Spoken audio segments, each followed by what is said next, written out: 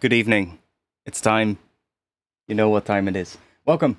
What up, everyone? Cephia, Electronics, Insect. Welcome.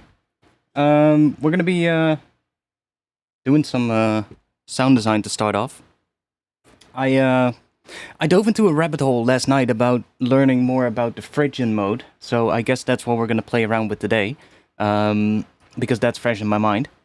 I want to do some sound design, and it kind of ties into something that I said on, I think it was last week's stream, or the stream before that, about wanting to make a track in A sharp minor, but then having it sort of like sit around the fifth, which is F. And if we are talking about A sharp minor, the fifth of that would be, the fifth mode of that would be F phrygian. So that kind of makes sense. But yeah, I just want to get into that and see what we get. And what we end up with. So welcome.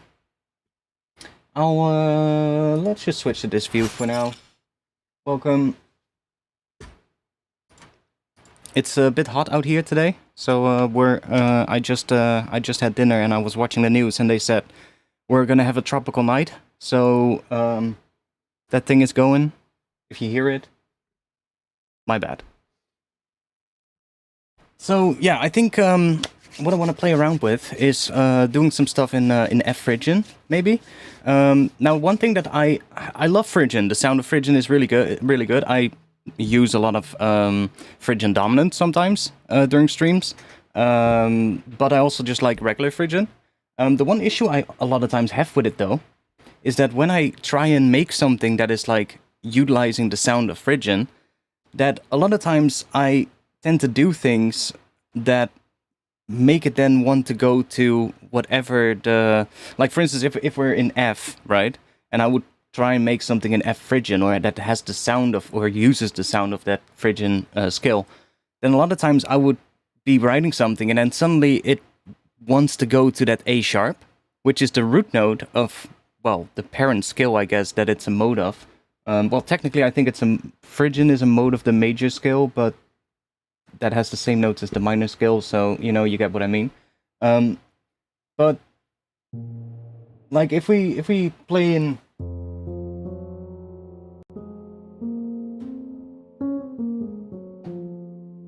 And then, as soon as I start doing stuff with, like, chords, a lot of times, it will want to go to that A sharp chord, which then makes it just a regular A sharp minor. And I have that a lot of times when I try and write in something that has the phrygian sound, so I started just looking into it a bit and like, okay, so what is the scale really? And I kind of want to try it today again, so I want to see what happens. So I guess F it is.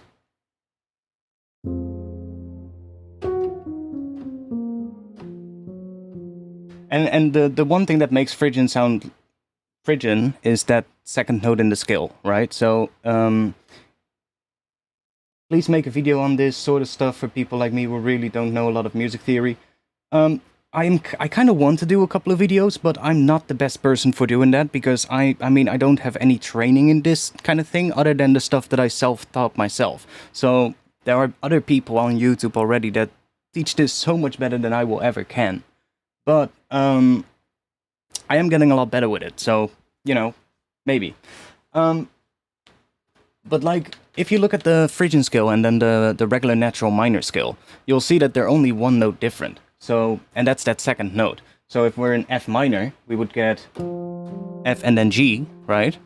But in F phrygian, we get F and then F sharp. And that's the only difference between the two. So theoretically, a lot of times people would say that F phrygian, or phrygian in general, is basically just a minor scale, but with a flat second. So that is the second note in the scale is flattened one semitone, becoming a flat second. But it kind of sounds minor, because it has a minor third. But, what was I going to say with that? Oh yeah, but if we play like an F minor chord, which would be the normal root chord, right, for F, then that is great, but as soon as I play an A sharp minor in there, that kind of starts feeling like home. Immediately, it's like, oh, now that F minor doesn't feel like home. Right? It kind of wants to go to that A sharp. But what was I talking about? Let's see. I keep forgetting what I was trying to say. Let me just show you what I mean. The sound of phrygian that I really like. So I was messing with it, and I'm like, that F minor chord. I mean, that doesn't sound phrygian at all, right? Even though it's the root chord of the F phrygian mode, it doesn't sound phrygian. It just sounds like F minor. So I was thinking, what is a more phrygian sounding chord then? And I guess the chord that sounds most phrygian would be playing F, F sharp, C, and C sharp. But that has a lot of tension and dissonance, because it is basically just two groups of one semitone notes apart, and has a lot of tension. But we can also play F, F sharp, A sharp, and then C. And that sounds a bit more stable, but still has a lot of tension. And I was like, and that sounds really, immediately when you play that chord, you're like, that must be phrygian then. And, well, I mean, you might not think that if you don't have the theory behind it, but if you do have that, then that kind of has that phrygian sound right away embedded in that chord. So I thought, well, what if I just try and make something that, I don't know, starts with that sound as for the intro of the track, so that we immediately capture that sound of the phrygian mode. And then see what happens. Do some sound design, see what happens. So let me just play a little thing here, see if I can.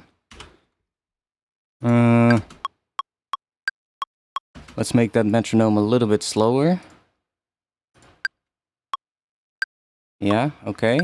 So we are in drum and bass tempo, but let's just see what happens. I want to show you the kind of sound that I mean that this scale has, that I like a lot, that I think would work really well. And it's just, I have two instruments here. This is a piano and this is a trumpet. And I'll show you what I mean. I posted in the Discord as well earlier, but let's just see. So we would get, let me just mute this one. Let's see if I can actually play this in.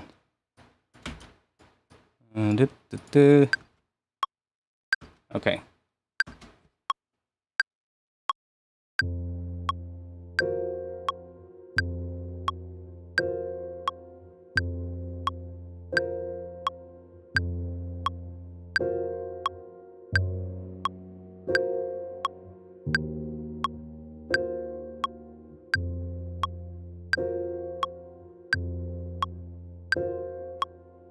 So that was exactly the right length, I think.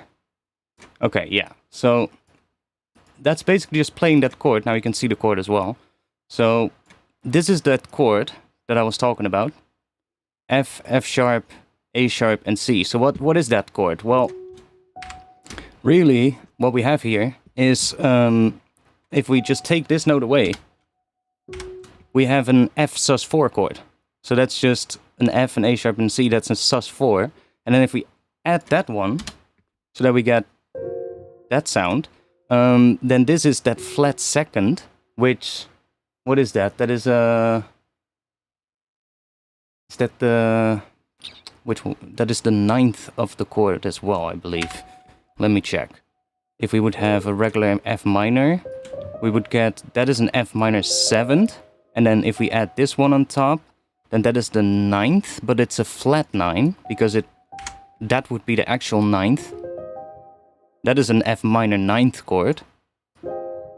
But then if we flatten this one, we have an F minor flat 9 chord. Or what is that, an F minor 7th flat 9? Something like that. If we then raise this one and remove this one, then we have these 4 notes left. And that is basically, it is an F sus4, but with that flat 9 on top. So, and that creates basically the sound of phrygian. So, I kind of wanted to play around with that sound, so I'll show you what I mean. This is the bass notes I was playing. That is also really utilizing the sound of phrygian, because it goes from that F to an F sharp, to a D sharp, and then to an F. And that changes the function of this chord on top of it, which is interesting. So here we still have that kind of that F sus kind of feeling, but with that sharp 9, or the flat 9, sorry, in it. Then here, the bass note becomes F sharp. So then F sharp kind of becomes the root, which is, what is that? That's F sharp, A sharp, that's a major interval, plus a flat 5, and a major 7th, but then inverted. So what is that? That is an F sharp major flat 5.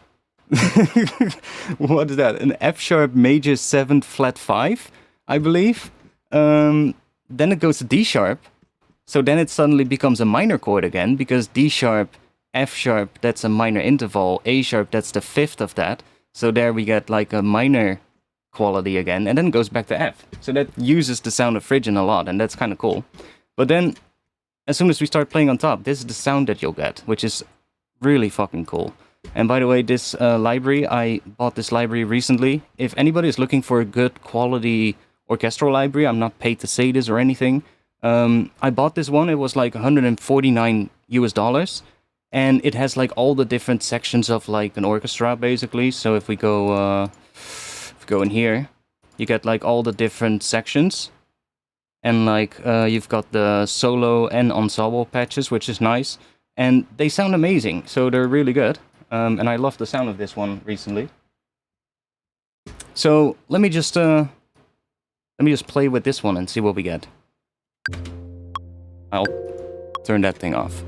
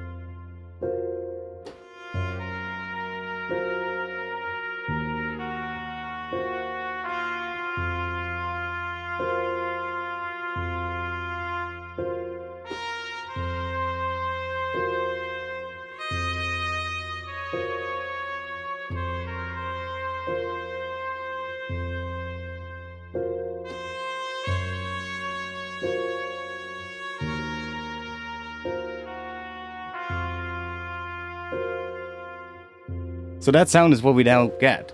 And it sounds so beautiful. But it also has a bit of a, I don't know, phrygian has a bit of a tense feeling. It has a bit of a darker sound, which I really like. Now, one thing that I didn't talk about yet, that is really interesting from this, is, remember how I talked about earlier that I really like both regular phrygian and the phrygian dominant, or phrygian major, or major phrygian. The beautiful part of this chord is, it's not major nor minor. This chord, there's no major or minor third, which means that theoretically, on top of this, we can play both. We can play both regular phrygian and major phrygian. Let's see if that actually works. I think it should, because there's nothing in this chord that tells us if it's minor or major. So, oh, that's the piano. Let's just do regular phrygian first.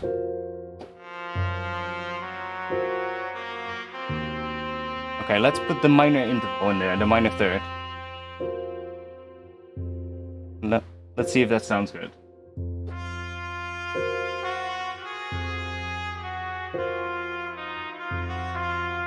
Sounds pretty cool to me. Now let's try the major one.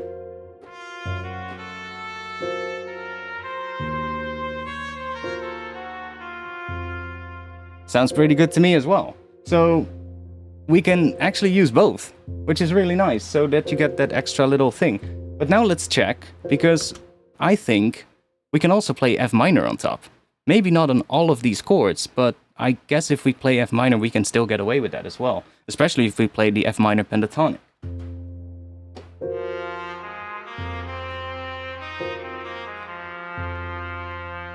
Works as well.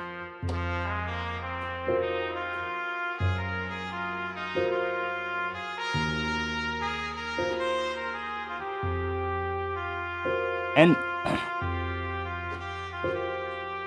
I mean, it still kind of works, even with that regular second. But then I guess we can also put a B in there, which would turn that F minor pentatonic into F blues. Let's see if that works.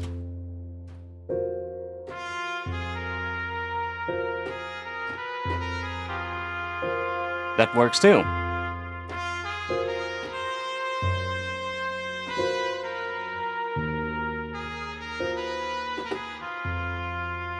So that kind of works as well. I think if we play an A sharp minor pentatonic on top of it, it is also gonna work.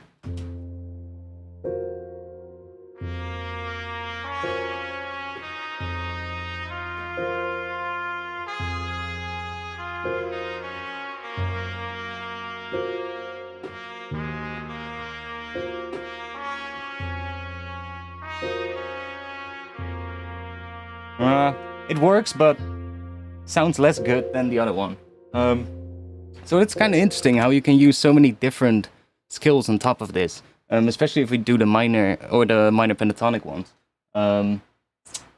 Maybe D sharp minor pentatonic could also work.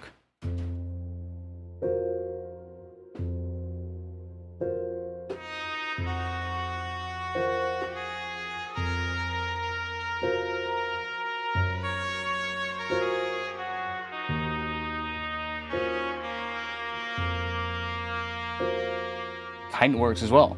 So like there's so many options there, and if you kind of learn those relationships between those skills, like I don't necessarily know them, I'm just thinking like, okay, which notes have similar notes, or which skills have similar notes. That's what I'm thinking about.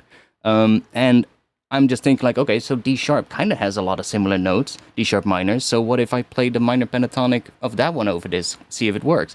And a lot of times a lot of these things will work, and you can mix between these within one track. So you can easily go for like, oh, this section I'm gonna just play a Phrygian melody. But then in the next section, I want to use that one note from the minor scale because it adds a bit of spice. You can just do that. It doesn't matter, as long as it sounds good. I have seen isn't it called Swarm instead of Swam? Swam? I think it's called Swarm, but yeah, I've seen that.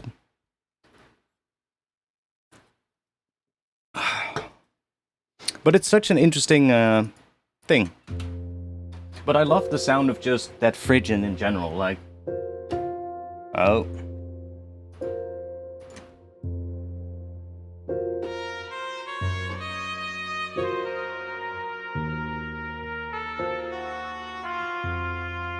Oh, it's Swam? Okay, Swam. I thought it was called Swarm. Oh no, that's it's a contact library, I believe.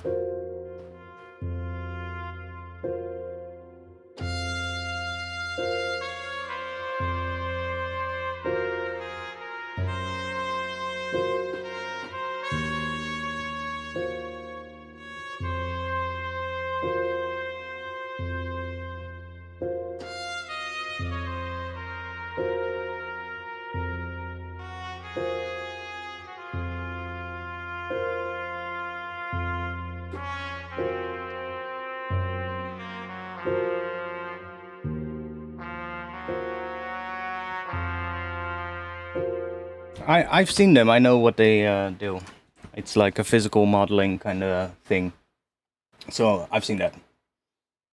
So yeah, I want to see if we can mess a bit with this. Now, obviously when we're going for drum and bass, we're not going to go and use just this, right? But I do really like the tone of like a solo horn instrument on this scale. So there's like, we can use one of these as well. So what I was thinking, like maybe if I just make a little bit of an intro thing that has a bit more of a drum and bass kind of thing. So what I'm thinking about is maybe having like, instead of having this played with a piano. Oh. Thanks a lot.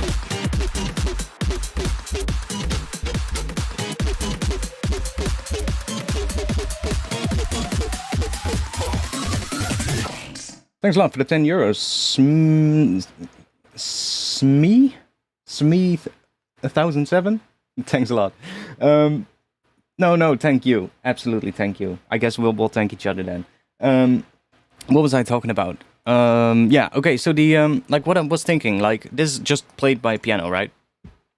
What if we, instead of having these notes played by piano, we'll do something with, like, more of, like, kind of like an 808 type patch, or like a low-pass sol kind of hit that just hits on the beat and then decays. Just like a piano note would do, but then make it like the sub-bass range or something, or maybe an octave above that. And then instead of having these notes hit like that, why don't we do like a drone or something, or like a pad, or an arpeggiated thing, but then drowned in reverb or something that creates this tone of that chord on top of it. That would already give it a bit more of a drum and bass kind of sound. And then I thought, I really like the sound of that horn kind of thing. What if we try and, I don't know, maybe resample the hell out of this and see what we end up with if we get some cool sounds, and see if we can use something of that? I think that could work. This one, by the way, is a bit more of a different sounding one.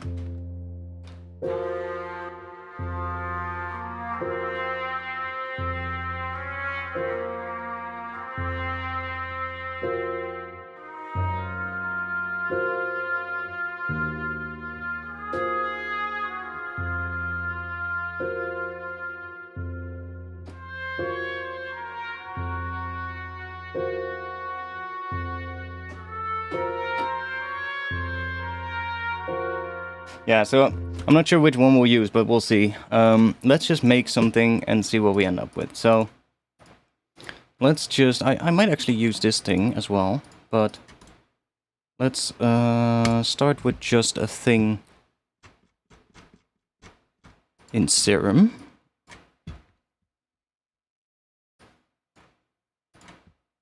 So let's just clear everything. We'll do that. Then we'll do this. And let's make that, I don't know, 2 bars or something. What is this? That is 2 bars. Okay, cool. We'll do 2. And then we'll just make a note on F. Let's try F1 maybe. Then we'll do that. Make that re-trigger. And then we'll probably want to add some harmonics on top of it. But let's just see. So we'll get this, and then this one is going to go to F sharp. I should probably just make these in one clip. That's probably going to be easier. Then we get D sharp and F and F. Maybe I'll even do something slightly different. Let's do that. That. Maybe that will work, or maybe we will do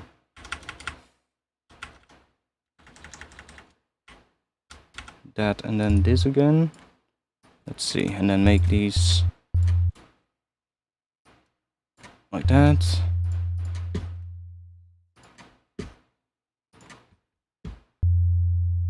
Okay, let's maybe even drop them down.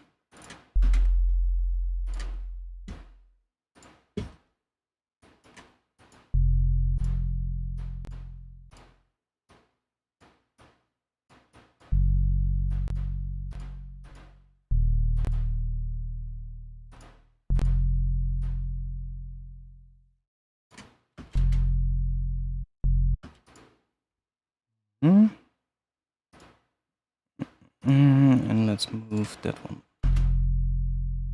Sounds alright with me for now. BPM, show BPM, it's right up here. Oh, you can't see that. It's 172. Okay, let's add a little thing. Let's just grab this piano. And see if that is gonna give us a nice thing. Maybe that.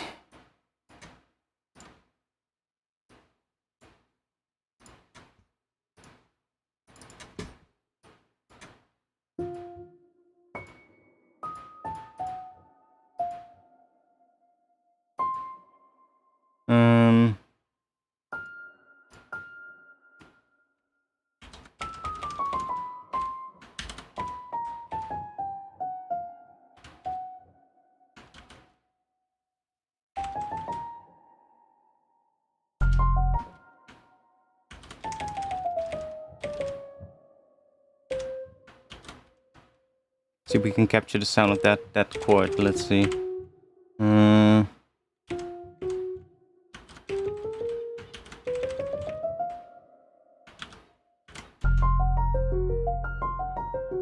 It's gonna sound fucking weird, but it doesn't matter for now. We're gonna have to wait. I am gonna make a different pattern though. Let's think. Let's start with that.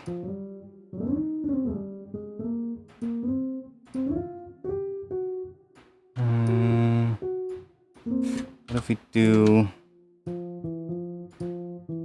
that?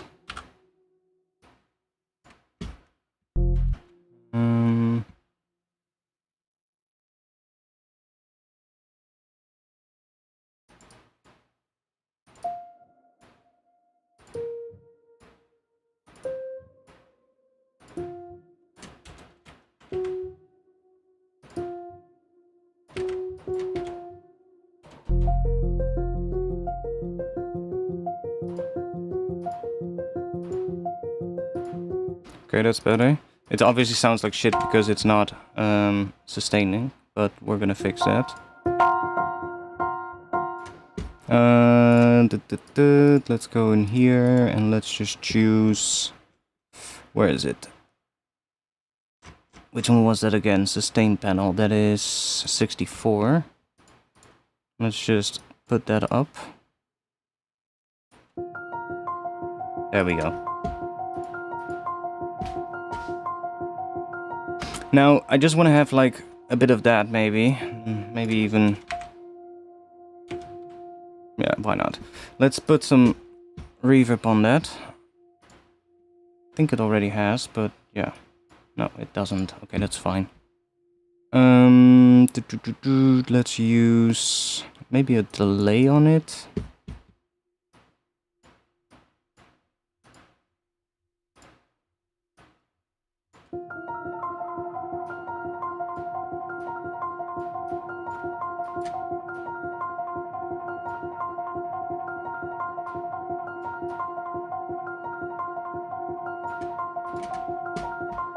Okay, let's chuck you on there.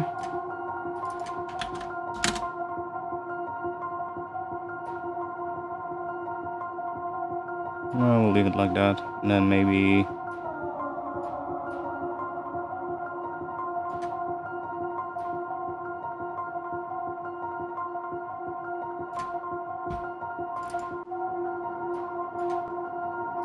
more reverb.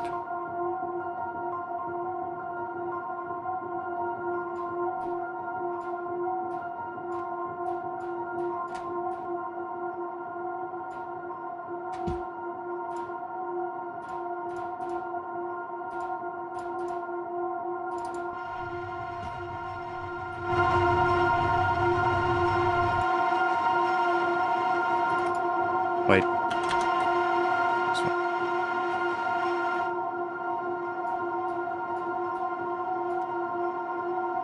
I think I'm gonna replace this with just a synth instead. So instead of having a piano, let's use Serum. Let's just make like a very simple saw wave kind of thing. So just doing that. Let's just put a filter on it and just create like a little thing like that.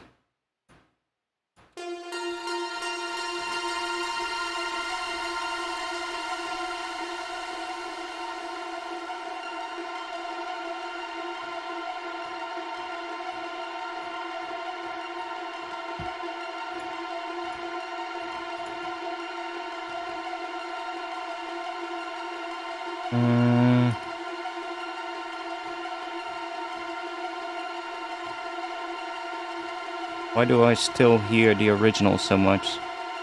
Even if I put this at 100.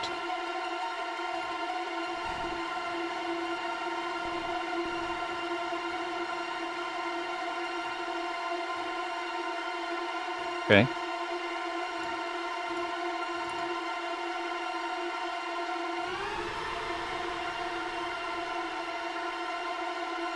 Yeah, it needs some high pass, I know, but...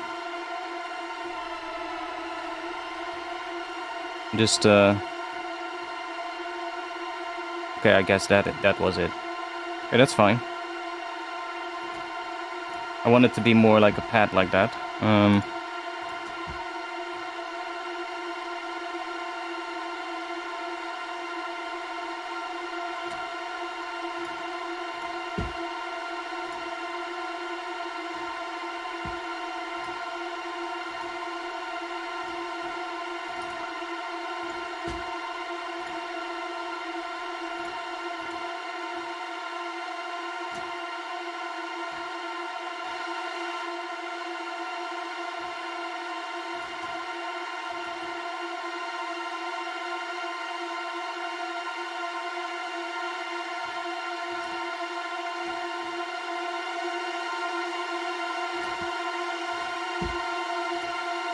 So this pad should have the same kind of sound quality as that chord, even though it's much more tense. It has the same notes in there, right? So they're kind of spaced out differently, but they are the same notes. Like if we put this... Oh, we don't have an F sharp. Oh, we do, 1 at the end. We want more F sharp.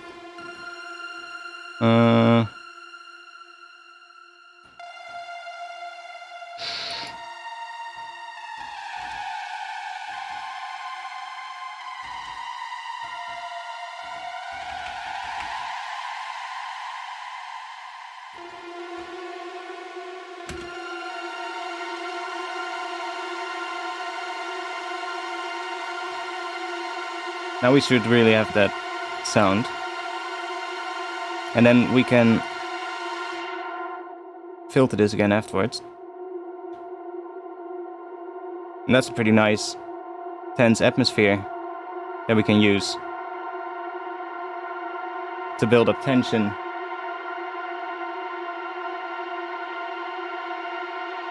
We don't even have to reverse it. We literally just have like a thing here that we can use. And then if we add like a bass note underneath it.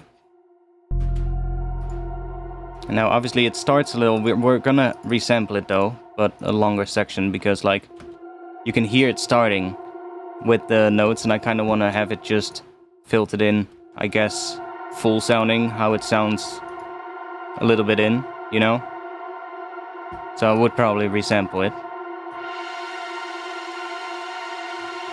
But it does sound kind of cool. Now, one thing I want to check, because we're using so much reverb, is if it would still work in terms of like the phase of everything. So this little plugin is kind of handy for that. It's basically just a correlometer, like a correlation meter, but it's like per band. So you can kind of see, and we're still doing pretty good. It's gonna dip below here every now and then, but there's kind of, because there's nothing there. So I'm fine with that. But it's still quite far down the center line, right? So we can really easily fix that. I guess we can use another Voxango plugin for that. You can do this with Ableton's utility as well, but I mean, this is a little bit quicker. Here we can, let's say, if I just raise the mid gain with like 2 decibels, which is not even that much, then suddenly, bam, it's way more up in this correlation meter. So that means if we sum it to mono, it's gonna sound a lot better, it's gonna remain a lot in the mix there. Whereas if we, and we can check this, let's see. So if I sum this to mono, that's pretty decent. We're losing the width, but the pad sounds relatively the same, right? Which is nice. But let's see what happens if we turn this off. Sounds kind of the same still. But look how quiet the pad becomes in mono compared to stereo. See, so that one difference, that one boost in volume there that I did in the mid channel, just adding like 2 decibels or something, immediately just makes it stand out a lot more in the center of the mix as well. So if you sum it to mono, it's still there. which kind of handy, and it's definitely important if you like do these things with like a shit ton of reverb, because reverb is so wide, it relies on phasing to sound the way it does. So therefore, it's also gonna sound, you know, it's gonna get a lot quieter in mono.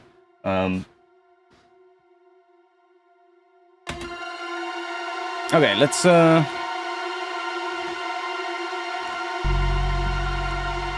let's just get this thing. I don't like the harmonics of it. Let's see if we can fix that.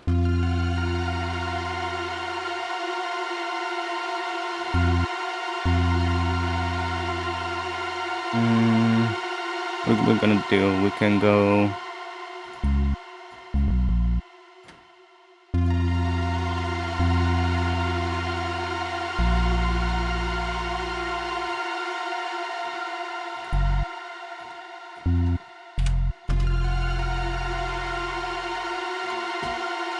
We're still in mono.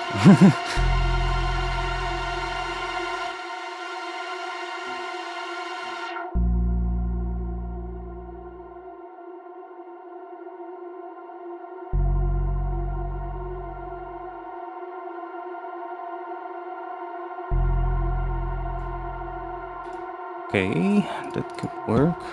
Let's mess with these a little bit.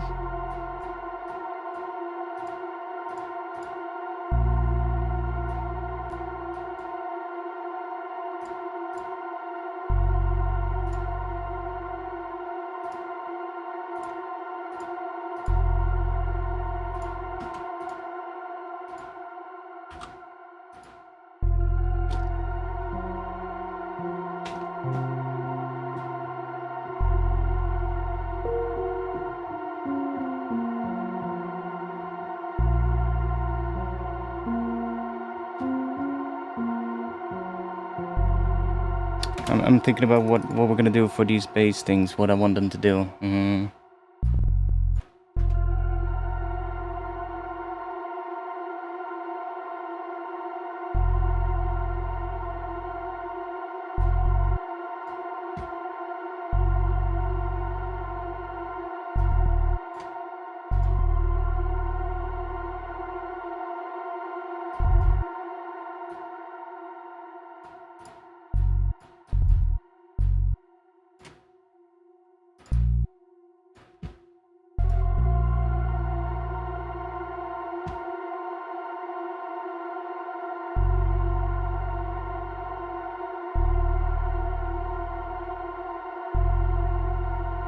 Those are not out of tune.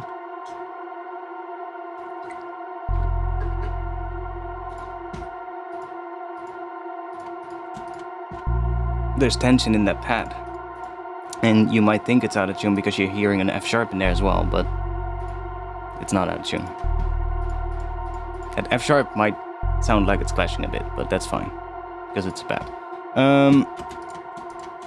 Let's see, I'm just gonna record some of this thing, I think. I'm gonna record some of this thing and just let's do that other one that I had, this one. And then what if we then just do a shit ton of like filtering on it and like other things just to make it like weird, and then we'll resample it and see what we get. Let's do this. Let's just we can just do it like this, like just having this loop, I guess.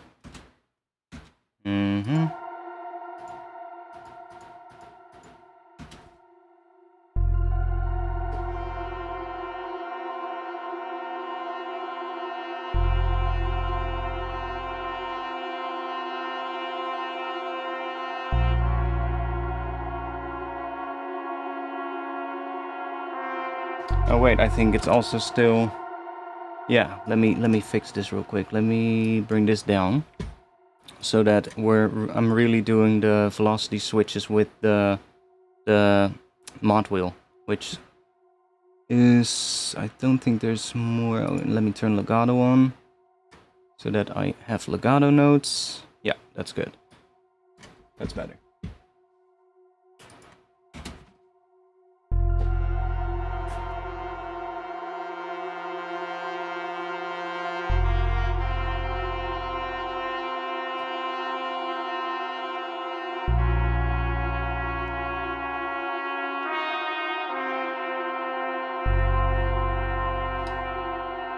Maybe I want this to be slightly quicker.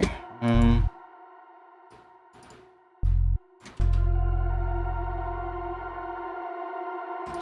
need a metronome real quick, because... Well, we need something with like let's just add a hi-hat, just to give us a bit of tempo. Let's go here.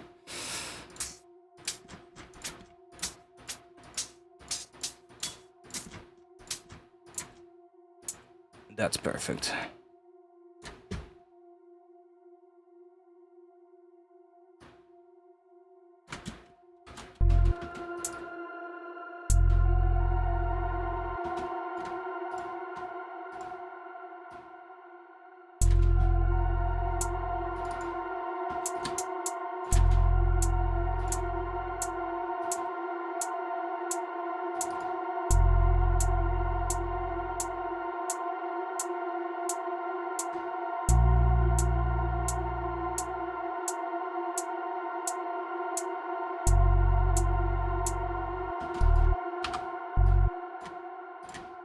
And let's just repeat that.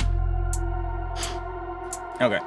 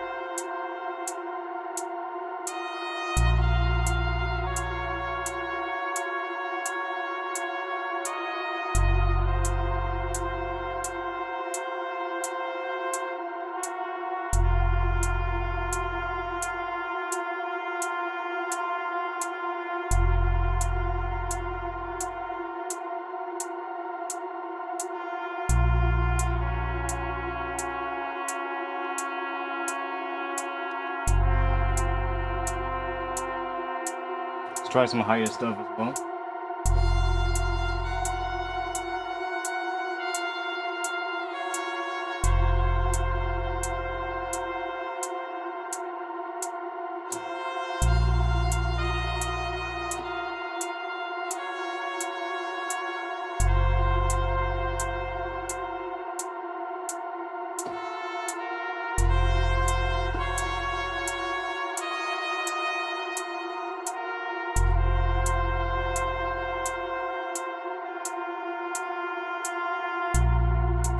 Okay, let's just grab that MIDI.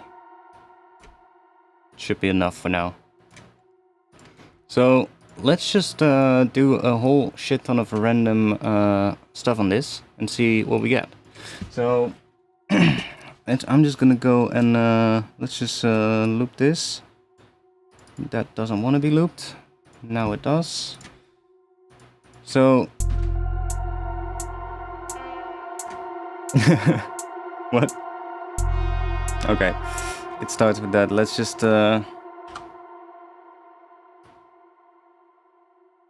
put you there.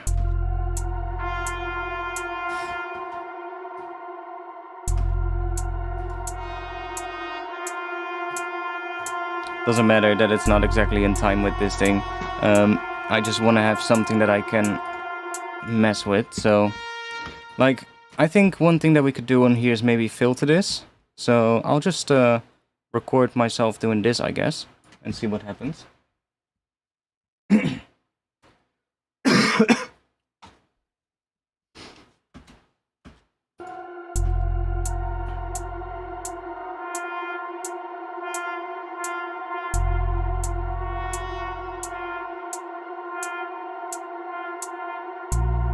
Yeah, we're gonna do stuff like that. So let's just let's turn this on, and then we can do that.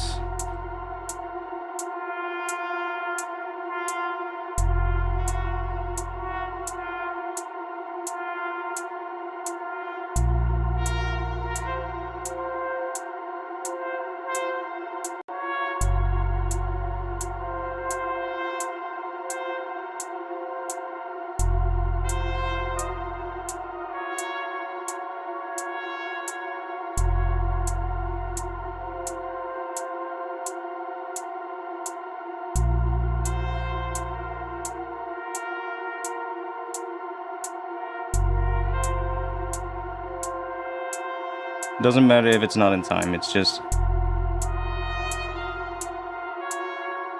need movement on it, you know?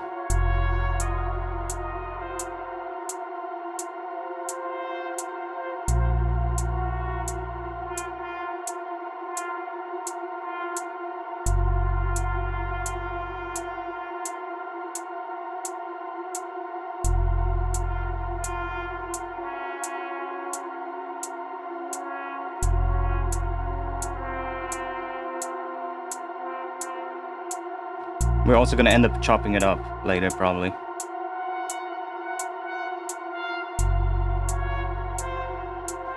I think those higher bits are gonna work better.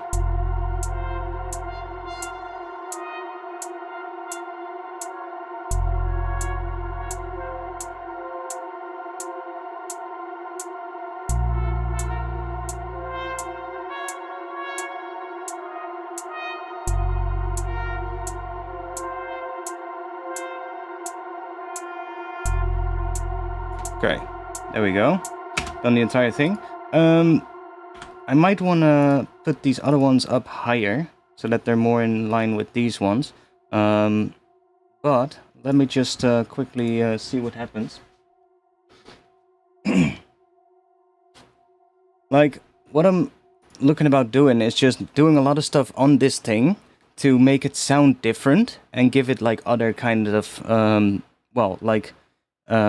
artifacts within it that we then resample, and then we're gonna pitch the resampled thing down like an octave or something, or maybe 2 octaves, and see what we get, especially if we then start like doing heavy compression on it as well. Like right now it should sound more like just a horn that's just being filtered, right? But you can also see here that it kind of starts becoming these individual things, especially if we put this after the reverb.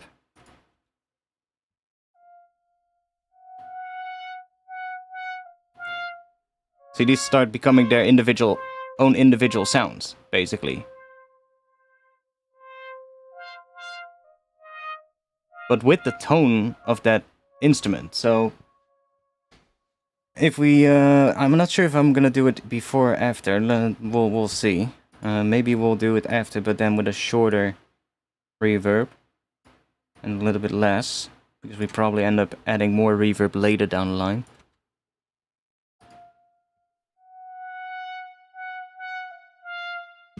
Okay. And let's maybe already add a little bit of heavy compression to it, so it really blows up that reverb. Then I'm going to turn this bend off, so that's not going to boost the sub.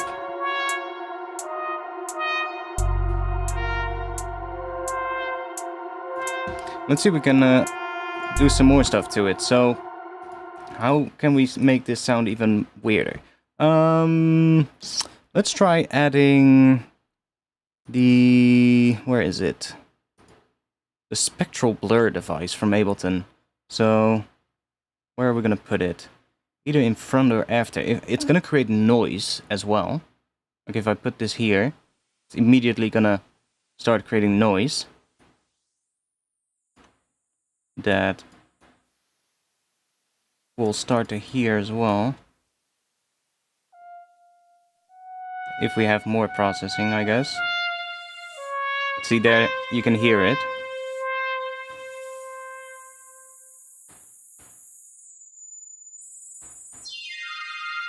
That's what that thing is doing. But let's just put it somewhere up here. So it's creating more like weird noise. And then let's make that come through. And let's just automate this as well. Let's put this down a bit.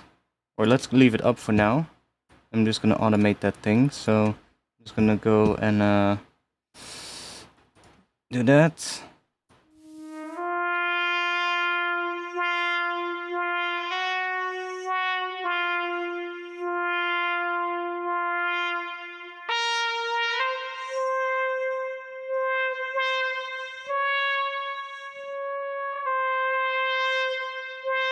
Great, that's enough. weird that this has the dry wet as the step thing from the what you would expect with pitch. Weird. Let's do... Come on. I want to select this. Let's just duplicate that. There we go. So we don't have to do the rest. Then we'll make sure that it's quiet at the end. Okay. That's just adding like some weird shit to it. Because we want to change the sound of it a bit so that we get like just extra things in it. Let's bring that down a bit. What else can we add? Let's do... Should we add a notch filter in there? Sure, why not? Let's put you here.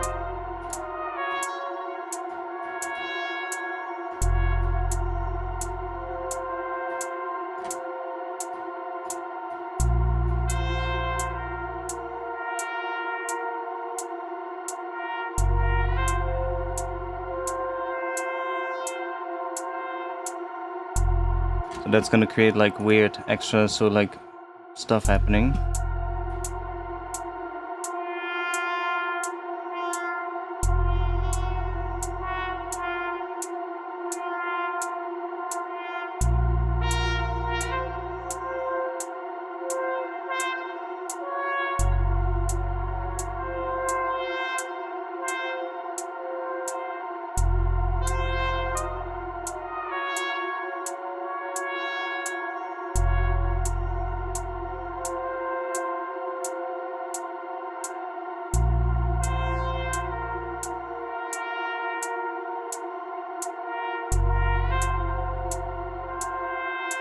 Okay, that's enough.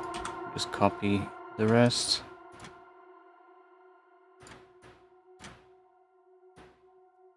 I'll just copy this, and then, I don't know, let's make this one slightly different. We'll just stretch this out. There we go. Okay, what else can we add? Let's think. Maybe some subtle, like, saturation could be cool.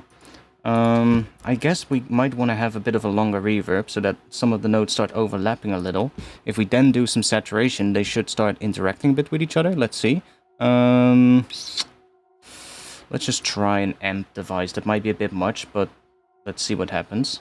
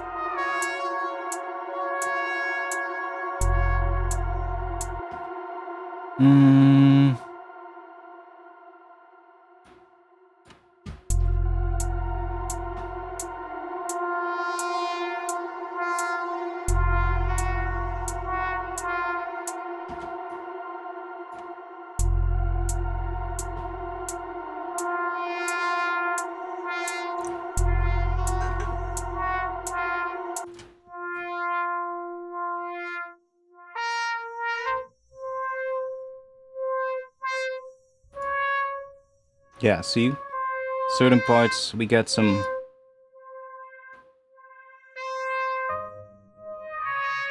When notes overlap, even though it's before the filter, it has the reverb on it, so we get like... The previous note is overlapping with the new note. And then if we distort that, you should get like... those kind of weird things, but then much more subtly.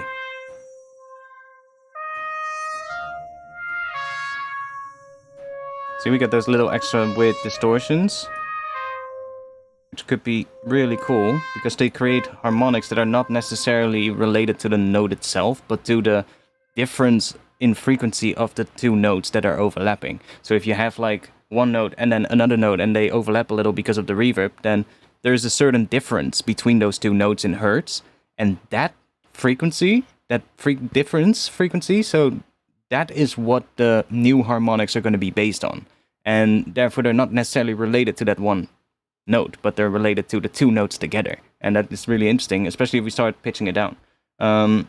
So what else can we do? I think we're getting close to just resampling the hell out of this. I do want to have some more reverb though, because now it sounds really dry after the filters. So this reverb isn't really making it sound wet. It's more making it sound, I don't know, it's just slightly different. But let's just put like another reverb here. We'll put that somewhere here. I'll put it here. And just bring that down a bit.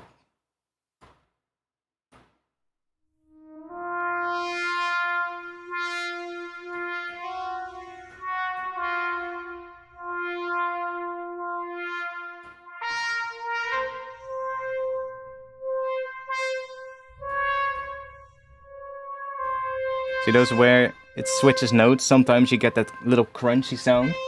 That is that distortion, basically. So, I think we could resample this now, but I do maybe want to have them higher pitch. So, how much higher of a pitch do we have? Let's check. Because this patch obviously has... that's one thing that's, I guess, an upside from physical modeling, is that you can go up to however much you want. This obviously has a limited range. So, let's check. If I check the highest note, that is this F sharp. So we literally have almost a full octave above that still. So I'm gonna make a copy of this. We're just gonna duplicate this, and we're gonna put all of this, except for this one note, because that's not... Oh, well, let's just also put that up. We're just gonna put this all up another octave, so we have the higher octave as well. And then because this one is not included in the library, I'm just gonna put it on here, and we're just gonna make this one long note. And instead, I'm gonna automate the pitch bend, because the pitch bend in this patch is, I think, 2 semitones. So if I just do a little something like this, then it should sound...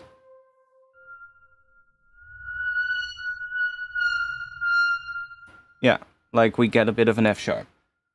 Now, obviously, that sounded really weird. We also still need to do some extra stuff here, because I hear a ton of low frequencies in it that we don't want. EQ. Like, all of that we don't need. But we do want to check where this one sort of like starts, because we don't want to cut below this frequency, right? Because we do want to leave that one in, so we want to cut somewhere around here.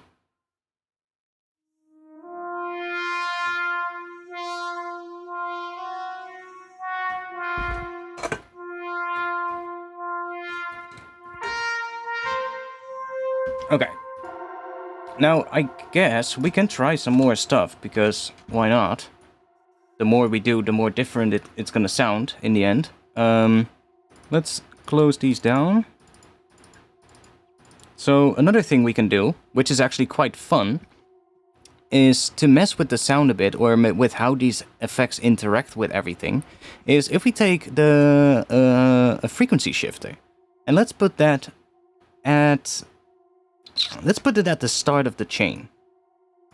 And let's just shift this up with, like, I don't know, 200? That's gonna make it sound hugely out of tune.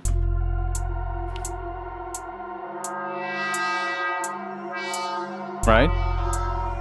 So you might be like, why the fuck are you gonna do that? Well, what if we just put another one here, and then we bring this one down to minus 200, which brings it back to what it was. But in between, all these effects got applied.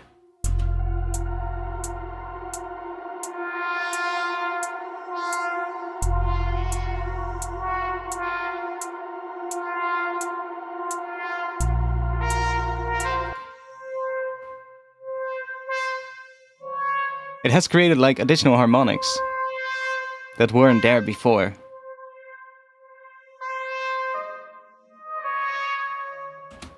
Hey, have you got any tips on writing music without getting anxiety for the CPU meter? Get a better CPU. No, sorry. No, yeah, but I mean that would be the best solution, obviously. Like, get a better CPU. In Ableton, it's easy. Just if you get issues with CPU, like if you get if you get issues, go to the other view here, and just make sure you have these things turned on. So I believe if we just go do that, can you see that? No, you cannot. Let me just quickly switch to, yeah, like that. So here, you want to go to, let's see, where was it again? Was it under options? Let me check where it is. There was an option somewhere you need to turn on. View. No. Oh, here. Performance impact in the under view menu. You can't see it because it's behind me. I guess we just need to go to there. So if we go to view, and then you have this performance impact thing. That is those little boxes down there. Those boxes indicate the CPU use per track. So you can just go in here, and I can see this one is using most of the CPU, right? It's that reverb that's on there. But let's say that track is giving me issues. I can just now freeze this track, right? And that way it doesn't use that CPU anymore. It's just an audio file at that point, but it's still there in case I need it. I can unfreeze it again until I bounce it or flatten it. Then it actually shows up as audio.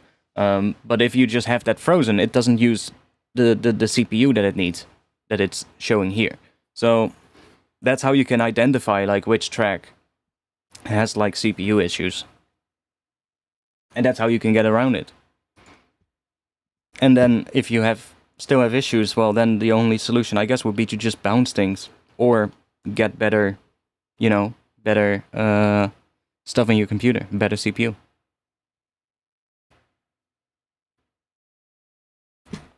Okay, so I want to check real quick if I like this more or less without with the frequency shifters.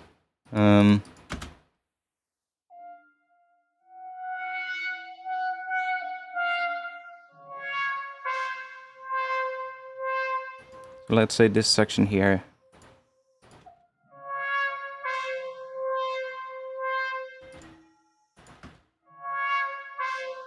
It is adding a bit of an extra sort of like harmonic in there, which could be cool. Maybe we'll try a different thing. Maybe we'll try 350. The only thing we have to do is make sure that they are the same value, but then in opposite direction. Otherwise, it's going to end up in a different pitch. So,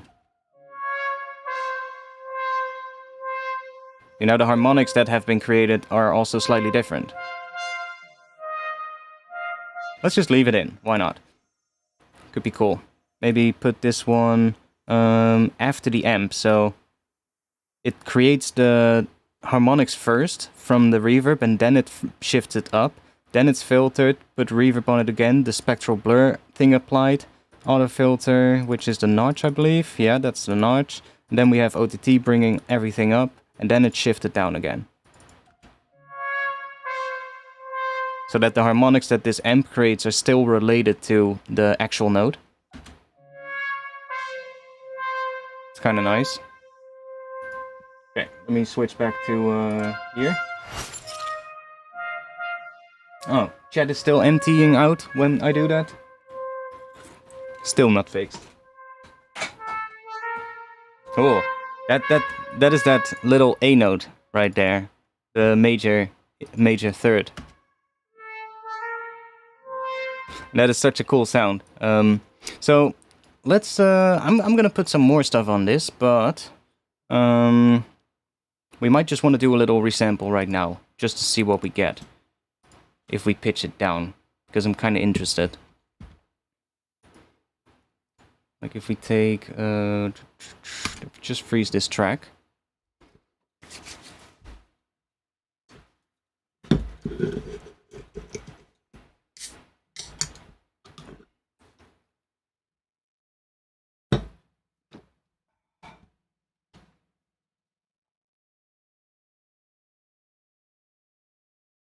Moment for me to check what the chat is all saying about.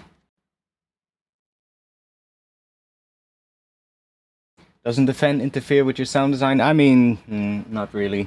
It's that or just being crazy sweating hot in here, so... I mean... I guess this is better.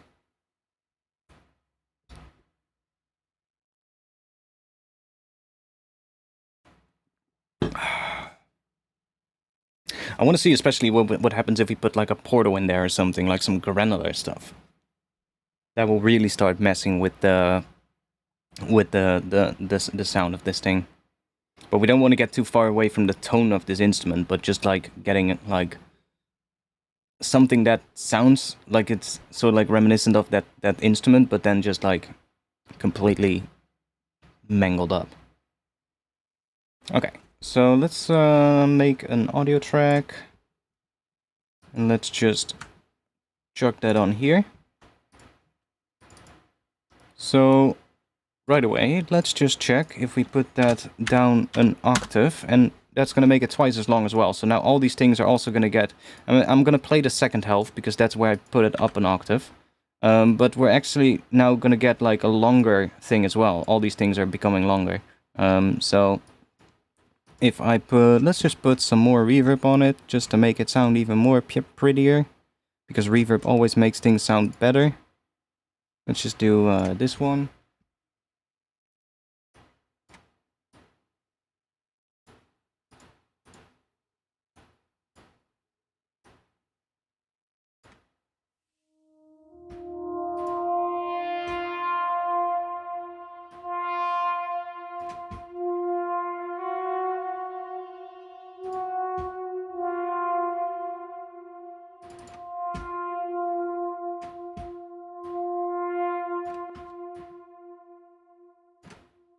What if we go even longer?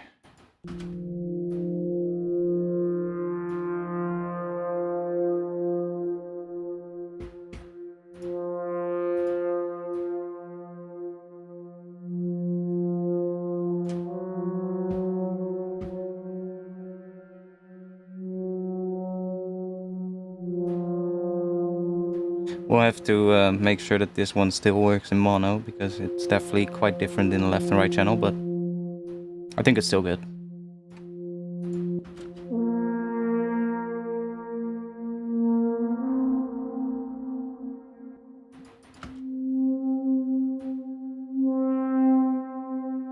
Those could be interesting, but I think we need to do more. I think it needs more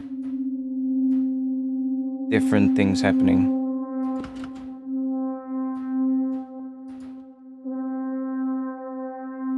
Which I guess means we're gonna do some granular stuff.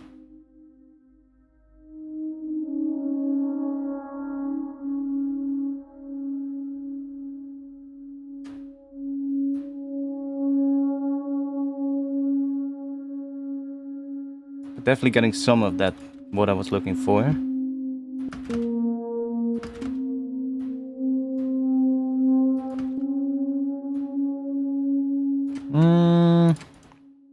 Okay.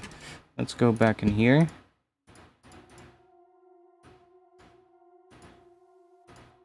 And just loop that. Let's go and put some more stuff in here. Let's grab...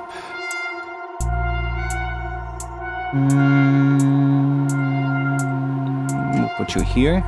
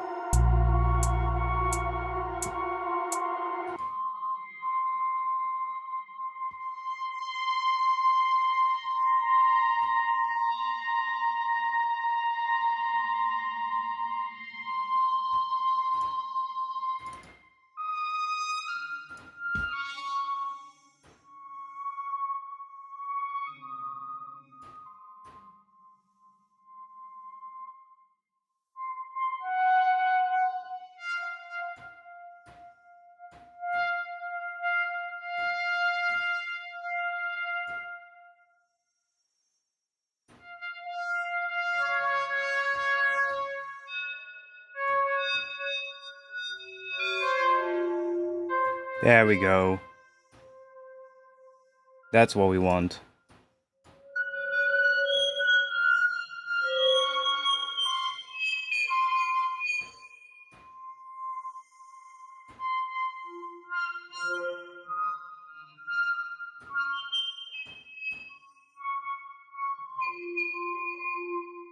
That's what we want. Weird stuff.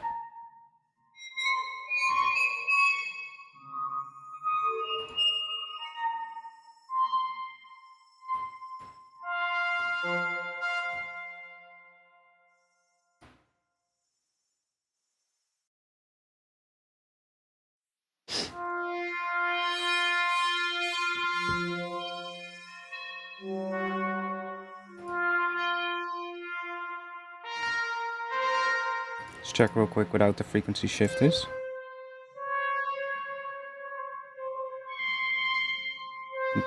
Yeah, then they're in tune. Without the frequency shifters, everything is in tune still. If we put the frequency shifters on, it shifts it up. Then it creates the things with portal, and then it's pitched down again, so they're out of tune. See?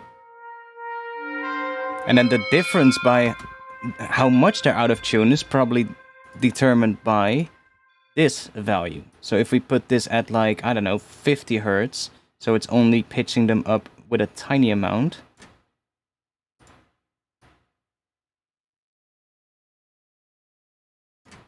Then it should probably be closer in terms of pitch.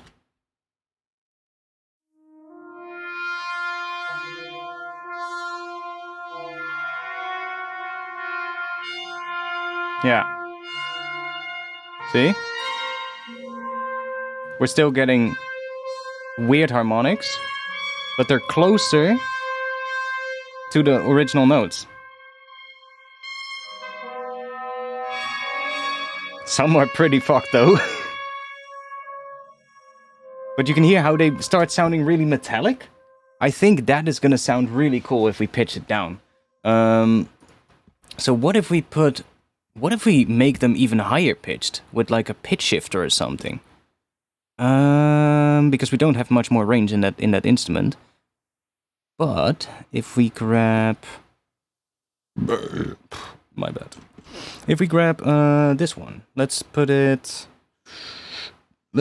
at the front of the chain, so it's like mostly masked by all the stuff afterwards, especially the reverb, because this is definitely gonna give us some weird warbly stuff, I think.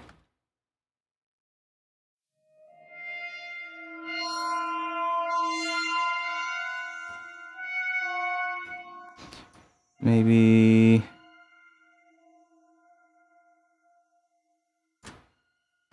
after the frequency shifter, let's see.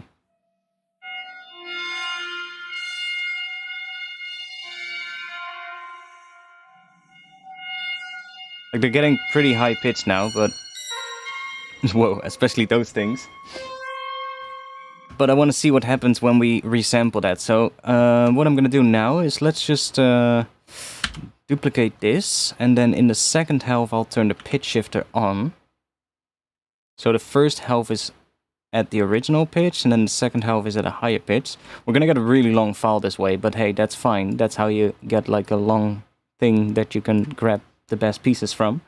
And then I want to go into Portal, I think, and see if we can maybe... Well, there's already random stuff happening here. It's randomizing these, so... What if we make this one pretty slow? And let's create a shape, or let's load a shape.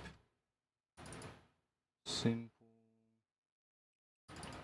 sine wave, there we go. To humanize this thing. So it's just giving it some random stuff. And then let's load another. Let's do that. Let's do a similar thing here. Let's make it a bit slower. What happens if we do that? Oh, then we get that. That's fine too. That might even be better. Let's do that, and let's map that to here. So this thing is just gonna speed up and slow down a bit. And it's also changing every time it loops, so we get all kinds of random stuff from that. And let's map that to, I don't know, the offset or something, so that is changing.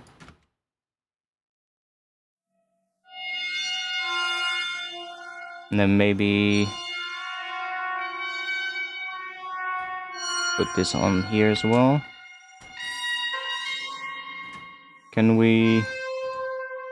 bipolar, there we go. Maybe we'll add some of this. That's maybe a bit much.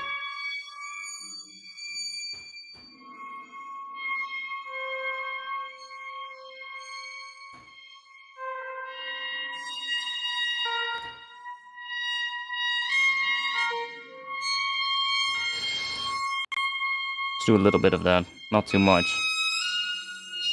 Okay, so this is all getting really high-pitched, but now I want to see what happens if we resample this. So, let's do one of these again.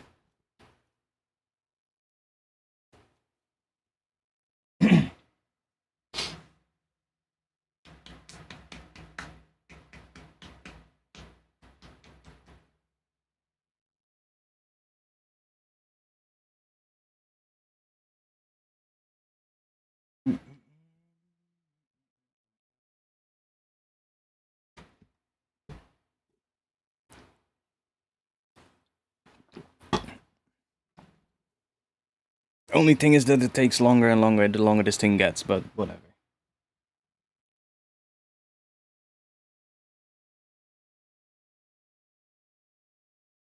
What are you guys chatting about? I'm trying to understand the conversation, but... Yo, Kenny. I didn't know if I already said that, but yo, Kenny. There's smoke coming out of your ears? Why? Why are you furious? Hope it's not me.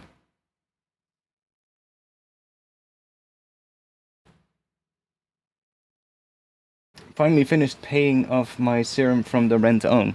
Nice. I literally bought serum the first day it came out. I still remember it very clearly. I was one of the first, well, the first 20 or so people that bought it before the website went offline.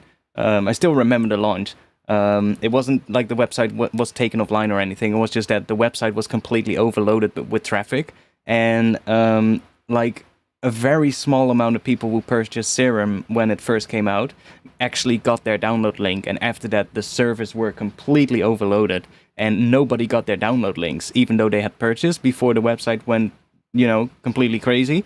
And I still remember it because I was one of the first that bought it, apparently, because I got the download link and then everybody was complaining. And I was like, I don't know, it works here. Maybe you should try again, you know? But then later Steve came in and he was like, no, the servers are completely overloaded. The people that have actually been getting the link were just the first bunch of people that bought it. And after that, the servers went down. Yeah, I was already following Steve's endeavor with Serum when he was talking about it before it came out. So I knew it was going to come out. And I was like, dude, that looks so cool. Especially for the time, you know? For the time, it was such a new synth that looked so promising that, yeah, I just had to buy it. Logically, of course. Okay, it has gotten significantly louder and more busy from the looks of it. So let's get ourselves a nice 2 octave down again. Now we should be getting some weird fucking sounds. Because there's now granular stuff involved and we have all those weird harmonics being created. So I really wonder what we're gonna get now. This is a long file now. How long is this? 31 minutes.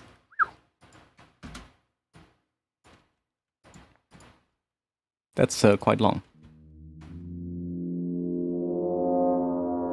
But like already that, like... That's an interesting tone.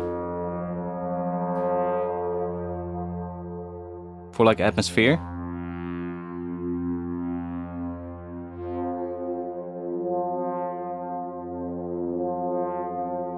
But see how those harmonics are...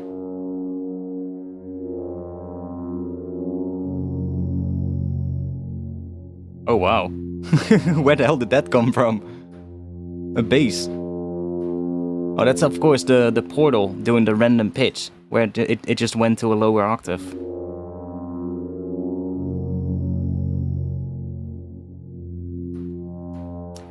Heck, we can literally take some good sounding pieces from this, put them in one audio file, and then put that into a granular synth, and just create a pad out of these tones, if we want.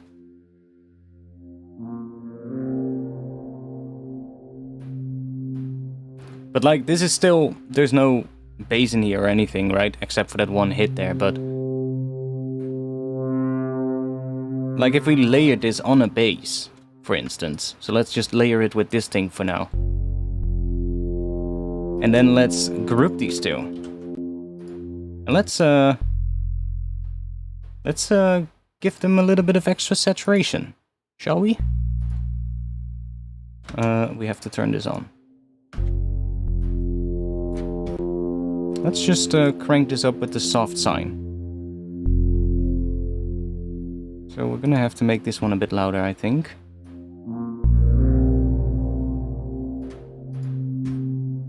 Let's crank this up a bit. Until we can start hearing it distort. Woo! That's what I mean. This is the stuff we were looking for.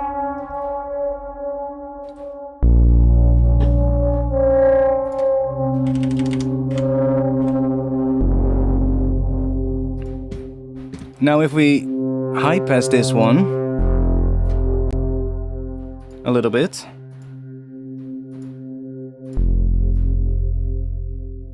just to make sure that there's no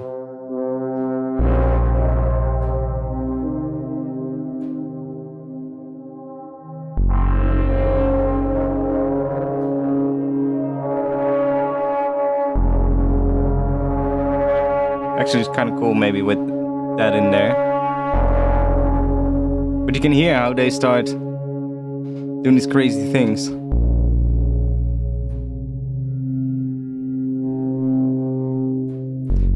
And I could have resampled it with that bass already in there, but then we would have always been stuck to wherever that thing is. Now we can literally go in here and just take whatever pieces sound cool and layer it on top of a bass and still have all the freedom, which is really nice. I'll probably put this file up on Patreon, by the way. I've been making a ton of stuff in the last few, or in the last week, I guess. I have this folder here with like some stuff that I made. I did some like Resus and stuff. Just like stuff with a lot of modulations and things that I can, you know, use if I'm working on tracks and I need like some place where I need a little filler res for a transition or something, you know, stuff like that. And I just made a ton of these with like all kinds of sounds in there. Now these are based on the key of D sharp minor. And this is the same thing as what I'm doing here, but then instead of just stretching it in audio, I stretched the MIDI to twice the length, and then I also did the same for the automation, so that I basically have the same thing but then slower. And then I have another one that is even slower.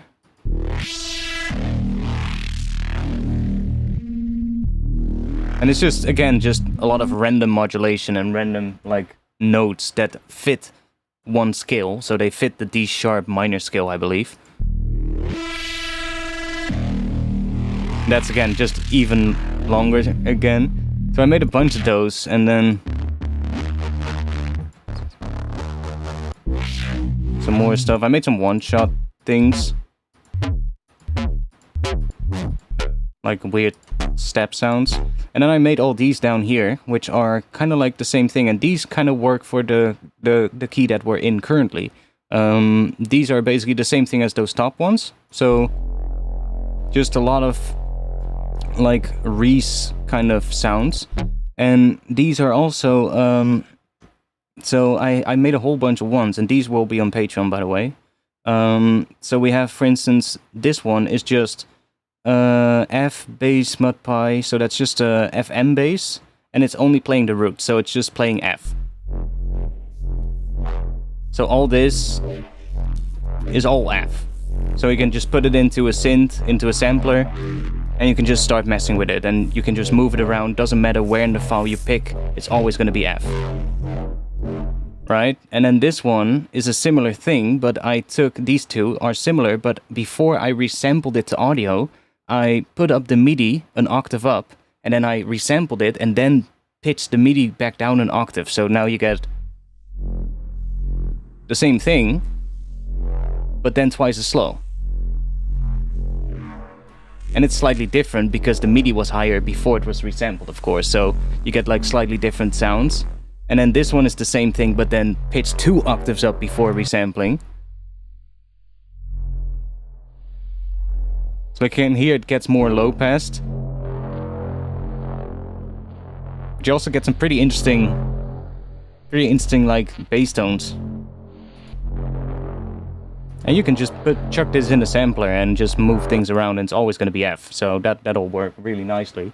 And then I made a whole bunch more where it has pitch bends, so where there's other notes included. So see, so all those kind of things. And then I did the same thing for these, where I just pitched the MIDI up an octave and then resampled it and pitched the audio down an octave.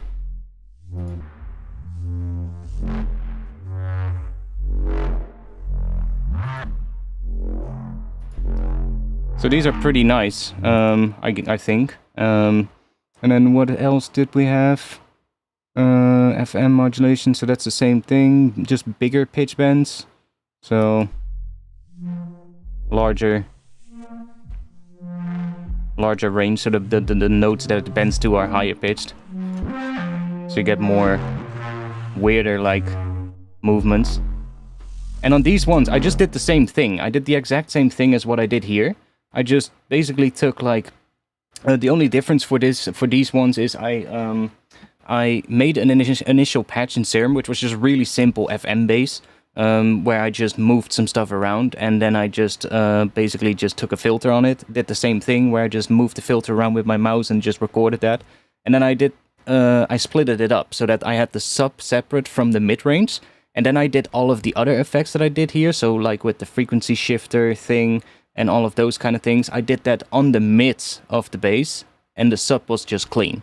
And then later on it was summed back together, so that way the sub is still mono and is still perfectly good, even though there's a lot of stuff happening in the mid-range. And then I did the same thing for a Res. So I have another one where I just have this, which is just a Res being filtered, all in F. And then I did the same thing, but like with pitch bends. Still pretty simple sound, but there's like some cool movement happening in there. But then I did that same thing where I did the MIDI, pitching the MIDI up like an octave, and then resampling it and pitching that back down an octave, and you get some pretty cool, like, it gets a little bit more, I don't know, gets a bit more distortion. I guess you want to maybe bring the high end up a bit on this, but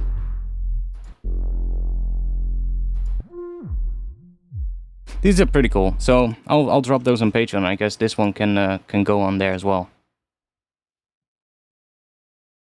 Getting some ominous sounding tones. Yes, exactly.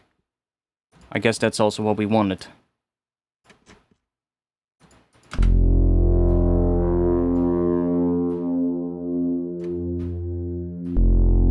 And like if we go up to the second half, that's where the pitch went up. So let's see what we get there.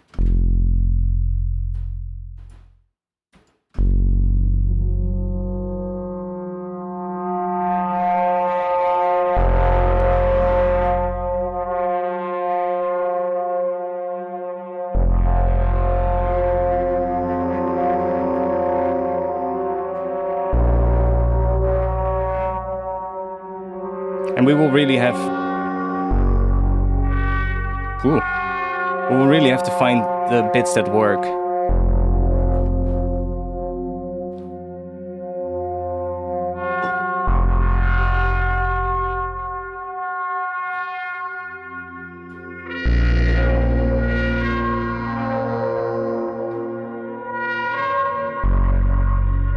And we can also, of course, filter this one again, right? So we can say like, oh, this section sounds kind of cool, but it has a lot of high frequency stuff that kind of don't like. It would be nice if it just opens up a little bit with a filter. We can still do that, and then put some reverb again on it afterwards, and then it, you know, it's just gonna work. I would probably like use this, just chop out a couple of pieces that I like, try layering that on a bass, and then put reverb on it again.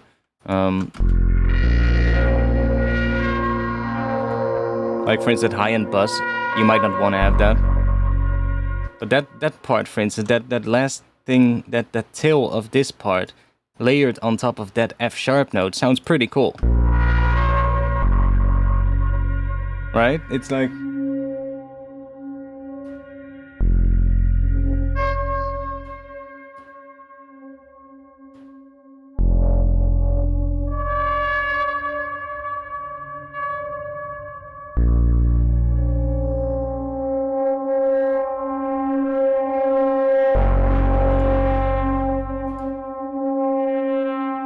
And it still sounds relatively okay in mono as well. This is mono.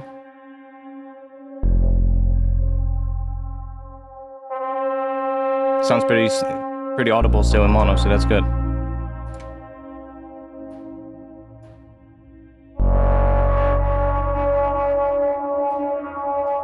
And also playing with the distortion is gonna matter a lot. Like which distortion we use, how much of it.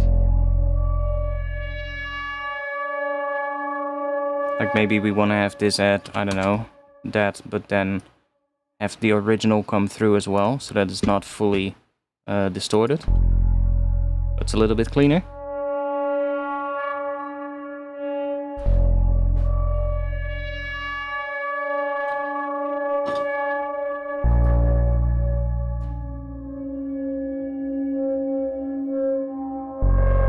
Another thing we can do, which we can try, I don't think we have to use distortion. Like we can also, which is a little thing I found with the kilohertz ring mod.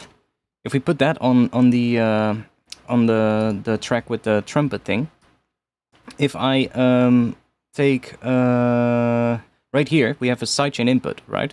So I can just set the sidechain input to track 13, which is the bass, and then I can let's see. I'm actually gonna be smart. Well, let's just show you what it does. So now this feeds into here. So I can set this to input 3/4. So now this ring mod listens to the pitch of this bass. So as soon as I add this to here, we should get the sound of that bass in here.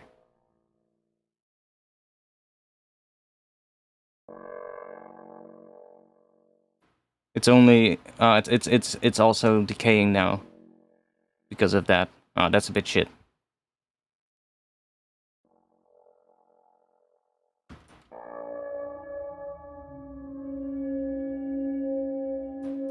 Okay, there we go.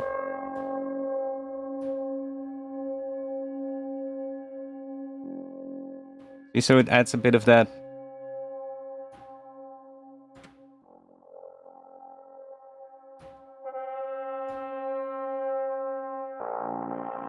But doesn't sound as good as when we just process the two together. Like that immediately gets those cool tones, which is nice.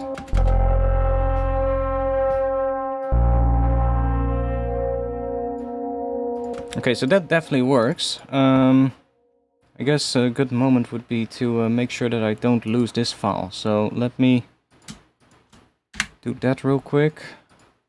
Let me do this. And let's just... I'm sorry, we're gonna have to do this real quick. Track 12. Let me just bounce that real quick. Okay, we'll just do that in here. 172 F trumpet, or we'll actually put F phrygian in there. Trumpet stuff resampled something something, just so that I have the audio. Otherwise, I know how I am. I'll be working on things because I'm gonna be doing some more stuff from now on, and we're gonna do some more sound design. And then I'll end up making like something and then removing the track or something, and then deleting the file. And then after the stream, I think to myself, damn it, I removed that file that I made. I've had it a couple of times. I did some sound design, and then I thought, after the stream, I need to chop that up and put the best parts on Patreon. And then after the stream, I open, or the day after, I open up the project, and I'm like, wait a second. And I go back and watch the stream, and I see myself just saying that, and then like 50 minutes later, just deleting the track or something. So, to not get that, let's just bounce it. Yo, 4/5. Welcome. You're a brilliant generator of ideas. I mean, I'm not the generator of ideas. I let I let the randomization generate the ideas. All I did was give it some trumpet playing in the key of F-sharp phrygian. That's all I did. And then I just chucked on random stuff, just moved stuff around randomly with my mouse. The automation is completely random. I didn't think about that at all. It was just like, yo, a bit of filtering, a bit of this, a bit of that, a bit of this, a bit of that, just make it sound weirder. Like, there wasn't much effort in that, honestly. Everyone can do that. That's the beauty of sound design. Like, anybody can do that. It's just like, a lot of it is experimentation. A lot of it is just sitting down and just messing with whatever you have. And whatever that is that you have doesn't matter. You just need to mess around with it. And sometimes it ends up sounding cool. Sometimes it ends up sounding like absolute fucking crap. Which is fine too, you know? That's fine too. That's how that goes. That's what experimentation is. Okay. We have that now, so that's cool. I want to think real quick, because, let's see, we have, so let's go and put this back here. I'm just quickly gonna think about how we're gonna make this thing sound. So I'm also gonna resample this thing real quick. So we have that thing. I'll resample quite a long version of it. And let me put that up.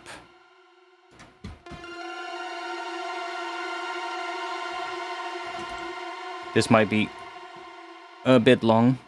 That is already more than enough. Because that would be how much? That is 5 minutes? Holy fucking shit. Okay, that's way too much. let's go back a bit. Like, that's a minute and a half already. I mean, that's more than enough. That's why it took so long.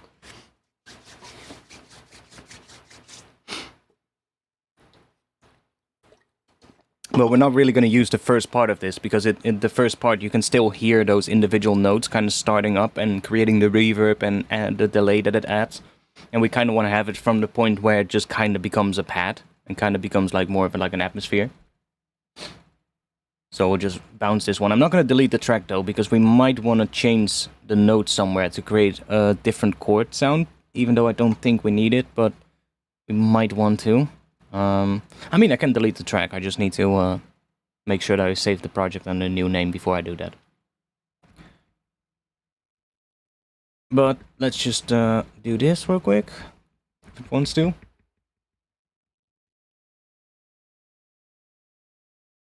Hello? Okay. Oh yeah, of course, there was a huge reverb tail. Let's put this on a new track. There we go. Oh, let's put that on a new track.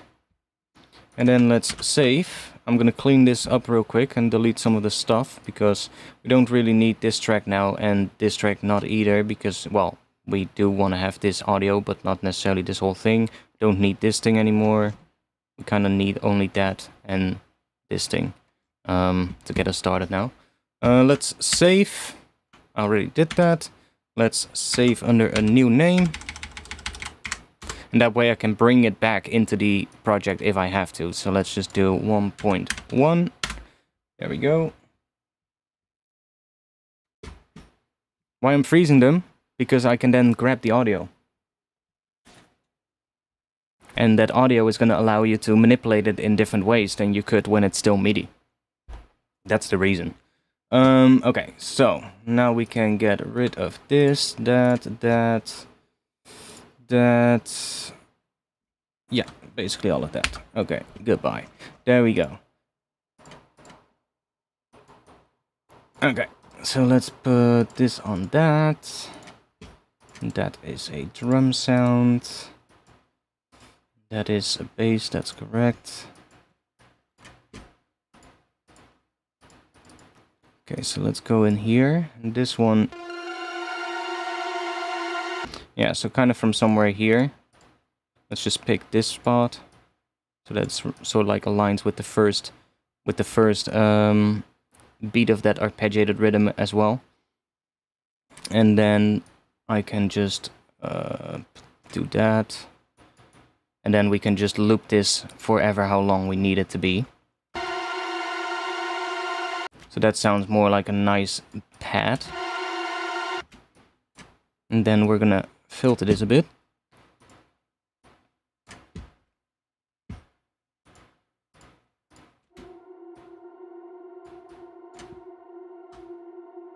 So there we've got our intro atmosphere that we're gonna just have open up like over time, I guess.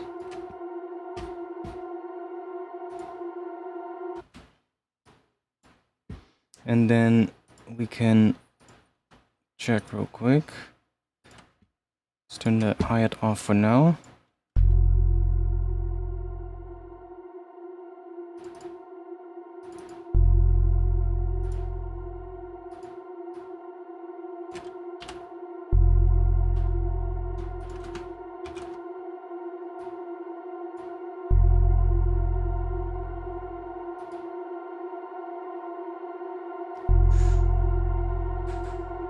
Yeah, that's nice. I like that.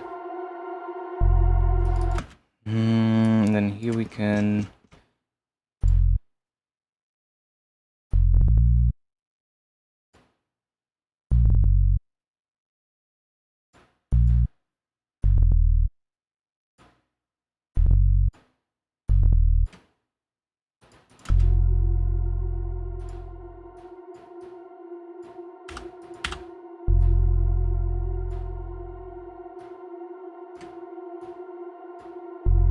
There's obviously we're gonna need more stuff happening here, but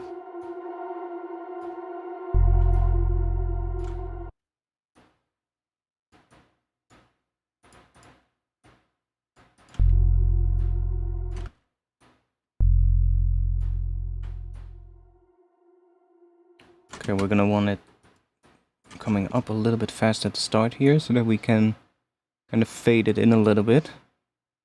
So that the first thing you hear is more that bass thing. Just a bit more. So that kind of starts creeping in. Can you determine the tonality of the background pad? What do you mean? Like if I can give it a name or something like that? Well, the name of this sound is Phrygian. Like this screams Phrygian, this pad. Because of the nature of what it is made out of. It's made out of the notes that really make it sound Phrygian. So, and Phrygian is, I don't know, the best way to describe the Phrygian scale is just it sounds darker. It sounds like the minor scale, but then darker. So it's only one note different from the minor scale anyway.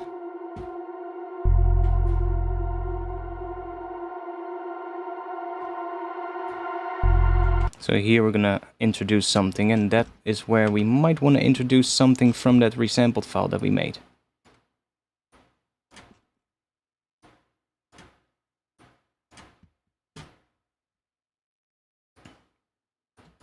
I'm not entirely sure what else we're gonna do on top of here, but we'll figure that out later.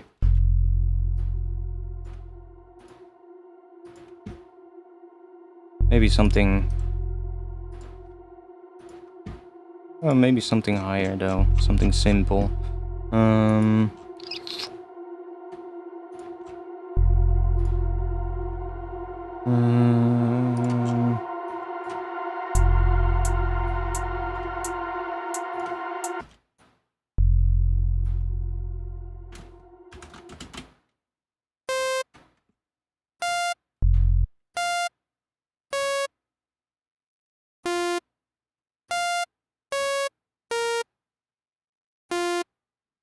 Those are the notes of the chord, basically that and then that one.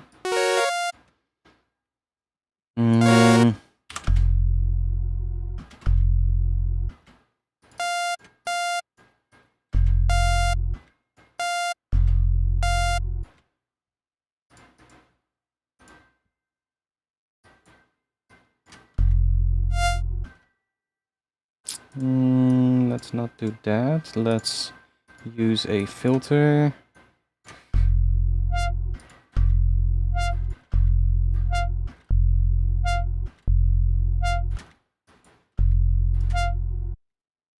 Let's chuck a big reverb on it.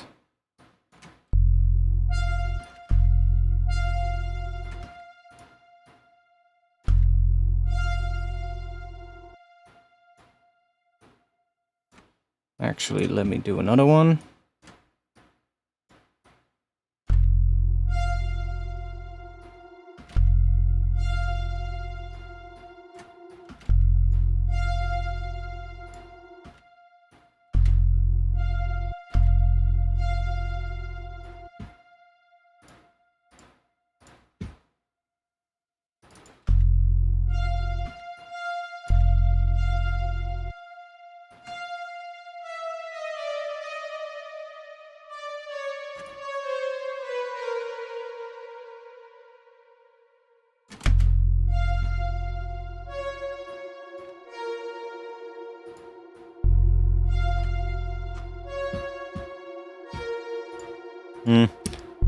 Not entirely sure if I like that, but we'll just have something there for now. Maybe we can...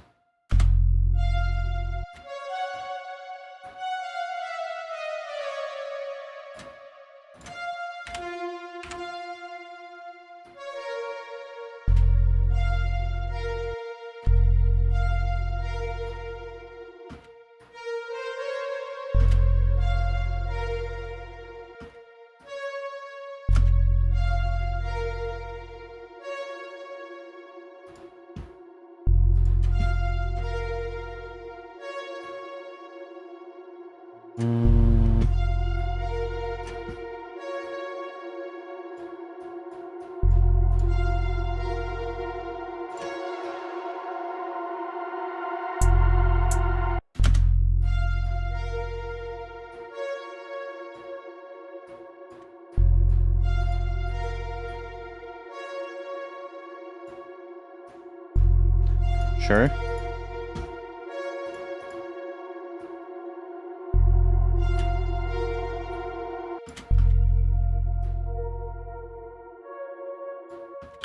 Why not?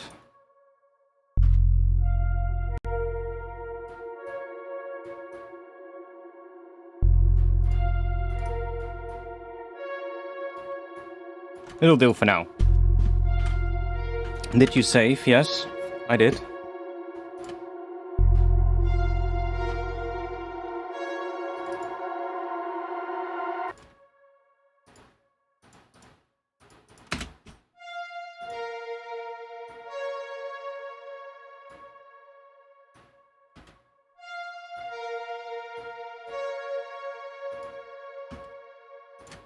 Let's put a frequency shifter after here.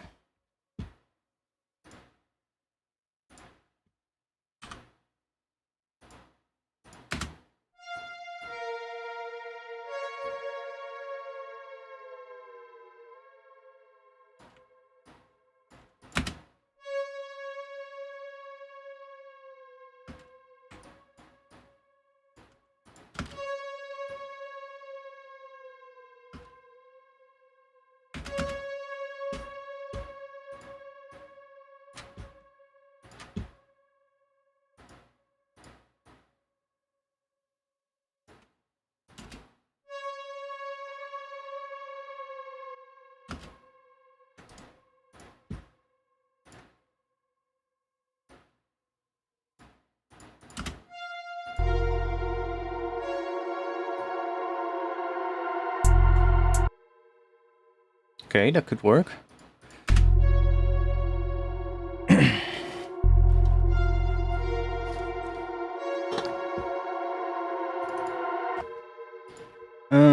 Now let's see what happens if we start putting in some more stuff here. I'm gonna mute the hi-hat because I'm not sure if we want that.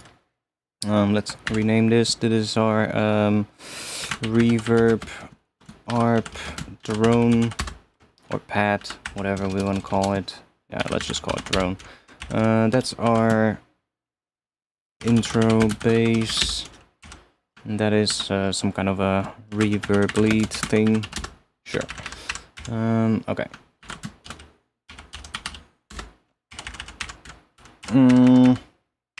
Yeah, I think we'll bring in that other thing. So, see if we can make something out of it. Let's do this, and where are you? Here. So now it's gonna get a lot of trial and error.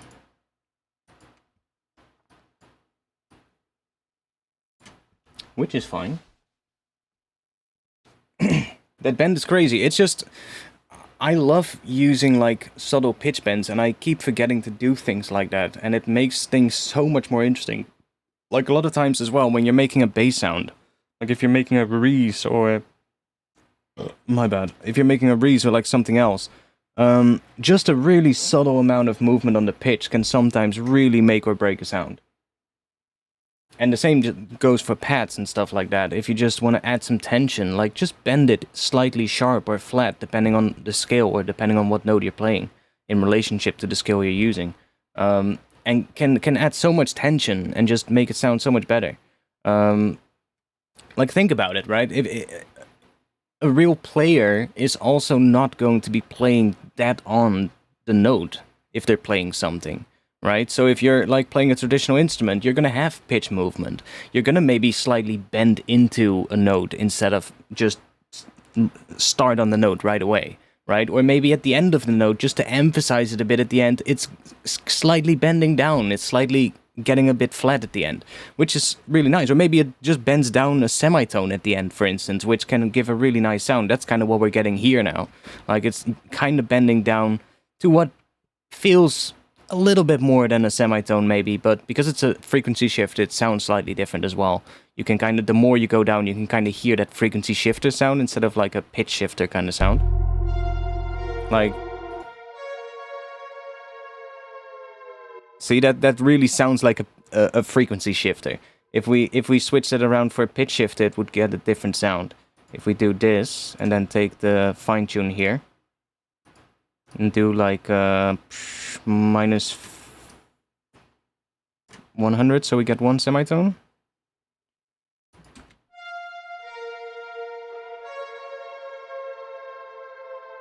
So you get a different sound. It creates other harmonics. The thing is, with the frequency shifter, it also creates these overtones and undertones from the frequency shifting, which gives it a slightly other sound. But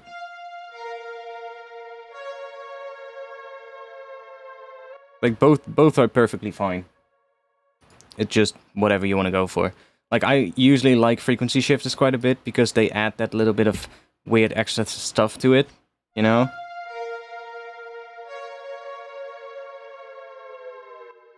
Almost like that alien kind of sound that you get when you pitch something up with a frequency shifter or pitch it down. And you get like those extra weird tones in it that kind of sound a bit alien, right? Which is nice. It all depends, right? It all depends what kind of effect you're going for.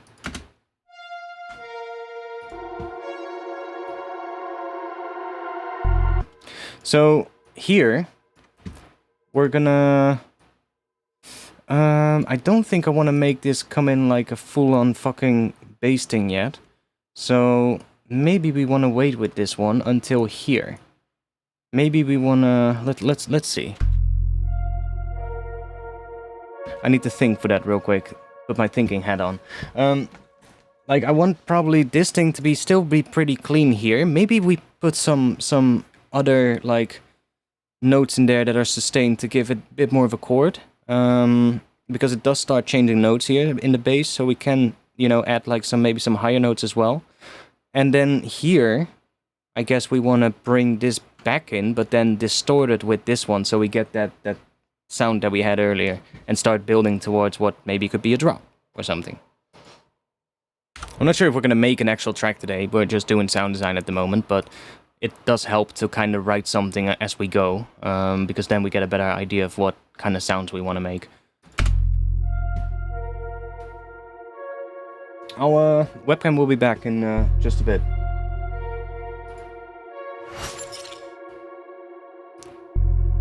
I need to focus for a bit.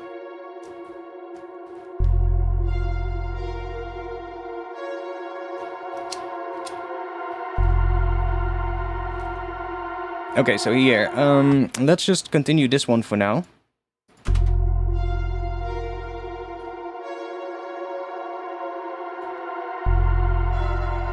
Okay, then we do have to... let's switch that back up. So I'm gonna put that back at 0. Now we might start hearing that if we... Let's see. Oh, that's actually fine. Or maybe we'll add something else here.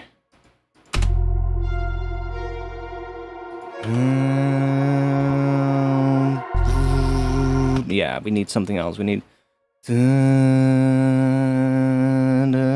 something like that. What are we gonna use for it? I guess we'll just use something orchestral, because that'll probably work, and then we can also always process it like we did with that horn thing. Let's take a contact. And by the way, if there's any questions about anything I'm doing, you know what to do. The chat is all yours. Let's see, let's maybe go for an ensemble patch. Should we stick with horns? Because horns are kind of cool. I like the sound of brass. Well, honestly, I just love orchestral sounds in general, but brass has a special place for me. I don't know what it is. Brass and solo strings. Solo strings just, like a solo cello or something is absolutely beautiful, but brass as well is really good. Let's see. We can maybe have some percussion underneath this, some subtle percussion as well, just like a little something like that, I don't know.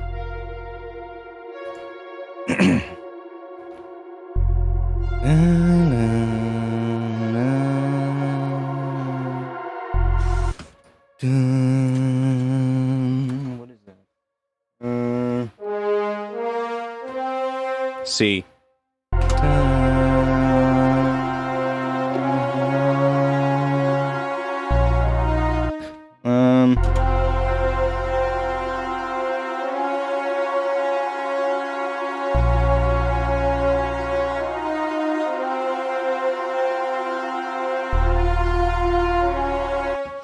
We'll see. It's a bit loud as well at the moment, but let's put some drum thing in. I think that'll be good. Just something really subtle. I'll just grab something from the pack that I'm working on. Some intro thing. One of these maybe. It's quieter. That's maybe a bit weird.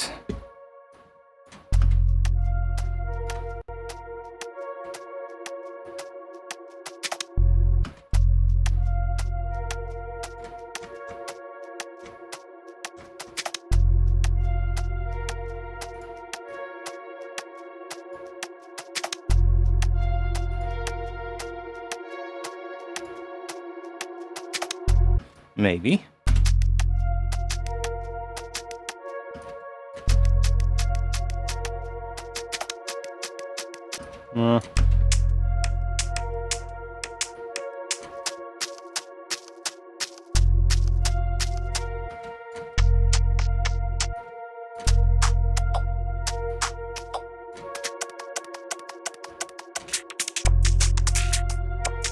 That one is weird.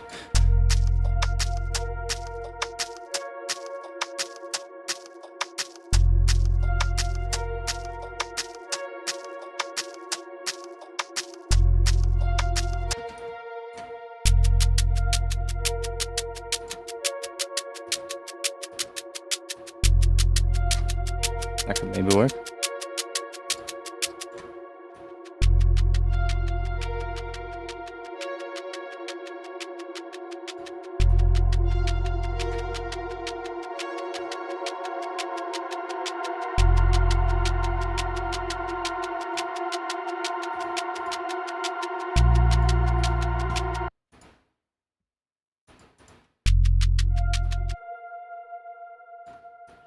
Then we might not even need this thing, honestly.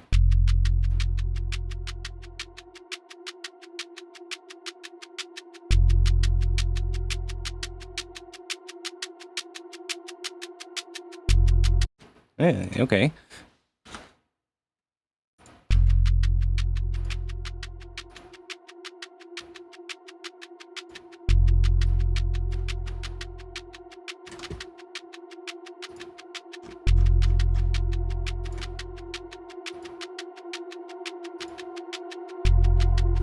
Guess we want something else here, but this'll do for now.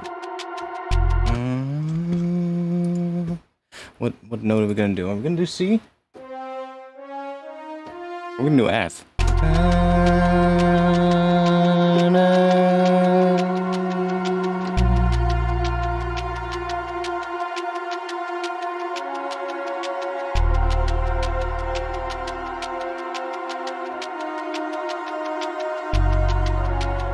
Yeah, we're gonna see what we're gonna do there, but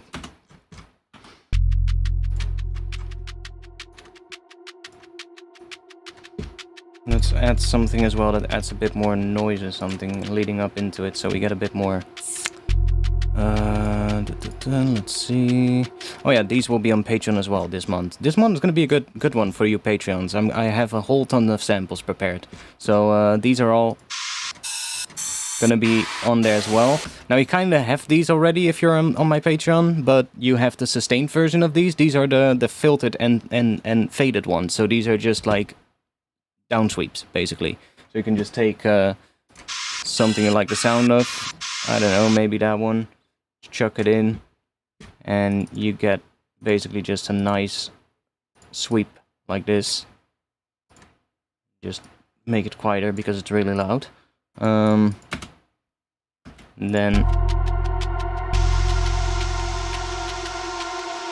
but it's not a white noise thing. It sounds like white noise, but it's a bit more interesting because it's just a symbol basically, but then stretched out a lot with like reverb.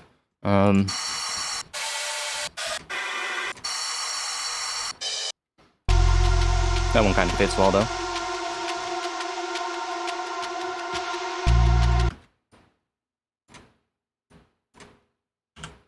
So reverse that one, and then I think we do, yeah, see there's a little bit of a fade in here, so we do want to maybe do this and just fade that one a little so that it kind of blends into that next one.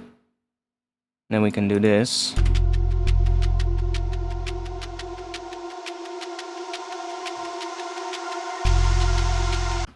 And then we get that, and then maybe a little bit more, just so that they overlap a bit, so that we kind of fill in that gap there.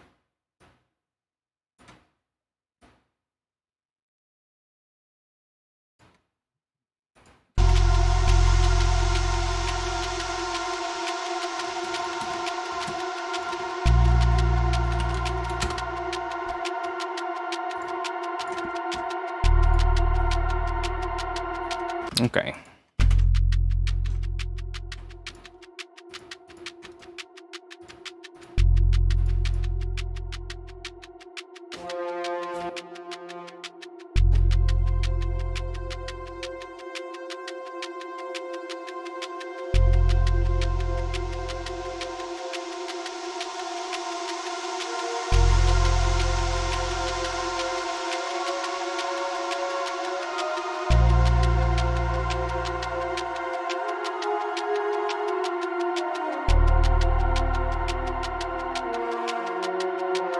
Thinking about what we're gonna do here, so I want to have think about what chords we're gonna do.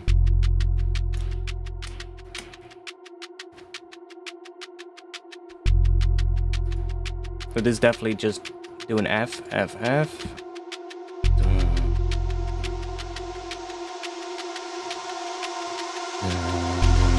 So definitely we want to have like something in F here.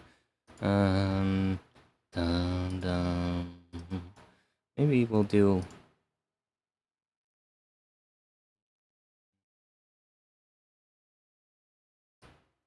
Let's grab this one.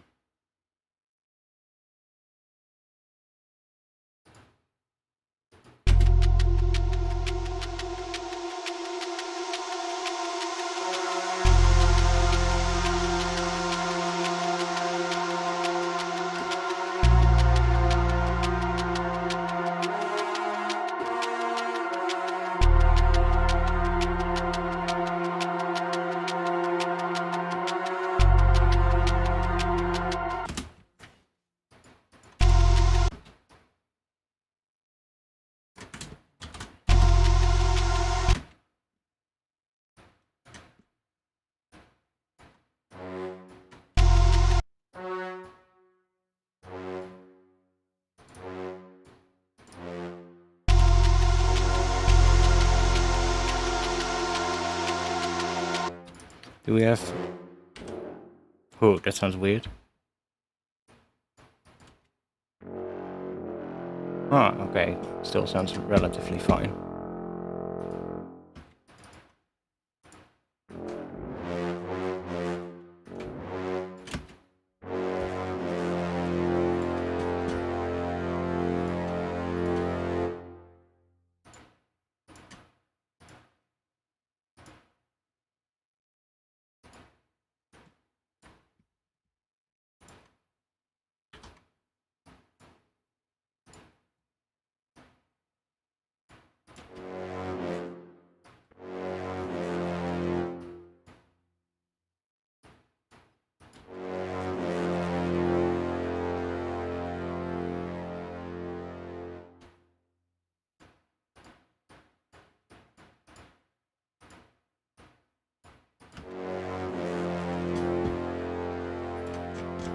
Not sure if I like the sound of that patch though, but let's see.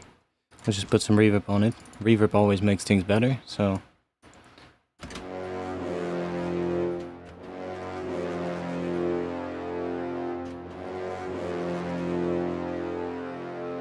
Like I said.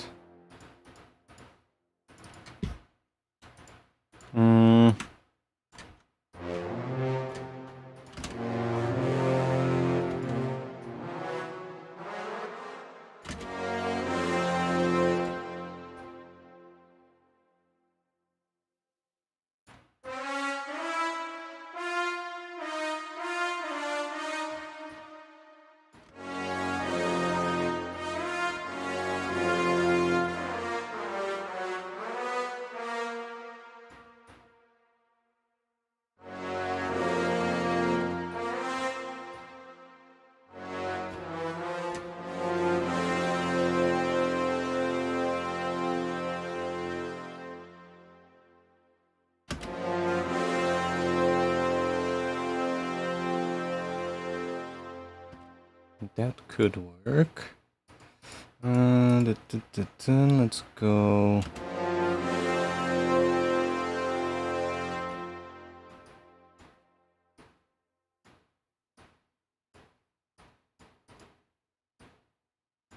Something like that, maybe.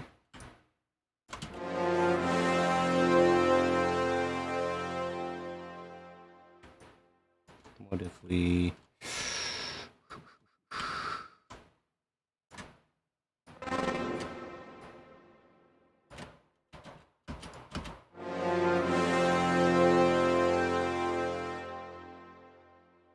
A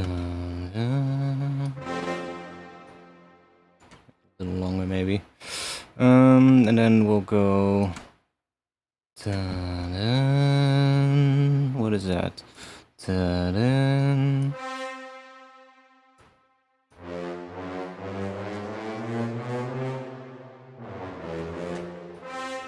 Yeah, that is the same thing, but it's...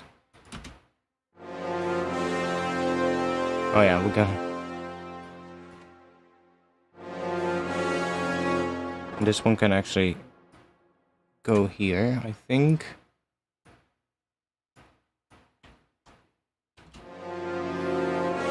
Okay, maybe not.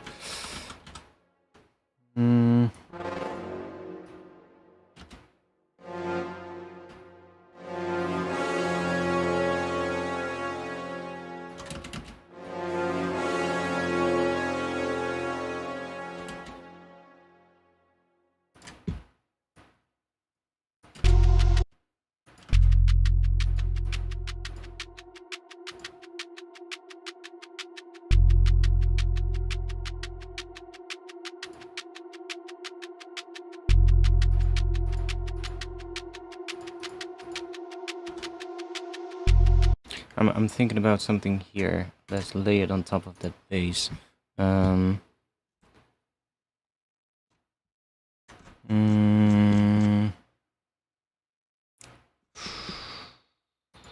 Wasn't there a guitar patch as well in this library? Yeah, there is. Not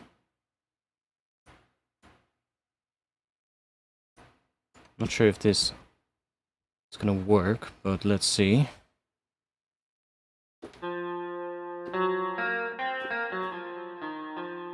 Okay, that might work.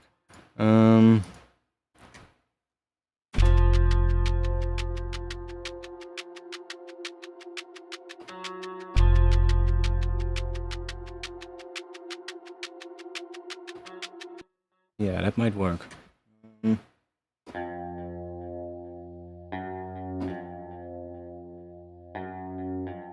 Basically just that underneath there, which is that classic phrygian kind of thing.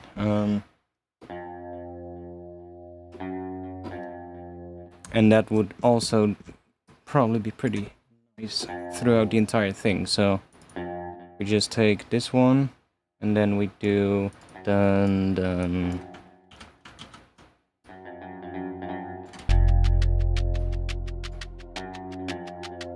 Maybe even here.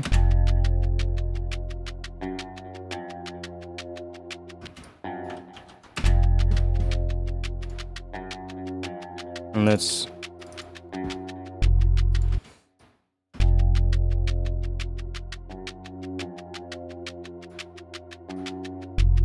sure, just loop that.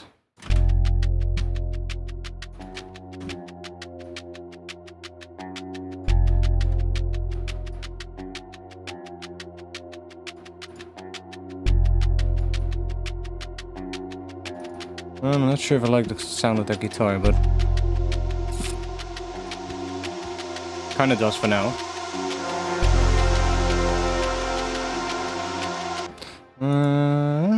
That kinda worked, but this was a bit loud.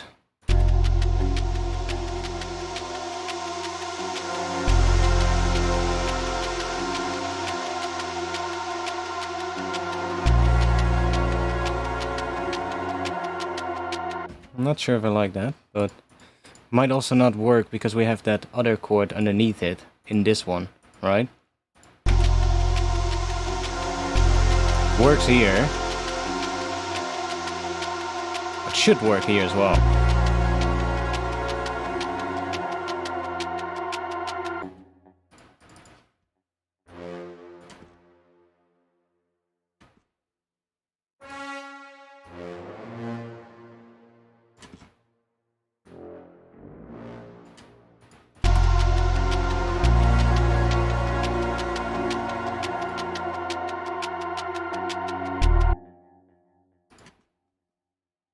Like, these are probably gonna change as well.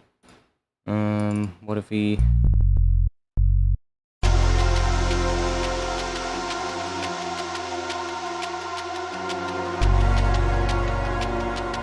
And then that has to change.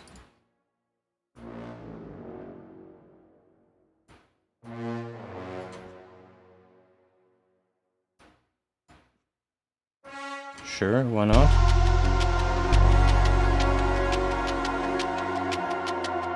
Now this thing doesn't sound too nice underneath here, so let's see.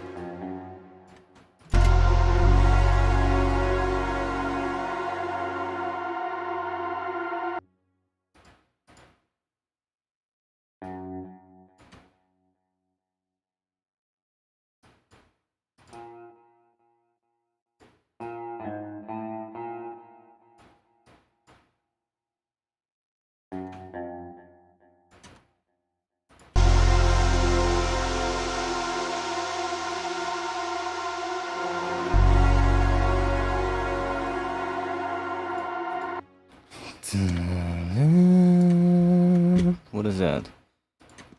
That's not this. I'm hearing something. Ta-da. What is that? Ta-da. F. And then this. Maybe A sharp. No. C sharp? Maybe C sharp is what we're gonna go to next.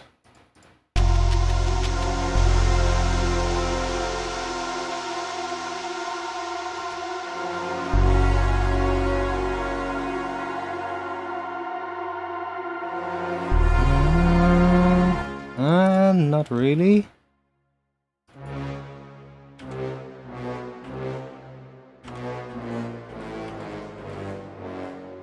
Maybe F sharp as well.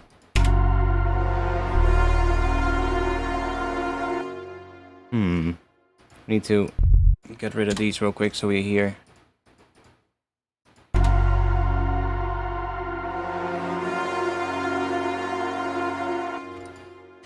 What are we gonna do here? It could go to D sharp then, maybe. We're playing in top here, an F. Interesting.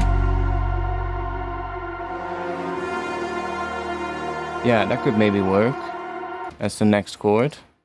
I'm listening to these chords real quick, if what kind of works. By the way, chat, you're suddenly really quiet. We went from pretty active to really quiet. Is it really because the webcam is off? I'll be back in just a moment, don't worry. As I figure this out.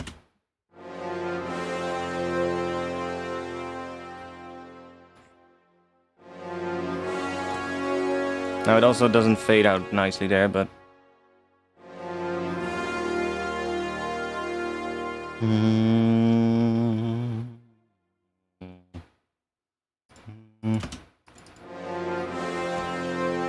Let's just make this a clip. And just do that. I'm not sure why it does that. Let's go up until here. And I'm kind of hearing it going down again, I guess.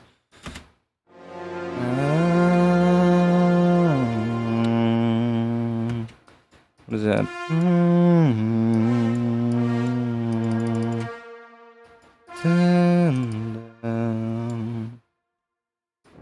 Which works over that.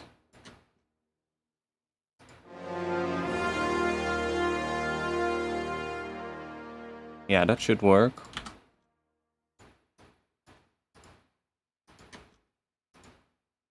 I'm gonna edit this a little bit now.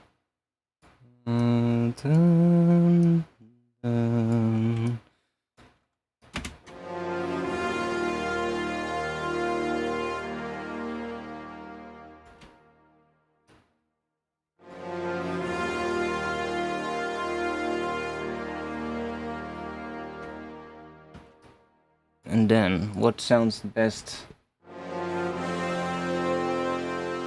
Well, I'm kind of looking for a bit of a...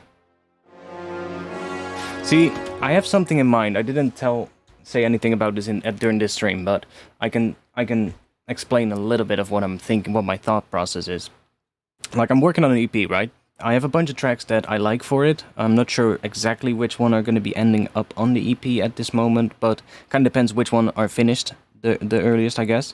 But I have a whole folder with tracks that could work. And the one thing is, none of those tracks have the sound that I wanted to have for the opening track for the EP. I have a particular thing in mind, a vision for what I want the first track to be like and how I want it, because it's going to be something new. I'm going to have a new artist name with that new EP. It's going to have a different name attached to it. So it's kind of going to be the start of something fresh, right? So it needs to encompass that as well in the music, in how it feels, I guess. And I've been looking for something for ages now, trying out a bunch of things, and nothing yet has kind of sparked the the thing that I think it needs, if you get what I mean. It's hard to describe. It's such a vague thing if we're talking about like a vision for something, right? Or like um just like, you know, it's hard to describe something that's not tangible yet, right? Like, it's easier to describe something after the fact when it is tangible and you have it as an example to show, right? But right now I'm just trying to put words in, well, I'm trying to put what I have in my head like into words, which is really difficult. But I hope you understand what I mean. So the opening track, I feel like it does need to have, it's probably going to be a track that's slightly different in terms of arrangement. It's not necessarily going to be a track that follows the classic like dance floor arrangement. It's probably going to be a track that either is going to be like a one drop track, right, where it's only one drop. That might not necessarily be even a traditional drop in like the drum and bass kind of sense. It might be more of something that more smoothly flows from the intro into a drop, you know? That could be a thing, where the drop isn't necessarily relying a lot on heavy bass lines or something, but more on like a rolling kind of subby bass line that just comes in underneath everything to give it weight and to give it something that really goes. And then we could maybe have a much more smoothly transition. I also think maybe the intro could be quite long for this first opening track. You know, because that gives me some time to maybe put some effort into the visuals for it, which will really kind of introduce the new thing, right? Because I'm going to be doing the visuals for it as well, and I have some ideas for that as well at the moment. I've been messing about a bit with, you know, I don't necessarily have a full picture of what I want that to look like yet, but I do have been messing a lot with stuff like After Effects and like Blender and other things to kind of figure some stuff out. It might not be like the most crazy visuals, but at least something that like really fits the thing that I'm going for. And yeah, that's all something that I've been working on at the moment. And a lot of that I'm not doing on stream because I find it really difficult to keep my attention like really onto the thing that I need to be doing when I'm streaming. It's like when I'm really doing it, like when I'm really working on the tracks that I think could make it on the release for that, the first release for that new artist name. I need my full attention for that, and when I'm streaming, it's just, I don't know. I start making choices that I probably wouldn't have made if I'm not streaming, if my full attention is to the music, and then I end up doing stuff, and then after the stream, I'm like, I kind of fucked it, you know? So, you know exactly what I'm trying to say. Yeah, well, it's. I hope it makes sense, or at least a little bit. I hope it kind of is a little bit understandable. But yeah, I do have some. I have a view for what I want to do with it. It's like the new artist name is just. So it's not necessarily needed, right? I could just stick with the name I have, but for the whole sake of. The one thing I always get is people asking like, what does it mean? How do you say it? You know, that's one thing with artifacts. And it's also something that I've used for so fucking long that I'm kind of over the name, if you get what I mean. It's been something I've used before I started doing YouTube. It was my old gamer tag and stuff like that, right? It's something that I've used for my old accounts and my old, you know, social media accounts when I was like really young. Which aren't online anymore, by the way. You can search for it, but you're not going to find it. But it's like, I kind of want something fresh, and also something that, I don't know, something that I like more, you know, that is easier to pronounce, and also a bit nicer for like doing visuals with and doing graphics for. I've always had with the name Artifacts when I made graphics for it that I was very limited with what I could do with it because of the letters in the name, which is something that not everybody might get, but I have a background in graffiti, and one really important thing with picking your graffiti name always is, are the letters in the name very versatile for you to make designs with? And that is a lot of times what dictates people's graffiti names as well. Like they'll choose letters that they really like and then figure out if they can arrange those letters in a name that makes sense. And then you get usually to a name that you can write with a lot of different styles, and that is really helpful. But that also goes for when you're trying to do something with like a logo for an artist or something. And I always felt really limited by the letter X, for instance, because there isn't much I could do with it other than just making an X, right? Or a plus or something, or maybe a cross, or I don't know, but that's about it, right? So I wanted to change it for that reason as well. And just in general, you know, making it more easier to find. There's multiple artists with the name Artifacts at this point, who have all started after I did, but, you know, there's nothing I can do. And there's also a ton of other things that are named Artifacts. There's a school in France that does like, what do they do? Computer generated, like CGI shit. And then there's like an event organizing company in the Netherlands that also just happens to do stuff with parties and shit.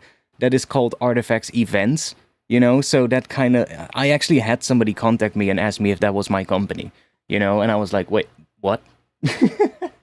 And there's just a lot of stuff with that name already. So the new name is basically non-existent. Like, I haven't told anybody about the name yet, so I'm not going to say it. But it's basically non-existent. If you search it on Google, there's like 10,000 search results, which is absolutely nothing. That is like really low for a search term. That is like one word. And it also makes quite, you know, it's an easy to say name. It's a name that is really easy to say. There's only one possible way to pronounce it. So yeah, that's just that. But for that reason, you know, I just wanted to be... That first opening track is going to be quite important. Because it's really going to... Well, I wanted to have it a bit of a particular sound, you know?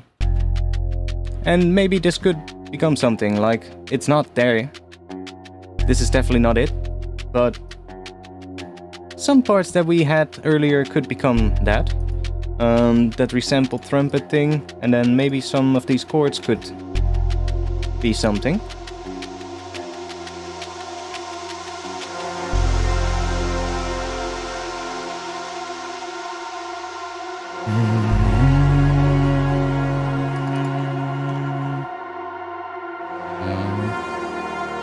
Should we go?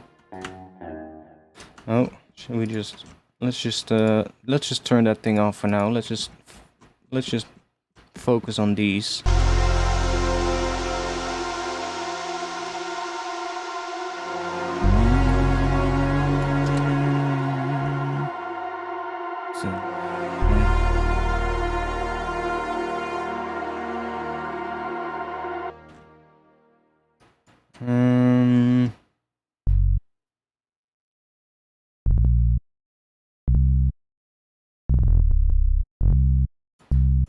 Maybe wants to go to C, which would lead back into F as well. Pretty well. What will we get then?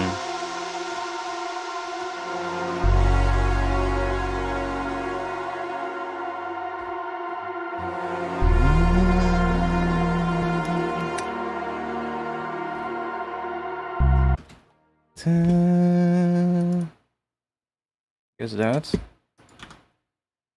Let's just copy that.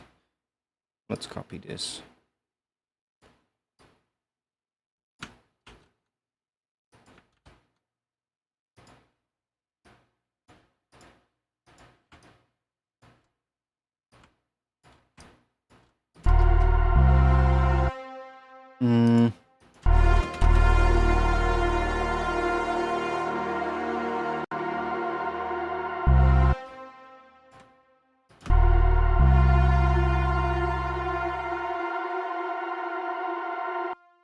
Yeah, that wants to go to F still.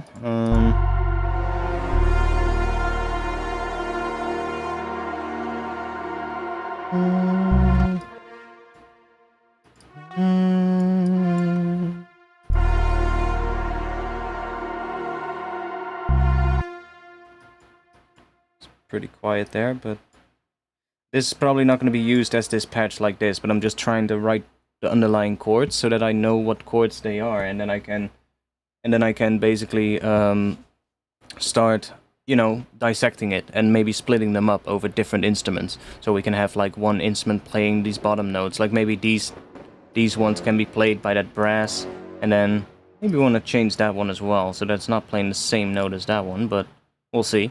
And then we can maybe have the top notes be played by something else, you know? Or maybe we'll even have a synth play this, I don't know, we'll see. But I want to figure out if I get some nice chords under it first.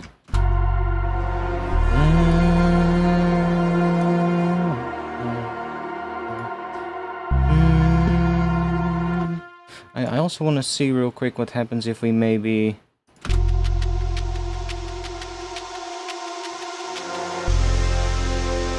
Should we try maybe getting this one to close down a bit again?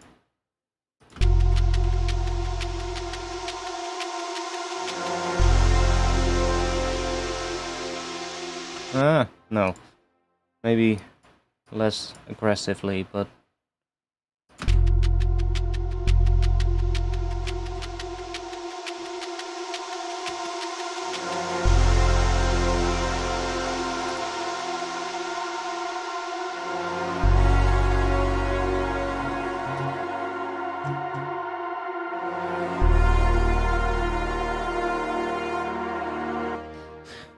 we could also do going up.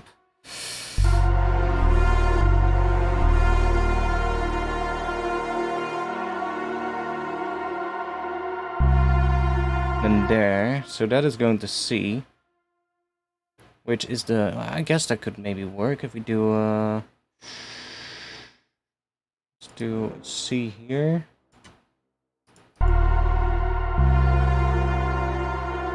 What if we do F as well?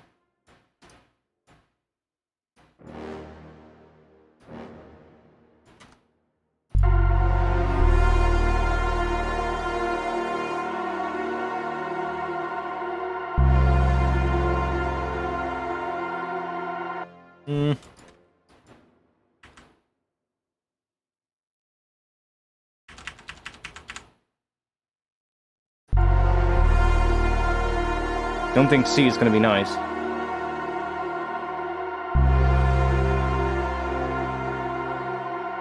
Or maybe.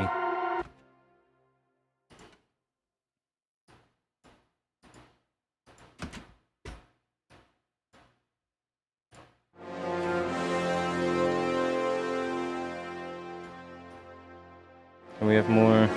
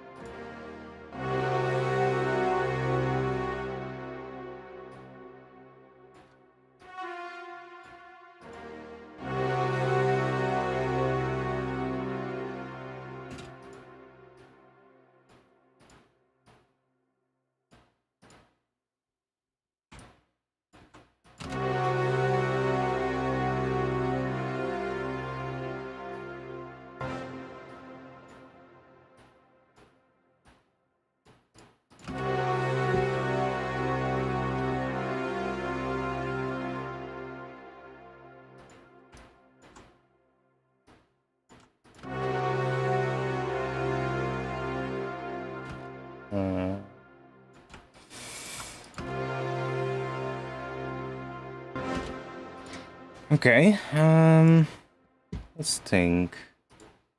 Do I like those chords? I do kind of like the vibe it's going in. I'm gonna get rid of this thing because it's not really doing much.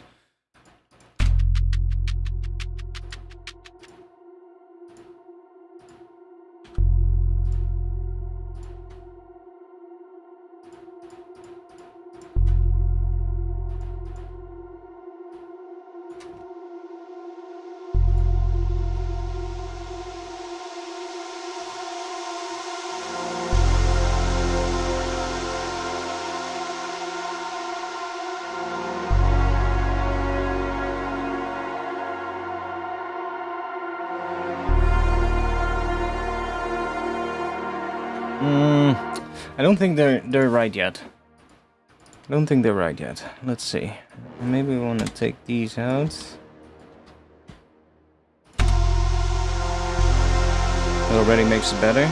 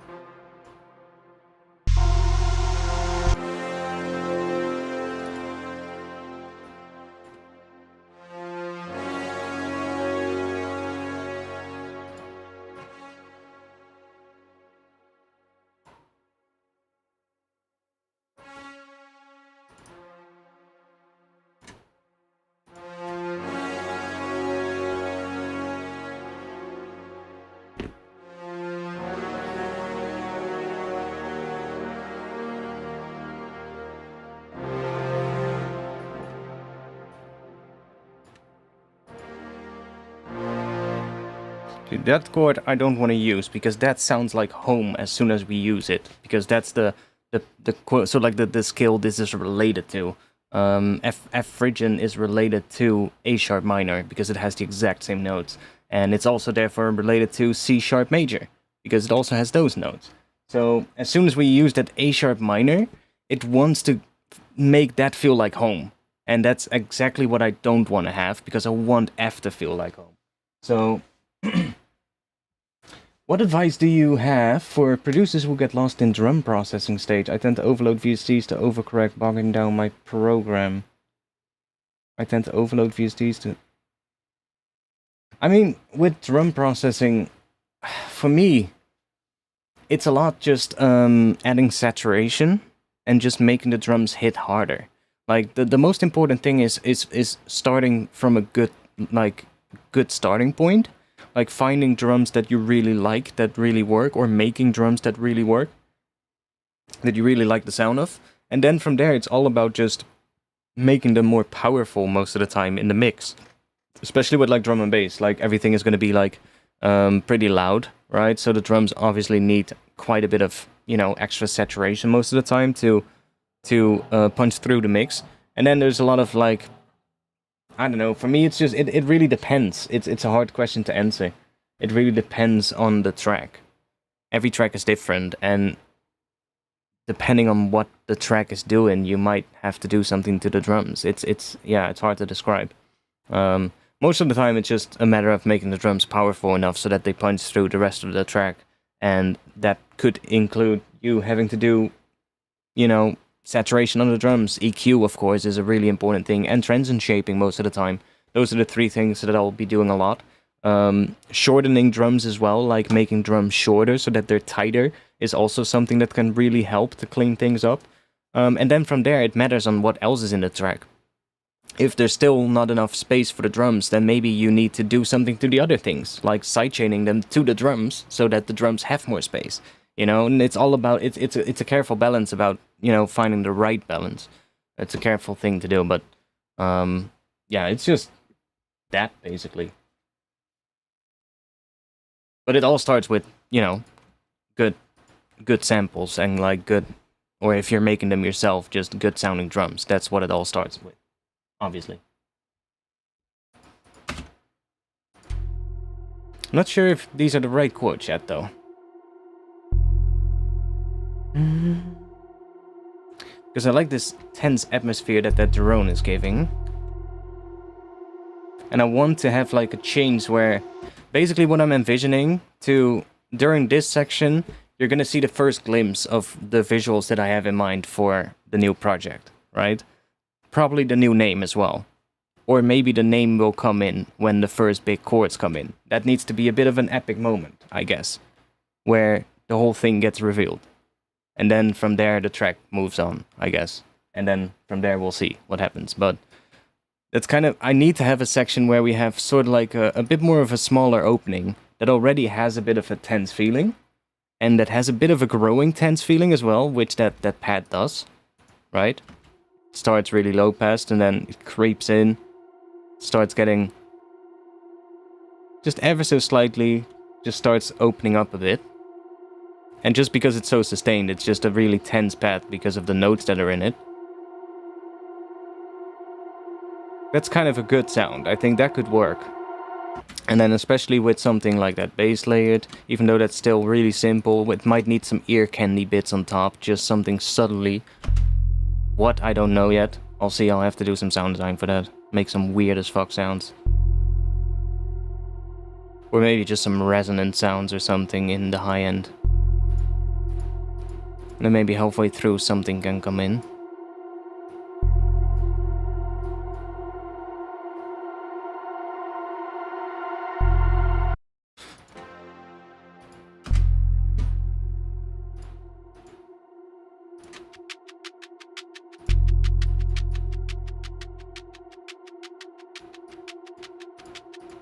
I don't think it needs that, to be honest.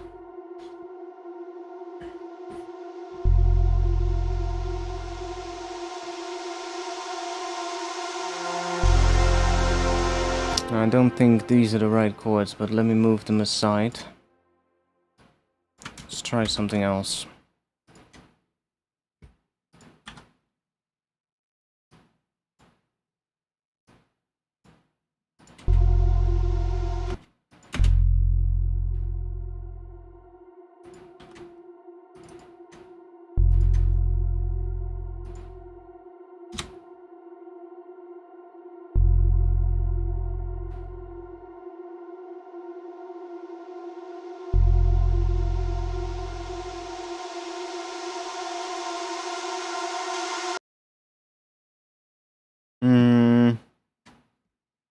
What am I...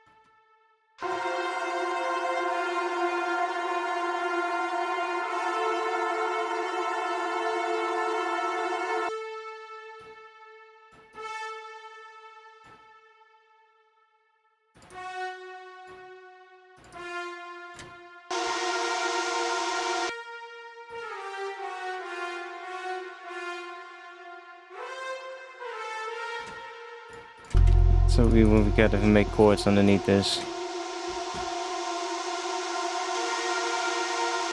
So could be an F sharp chord, maybe. Or we go D sharp.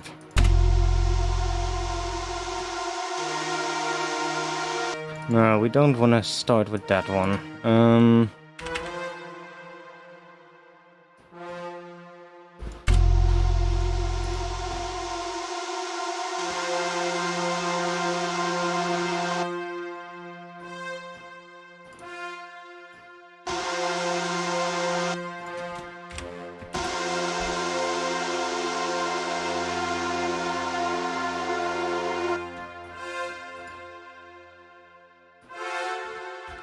Let me just quickly check real quick on my we have playing F.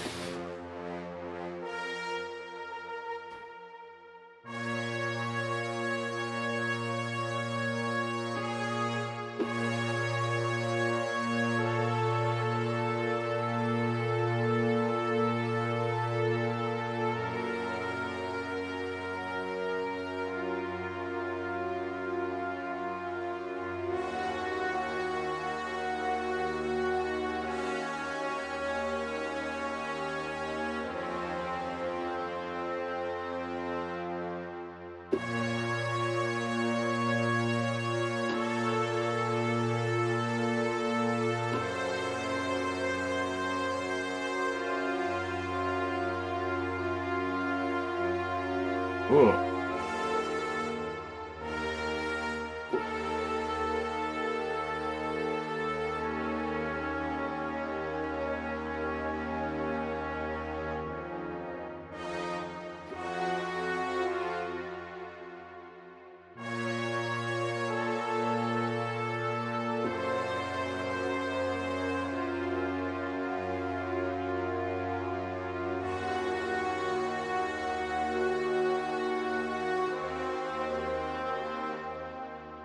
I like that. I like those first things. That.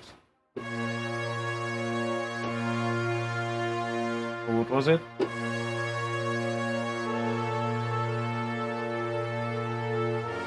Oh, this A sharp minor, but then we go to the major seventh, and then we do. What did I do after that? Oh yeah, F sharp and C. This creates a diminished interval. And if we play that F then, that's a major seventh again. Then we go to the D sharp minor.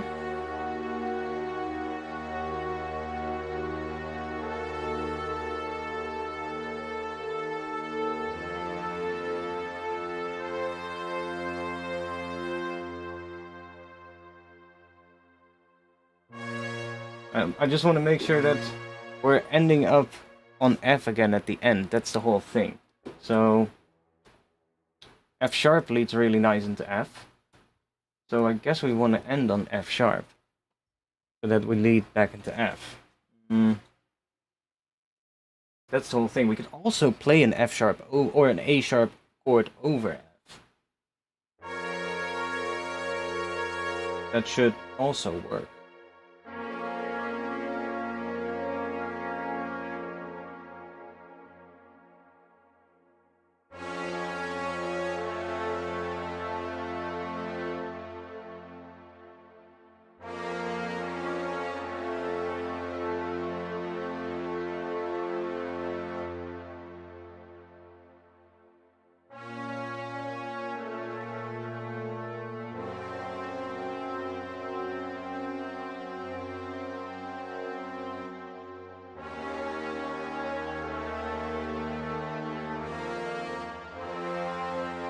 Oh, we can also go that.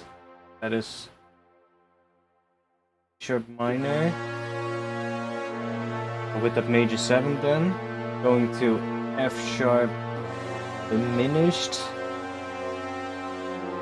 major 7th, then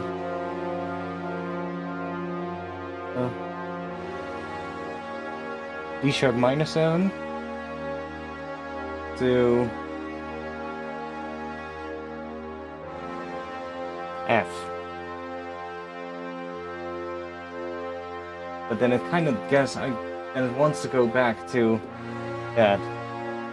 But we could probably make that transition from here into a build-up that just sticks on F, because this is already F. So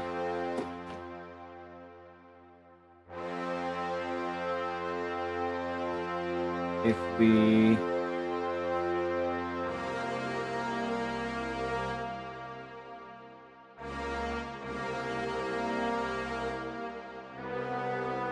no, that's not gonna.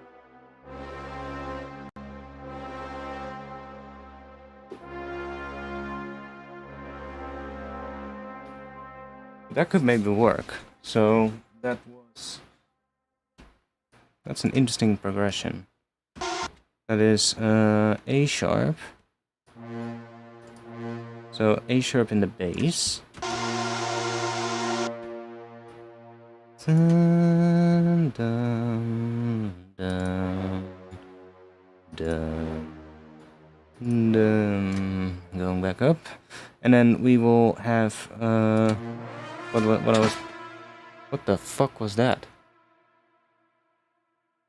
Something suddenly fell down on the other side of the room. Why the fuck was that happening? What fell down?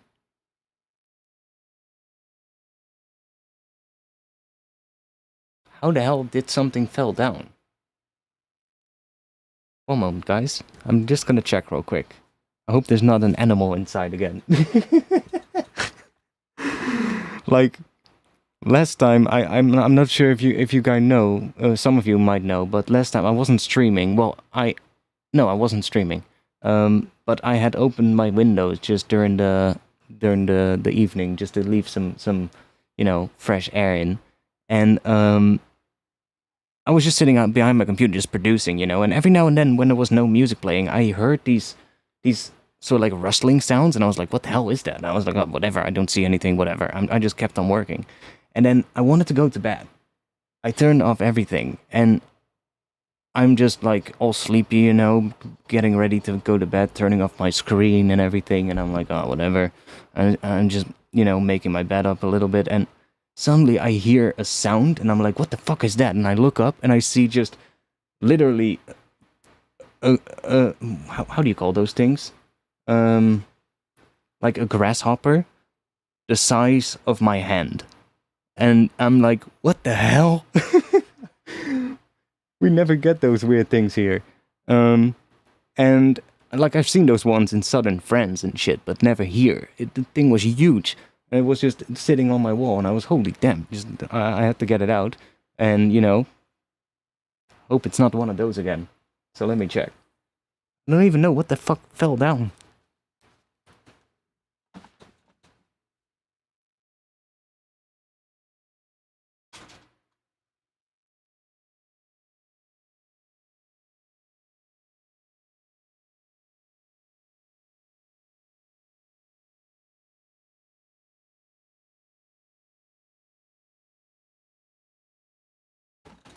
Okay. A pack of batteries. Now, I have to say, those batteries were positioned on the edge of something, so I guess it just fell down. And it was just nothing. But, okay, whatever. That was weird. Ghosts. That was really weird. Okay, let's see, so I was doing A sharp minor. Let's just and then putting that one in, which is that A note, which is the part of the major phrygian one. And that's also the major seventh from A sharp. And then we go to here, so we go to C, which is the diminished fifth from F sharp, and then going to F, which is the major seventh underneath F sharp or above F sharp, and then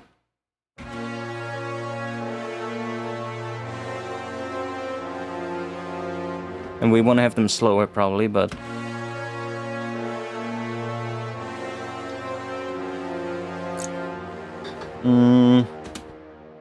And then there, D sharp. Could be... Guess we could go to A. To keep that downwards thing going. But we could also... repeat this again.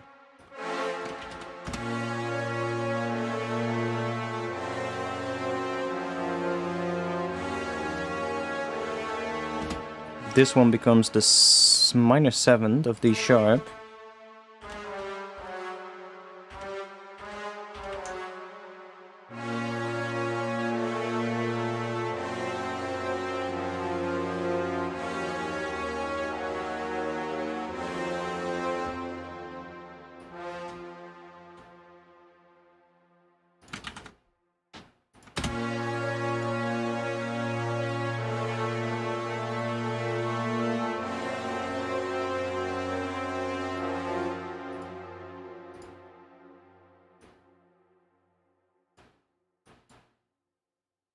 See if we can make it.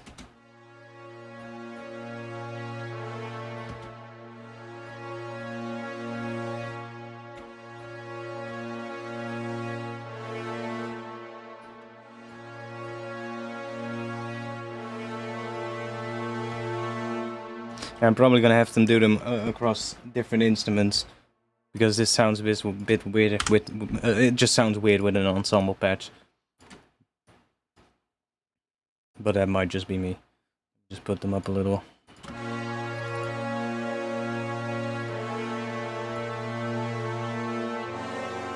I like the first half.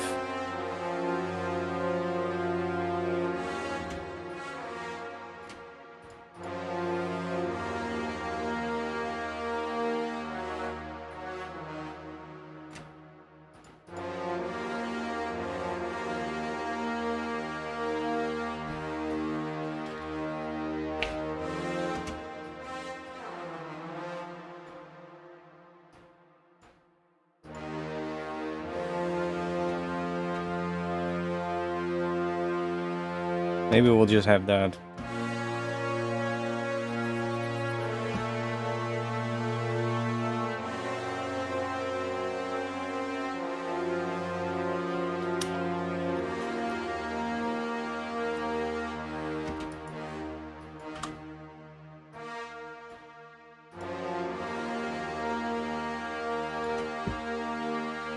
They feel a bit long.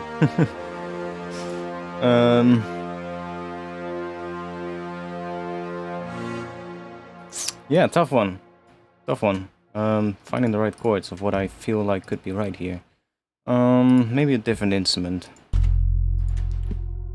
Let's go to this one. Let's go to this one, actually. And let's see if we can figure out the part in between afterwards. So if we're gonna have like F coming in here. And probably we're gonna have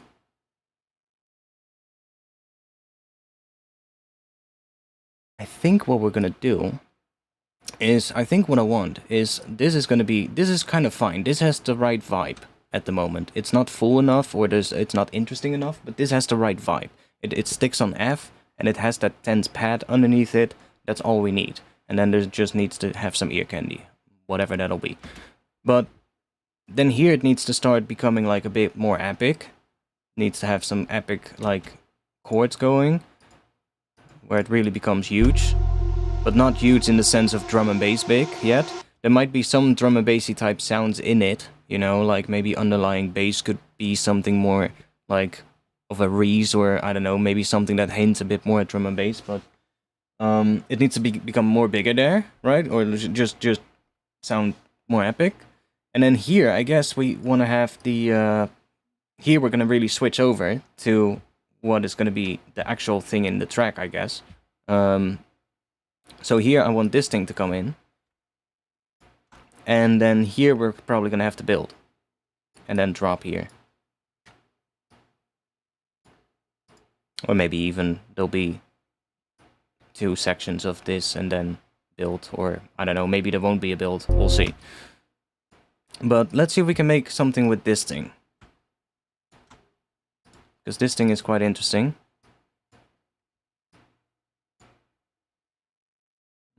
So let's just, that is F. Let's duplicate this thing.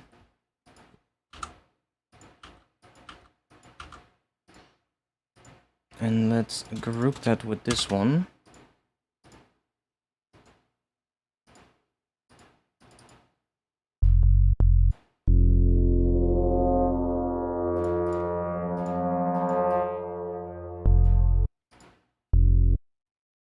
And let's take some distortion.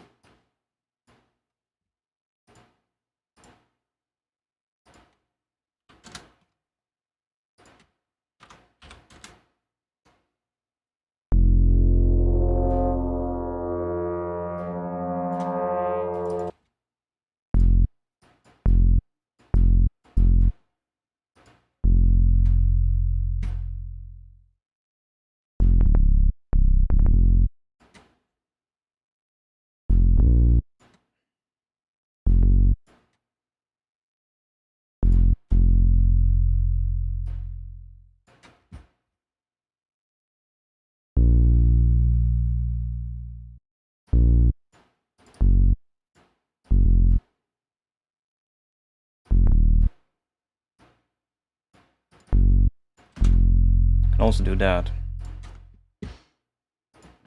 Now we want to start messing with this thing. So let me just go to somewhere here. And we're just gonna, I don't know, see what we get. It's all gonna be about finding something that sounds cool.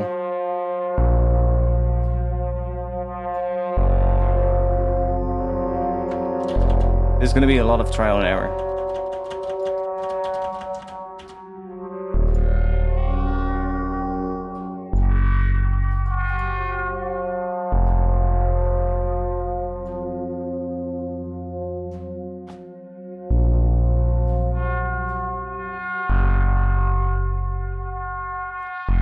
This is the pitch down version, right?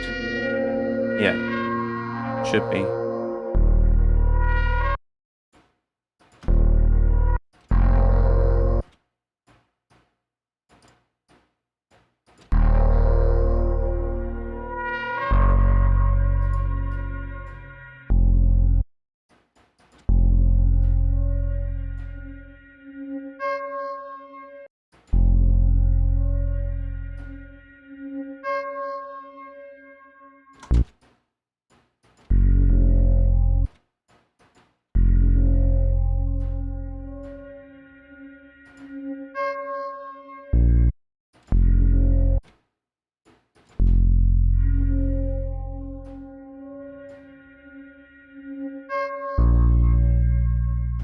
See something.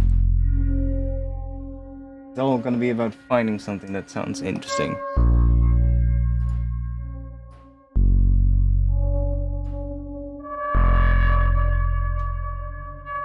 Something like that could maybe work.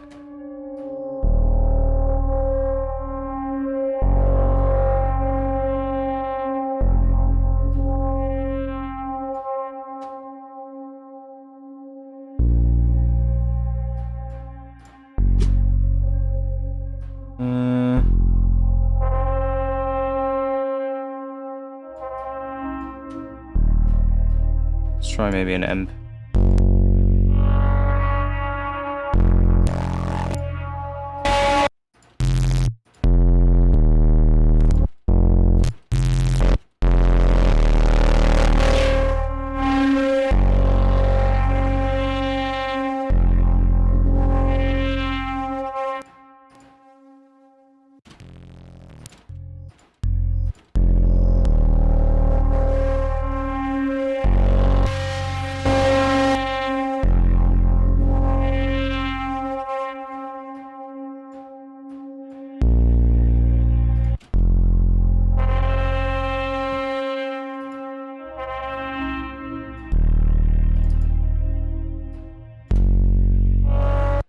Yeah, this is gonna be a lot of time-consuming stuff.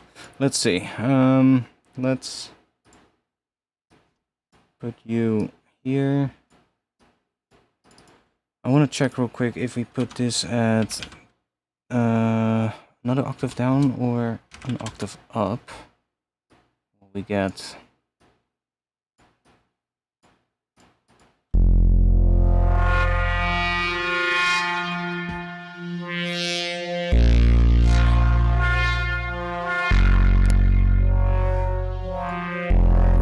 I might go for that octave.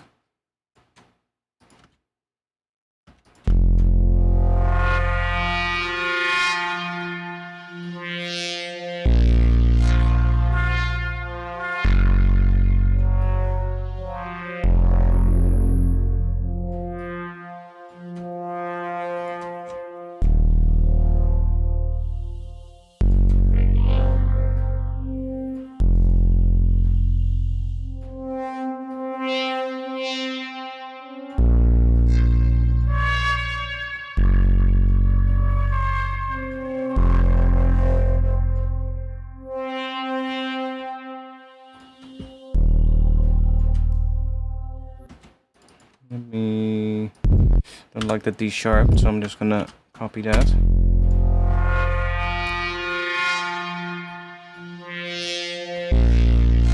I like that note a lot. And if we play this, this will always lead us back into F as the root, because that A sharp does not feel like home here. It feels more like the fourth in the scale of F. And because that F sharp is here, that wants to resolve down to E or down to F. Like, if you have a natural minor scale, the second of the scale, which in the case of F would be G, right, will really often want to resolve down towards the root, towards F. And that's the case for most minor scales. Like if you're in like natural minor, most of the time if you're playing something and you're playing a chord progression, as soon as you put in the G chord, in the case of, or the 2 chord of that natural minor progression, it most of the time will want to go down towards the root as the next chord. In Phrygian, you have a flat second, so you have that, it's flattened with one semitone, so it becomes an F sharp. That makes that resolution even stronger. So that makes it want to resolve down towards that F even more than that G already does. So that is something you can always utilize if you're working in Phrygian to get back to F. Just a little thing that I noticed. Because like that is just F that establishes it, okay, we're in F, and then you get that one, which kind of is a nice one after that F.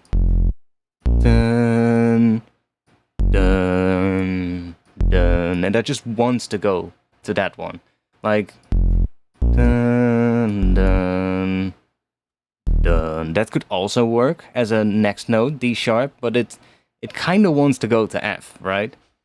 So, although D sharp also works, like D sharp definitely could also be the next one, and then that could lead into F as well, because that's another sort of like, that's that D sharp below the root, in this case F, would also kind of want to resolve back up towards F really easily, similar to how that G in the natural minor wants to resolve down.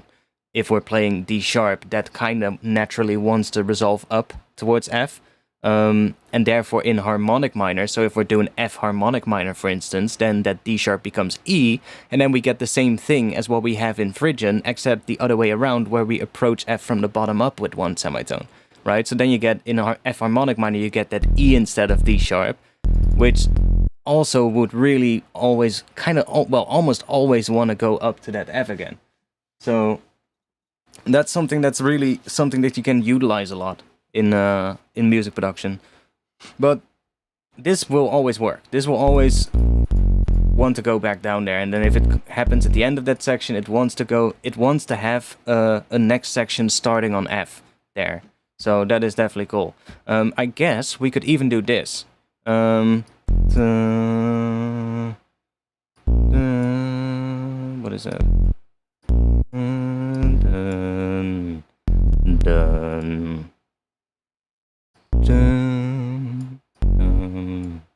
And then we leads also back into that, so we can even replace this F with a D sharp.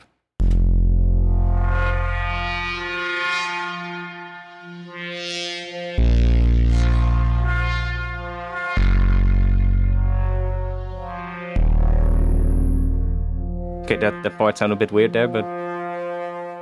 And then here it kind of wants something else then, but there we could... kind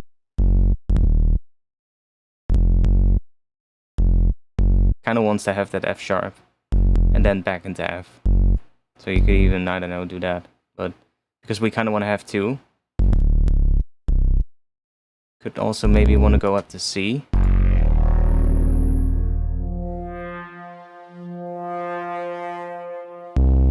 No.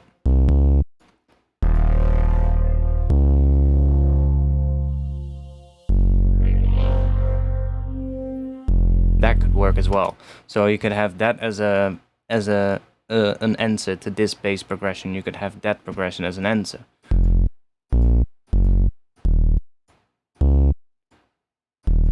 Dun, dun, dun, no. Dun, dun. It's hard. But I think this will already be enough. That just repeating that. I think that's already gonna be enough, and then maybe one of that, what I did here, can work as a variation somewhere, but I think this will already be enough. Now we just need to find something that sounds cool on top of it, with this, that we can use.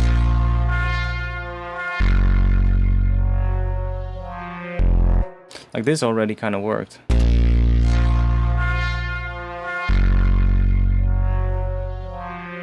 See, that section kind of works.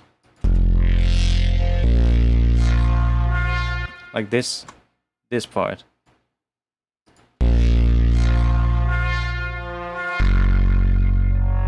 So that would be a section I'm gonna mark as something that could work. Let's see if we can find some stuff in here.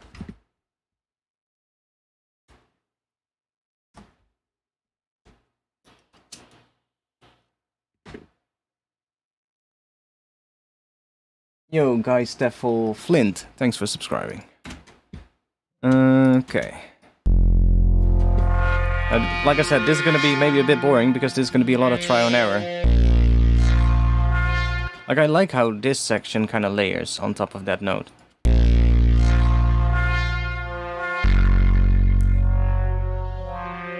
Because this also works. This sounds a bit weird.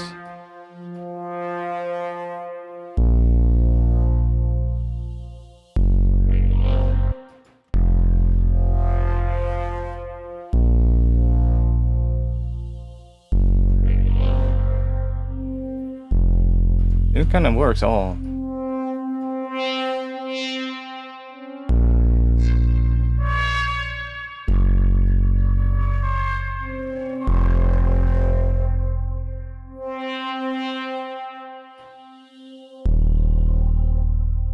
Oh, we're getting a change again here.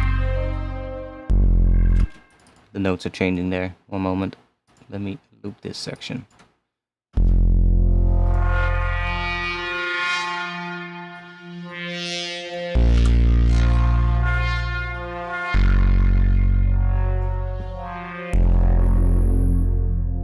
Such a weird sound.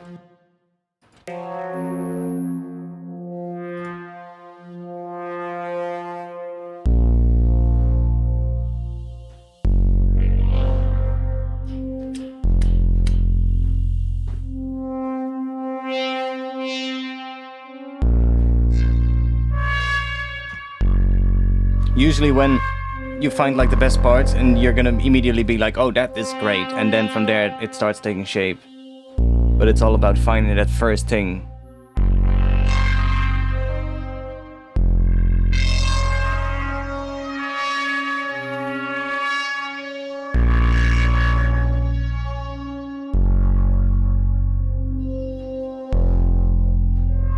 It definitely has a nice tone with that bass.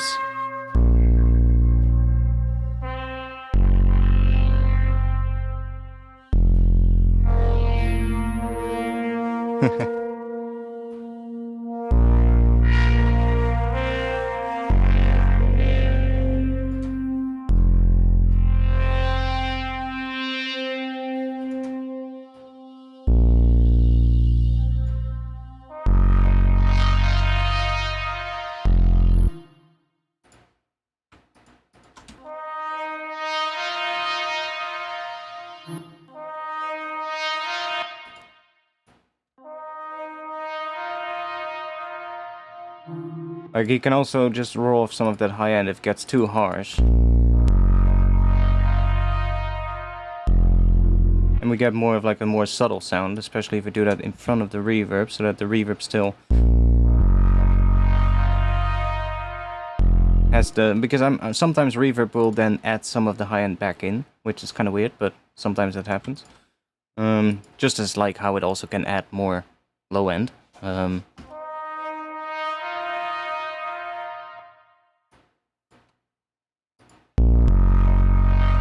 Yo, welcome, NXZW. We're just going through something we resampled, looking for something interesting.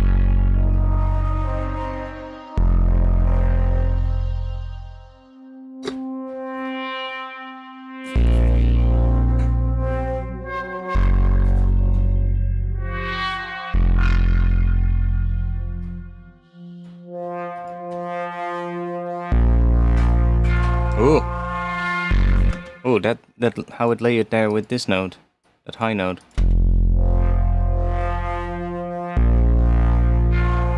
That first part, oh. You hear how it just has that... Listen. Like up until here, it has like a really nice tone. So what I want to see is what happens if we take this section and just chuck that underneath that note.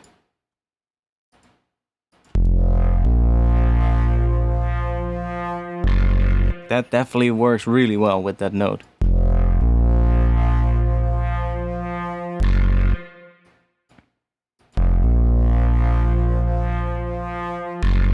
It gives it like I guess it's the same note that it's playing.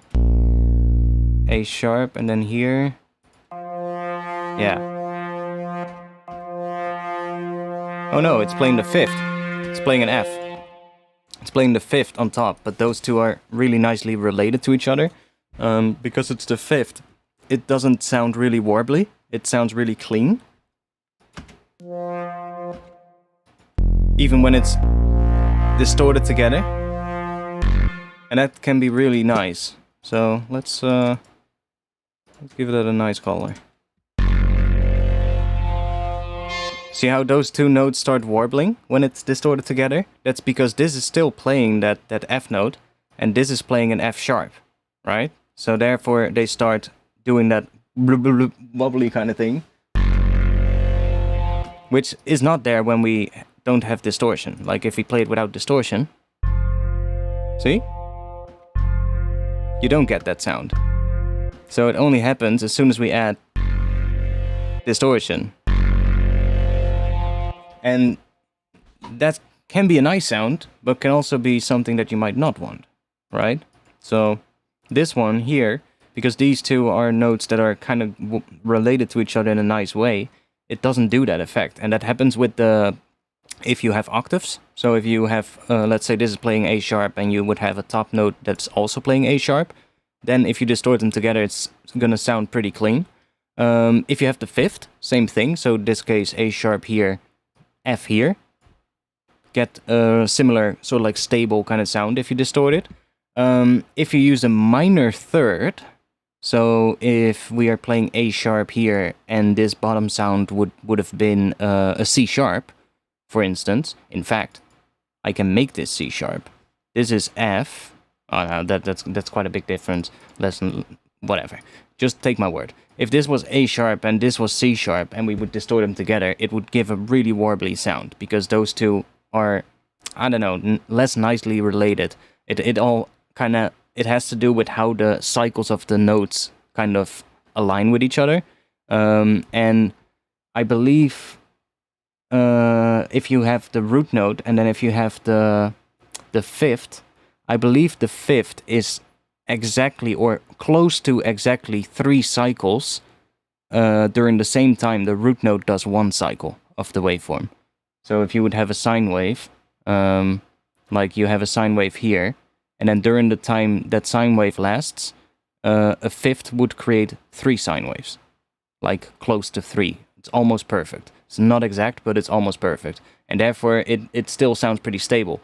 A minor third would have something that doesn't align at all. So in the time of one cycle, you would get like, I don't know, maybe like 1.7 cycles or something, you know, something weird like that. That doesn't align at all, and therefore you get that warbly sound when it starts distorting, because the waves just don't they just don't align with each other. An octave, obviously, is always going to align properly. Like, or what is it? It's not, no, it's like, I say it wrong, because an octave is doubling of the cycles. So if you have an F here, and then an F here, that's an octave up, then it would create twice as many cycles as this one. The cycles would be twice as fast. So, a fifth, I believe it's different. I believe the relationship is 2 to 3. So that would mean for every 2 cycles of the bass note, you would get, if the lead on top is playing a fifth, you would get 3 cycles of that lead during the same time. And therefore, every 2 cycles of the bass note, the lead will align back with the bass every 2 cycles, and therefore it still sounds pretty stable when it's distorted. And then with a minor third, it's different. It's like I said, a really odd sort of like alignment, and it only aligns every like, well, a lot of cycles. It takes a lot of cycles for it to align back at like the 0 crossing with the other layer, and then it starts sounding all warbly when you distort it, which is, it could be cool. And then the fifth works as well. Like I said, the octave doubles it, so that also works. And then the major third, that one also works for an odd reason, which I'm not sure why. I'm not sure what the ratio of that is in terms of cycles to each other, if you have the root and then the major third, but the major third also sounds pretty stable. Like, the best way to demonstrate this is, I can show it really easily.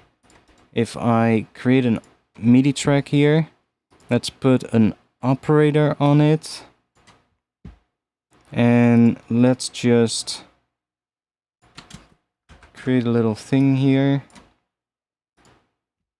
and let's just play an F note, like an F note sub, and then we'll play a higher note on top. So let's do an F, and then we'll give it a bit of a volume decay. So now we have that. That's basically 2 F notes. If we distort that together, so might want to bring them a little bit closer together. But even if they're this close, like an octave apart, that sounds perfectly fine, right?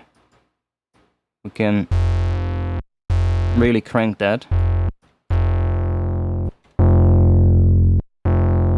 But you can hear it's stable, right? It's not really moving around. And that's just because they're octaves. So every time, like every time this bottom note oscillates once, the top note oscillates twice during the same time.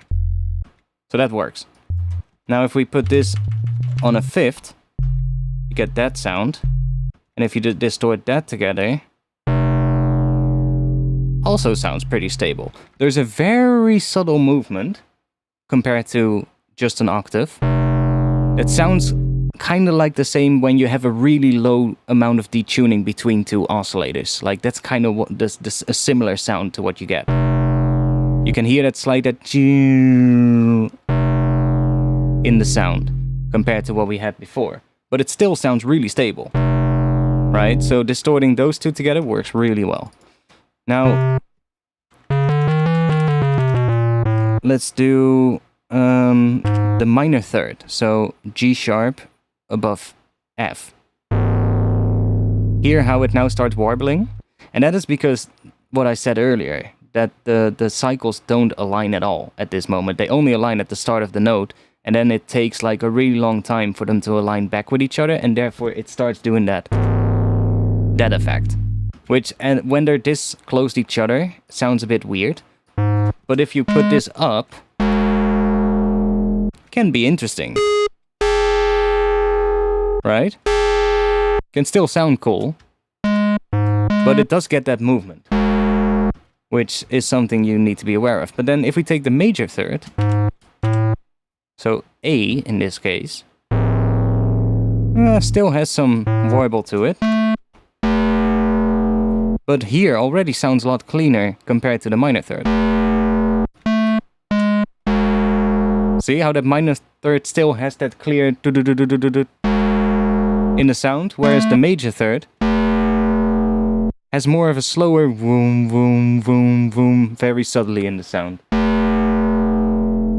So those are things that are really cool when you start distorting notes together that are not the same note.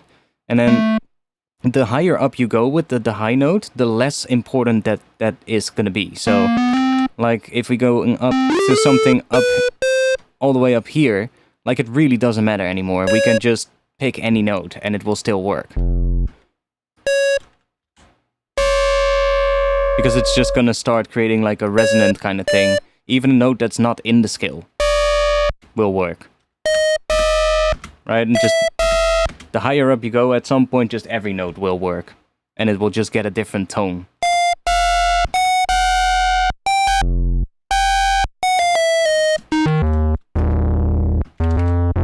But down here, it really starts to matter. See, down that low, the fifth is even gonna give us a bit of warble. But then from here up, that's stable, warble, a bit warble, stable, quite stable. See, so it's really...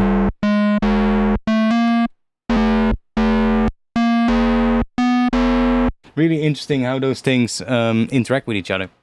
And that's kind of what's happening as well, but on a much more complicated scale, right here, with these two.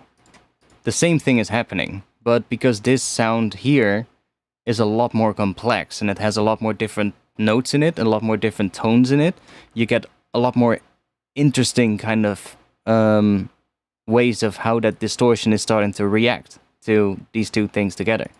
Because this is not just one note anymore, right? This is just... And it has movement as well. It has movement and there's all kinds of other notes coming in. And therefore, layering that with a bass, and then distorting that together, you get all kinds of weird things.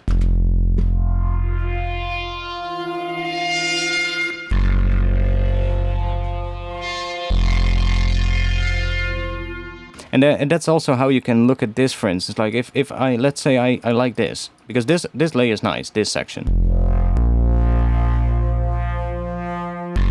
That lay is really nice. Now I can say, okay, here it goes to F sharp. So if I find something that is either an octave of F sharp or the fifth of F sharp, then, so that would be either an F sharp or a C sharp. If I find something in F sharp or C sharp within this file, then that will layer really well on this note. So it's definitely not playing that, it's still playing the F note here. That's still F. So that's why it doesn't really work on this note, and it starts sounding bad as soon as it switches to bass note.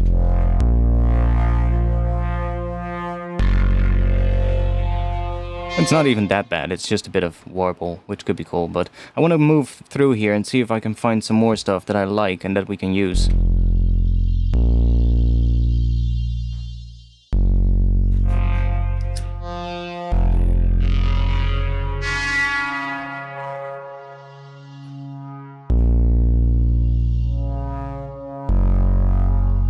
That lay is nice too. That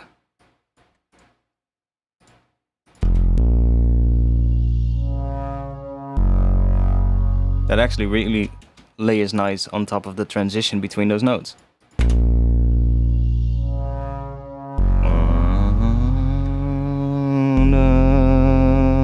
We need something that after that, for instance. And it's all about finding the cool parts in here and then just, I guess, making something out of those.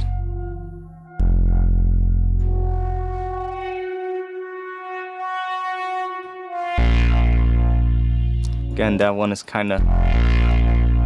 it works.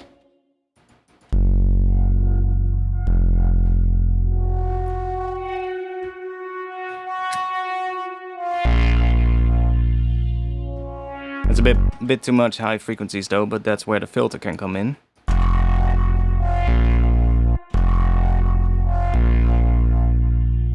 Like you can also say like, okay, if we really heavily bandpass this, you can really zone in on a particular frequency as well. Like those frequencies that sound cool with the distortion maybe, or... See, so...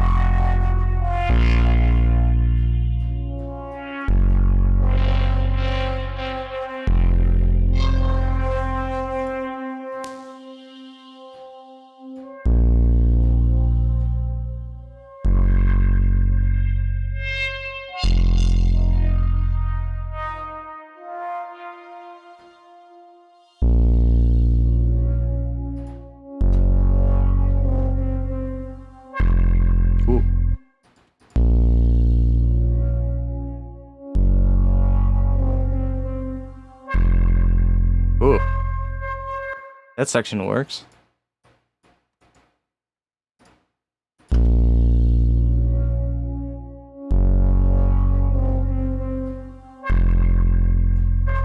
Heck, even that works.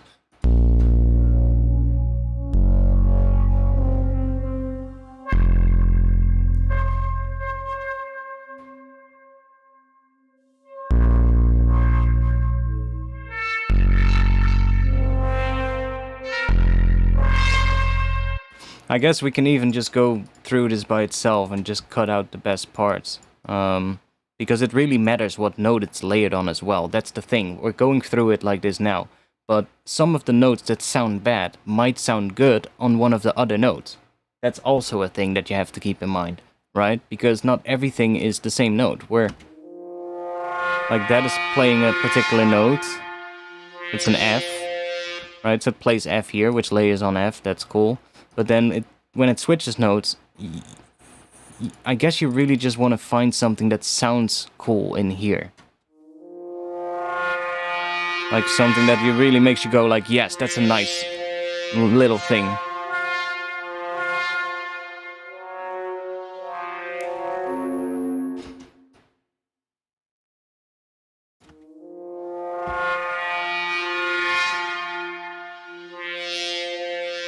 Like, see, like the tone that it gets here, I don't really like.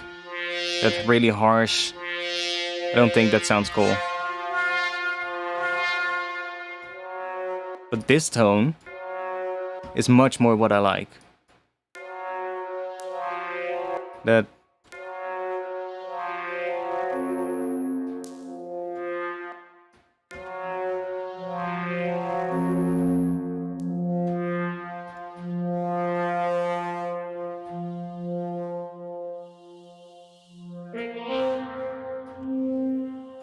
Like, that is a cool thing. That little... That's a really cool thing to use. It's not the main idea yet, but that would be a really cool thing to add somewhere as like a little a little melodic thing. As like an answer to something, probably somewhere at the end of one of those notes. So this would be cool, that. Let's make that a color. Just gonna see if we can find some bits.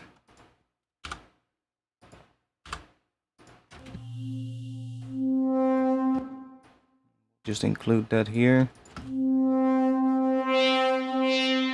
Like, see, that first part has the right tone, but then it becomes harsh again. We get that harsher sound, which I don't really like. But that first section is kind of cool, so let's just include that.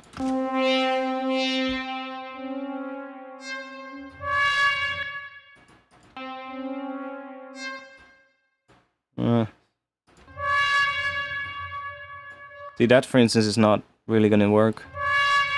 It's too much weird stuff.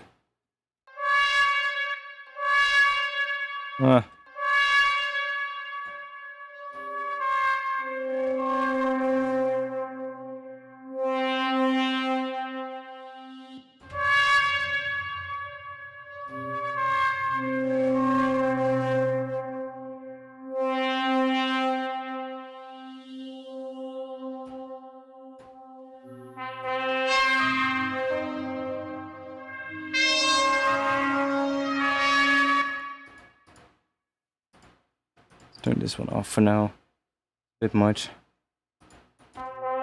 When it's not laid with the bass, it's just reacting to this one. It's a bit much. Also makes it sound a lot harsher than it actually is, because that's what it actually sounds like.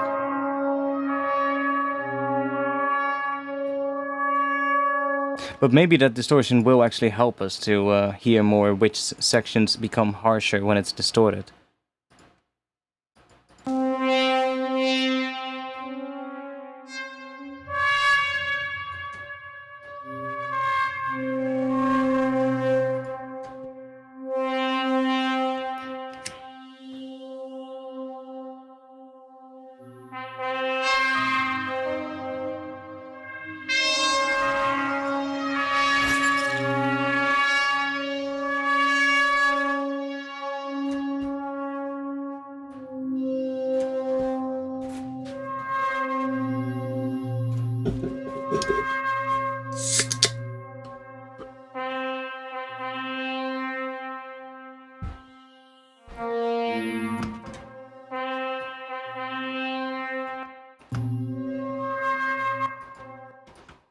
Might save that as well.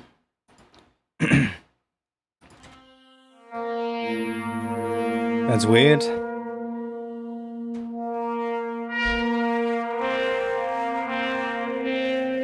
Definitely starts distorting a lot because of this one.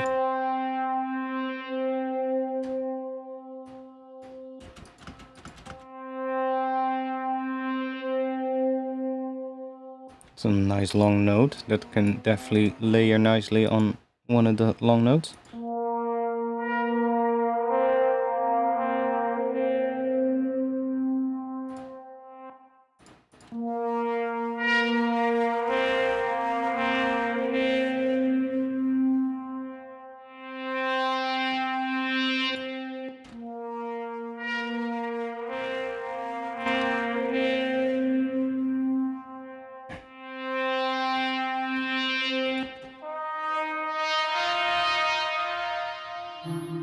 Ooh.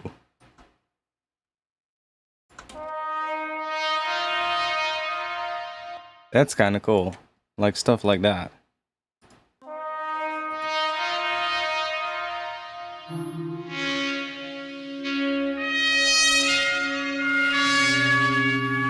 That's way too much.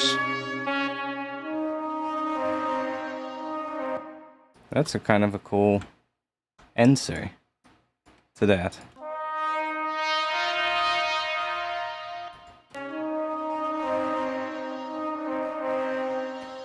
Maybe.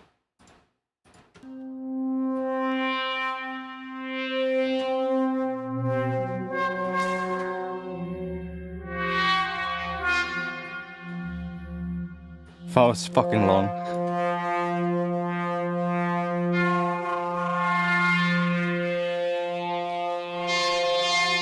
Maybe we'll just do some more sound design, because this is kind of boring to do on stream.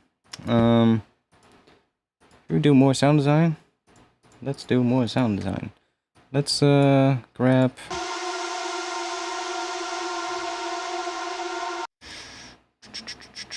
Let's grab you.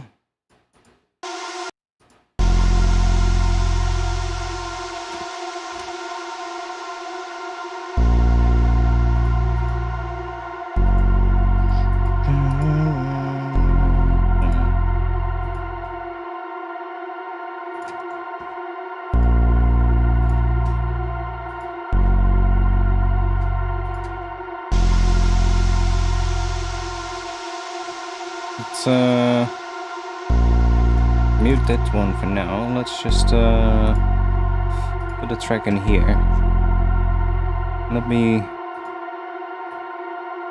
see if we can do something similar, but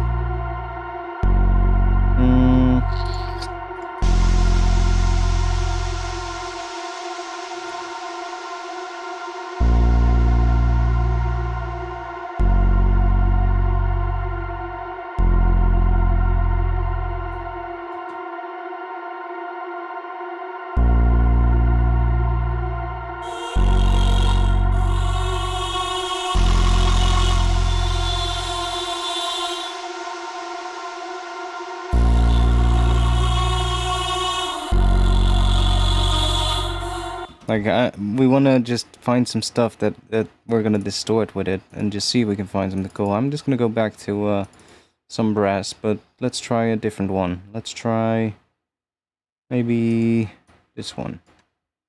That one sounds a bit more muted, I feel, so see what we get with that one. Let's just chuck some let's chuck some. We can put a filter on here. We can say, if I just put like let's not take that. Let's just do this. Let's put a couple of notes in, not too many, just let's take that C. It's not really much. Let's do that.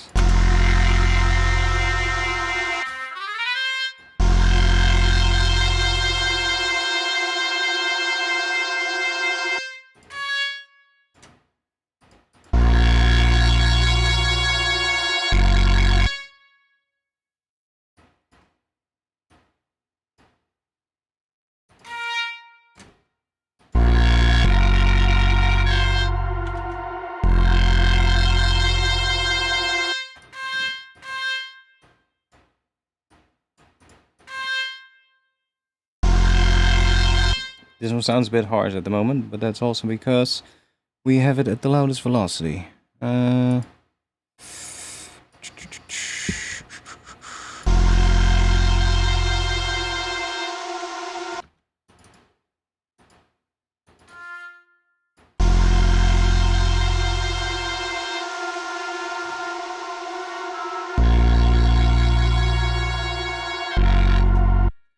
just want to have some stuff, and then we can give it some movement.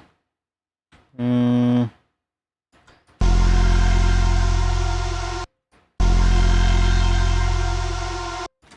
bit louder.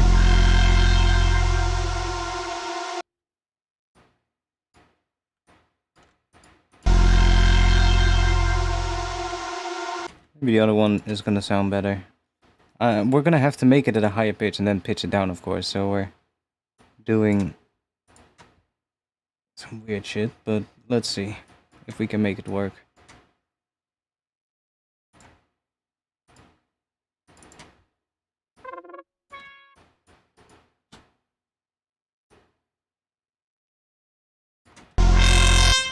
Holy shit.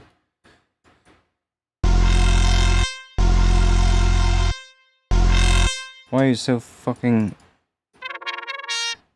Can you not just be... Oh, it's still responding to the velocity. Ooh. Okay.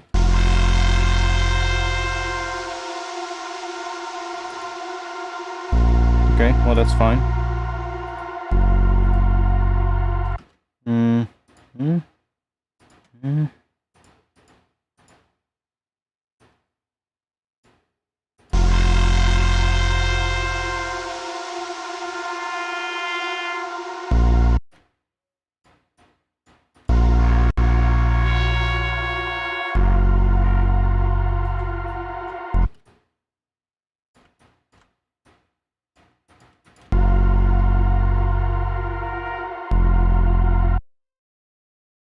What's the difference of making higher pitch MIDI and then pitch down afterwards? It just, because you're resampling it and you're adding effects to it, and those effects are added like on the high pitch note, and then when you pitch it down, it becomes slower as well.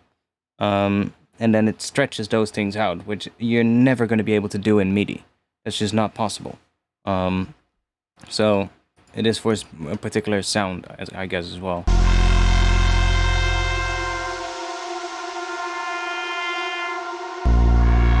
I want to see if we can do something with this. But let's see if we make it a bit more like made for this thing. Let's see if it than what I did earlier, where I just really played something in.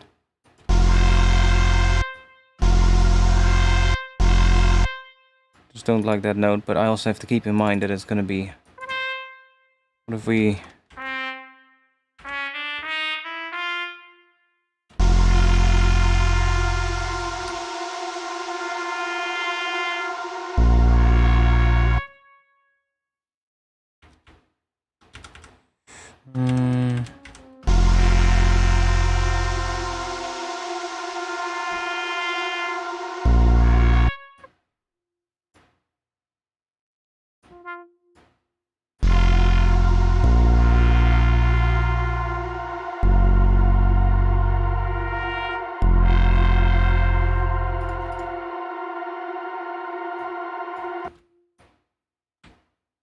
Let's just do some more stuff, and we're gonna make you, I don't know, come up a bit, and you're gonna go do that. Doesn't really matter, we just need some movement. And let's just put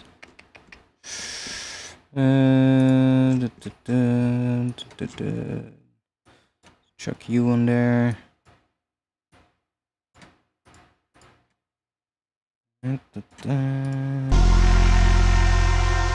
And let's put you in there.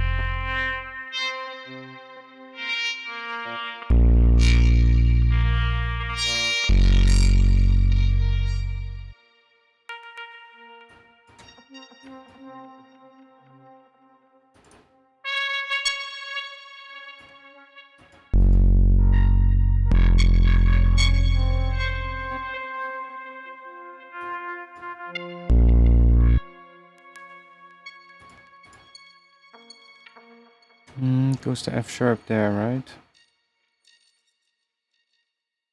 Or what is that?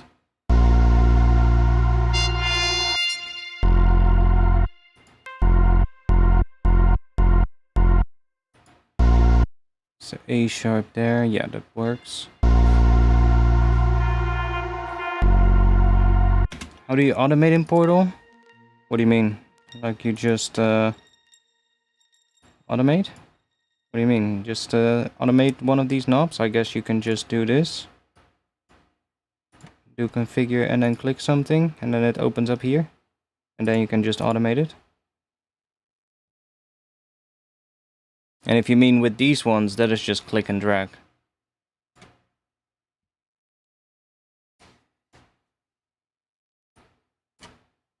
But yeah, Portal is amazing.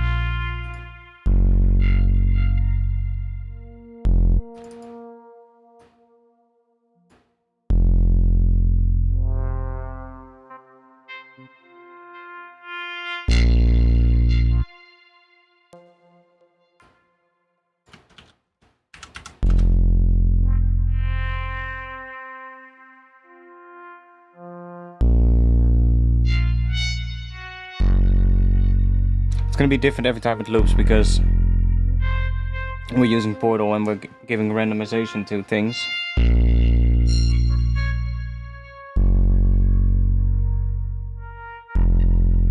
That kind of works. Let's just loop that.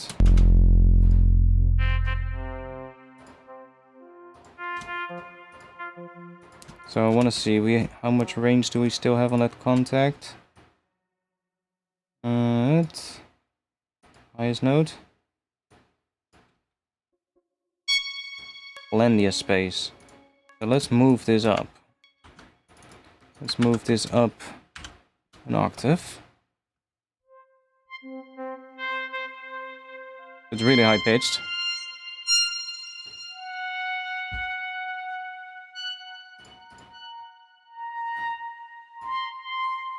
And let's do some more stuff, because now we know that these are related to the bass notes underneath that I came up with. So these notes now should always work on these bass notes, as opposed to this thing where I was just playing random things.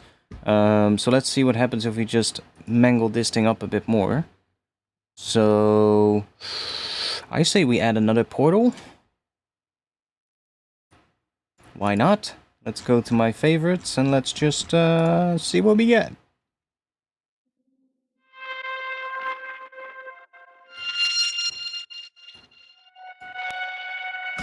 For the time being, I'll bring this MIDI an octave down, so it's actually in the pitch that sounds more pleasing, because that really high octave, it starts sounding a bit fucking ear piercing.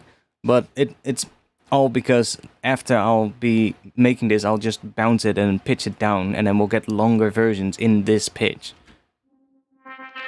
And we'll get, like, I don't know, more weird things. Can even bring this down 2 octaves probably.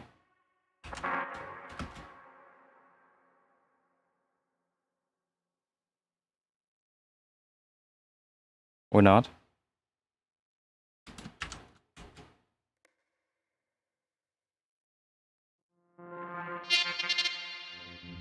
There we go.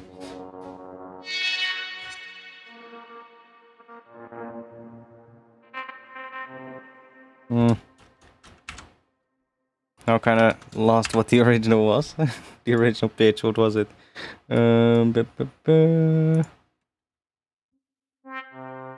Yeah, that sounds more like...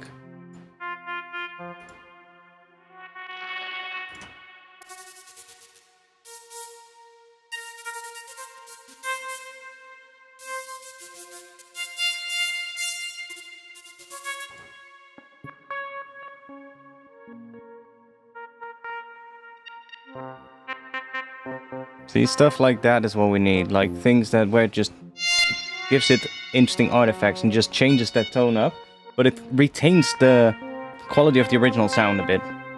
It just makes weirder things. Like, that one is a bit much. See, it becomes out of tune, and that's gonna be too much. But something that's like this could work better. I want to see what else we have, though, but...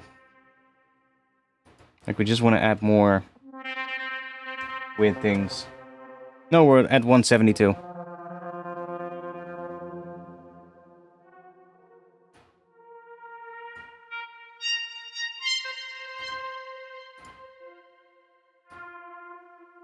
Can have the original come through a bit.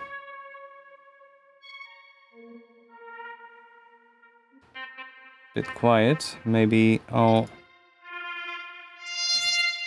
it gets louder. Certain areas.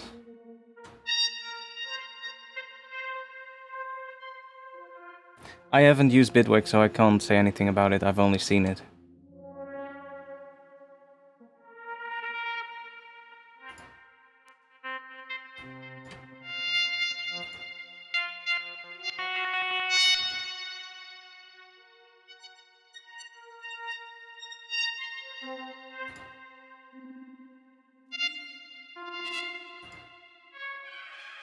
That's too much.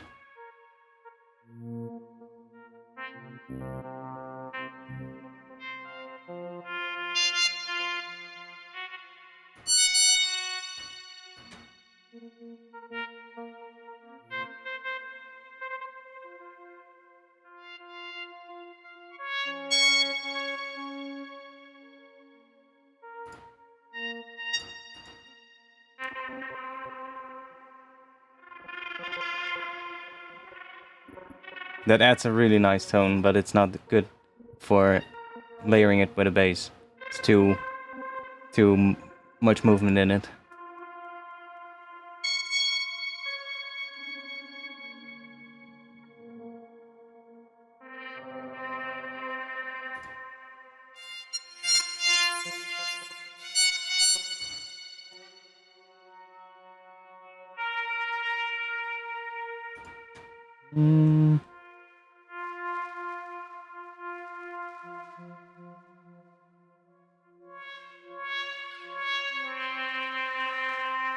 I actually like that with a bit of noise.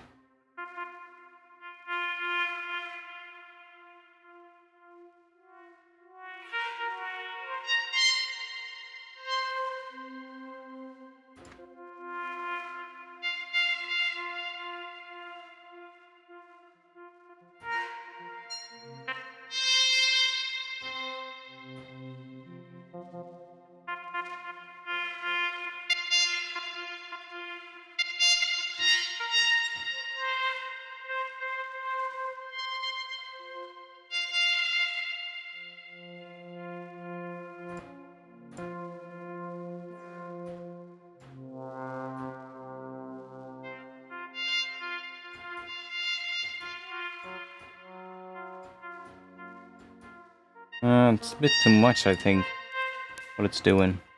It sounds cool, but...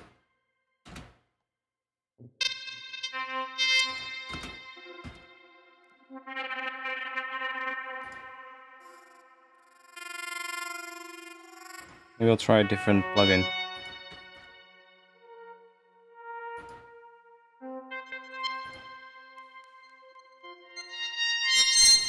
God damn.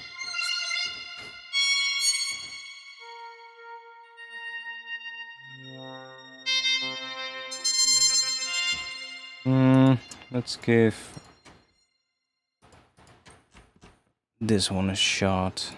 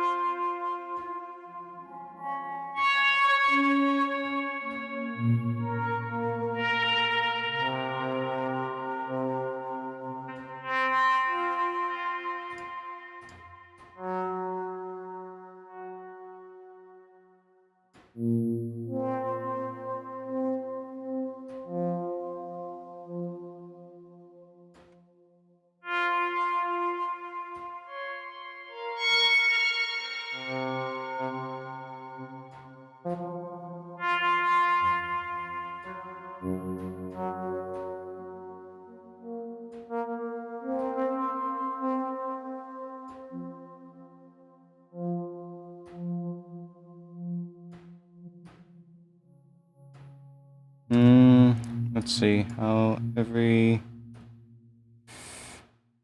4 bars. Let's just do every bar.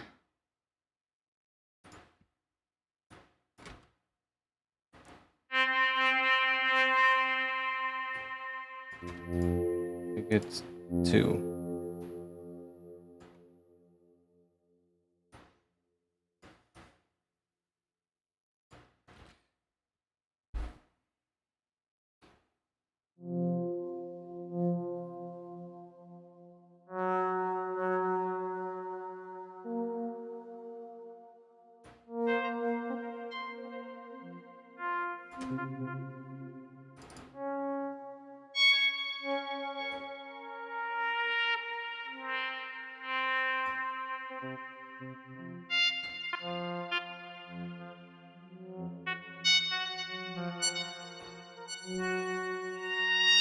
Let's set it to reverse.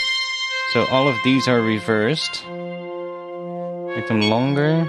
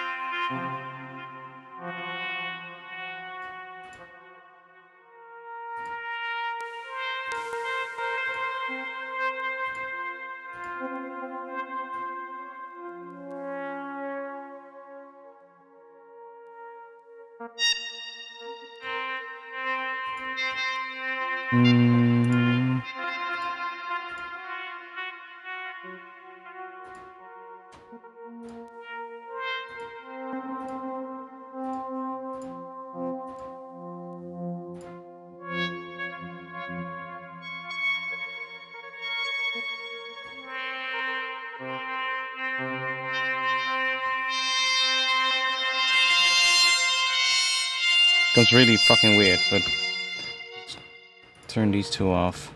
Maybe that's why.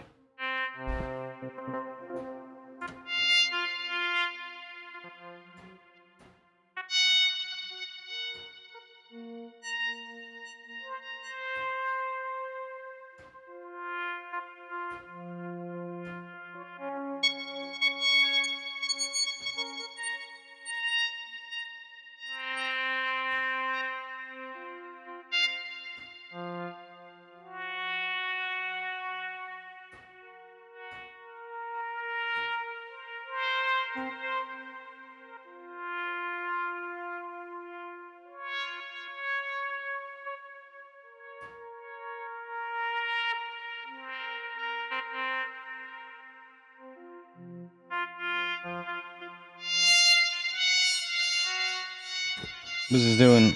It is creating extra things, but...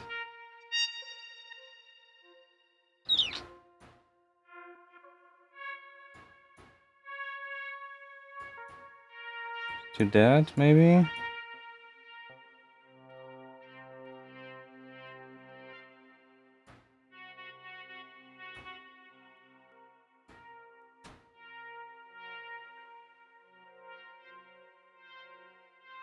Sure. Let's just corrupt this and put the dry one underneath that.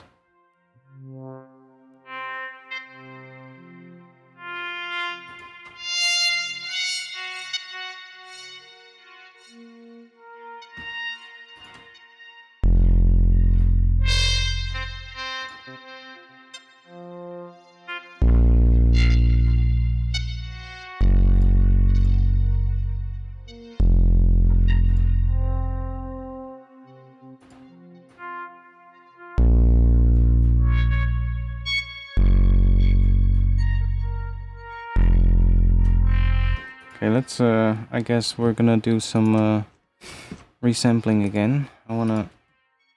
Still not exactly what I want. Let's, go in here and see if we can find something that still works.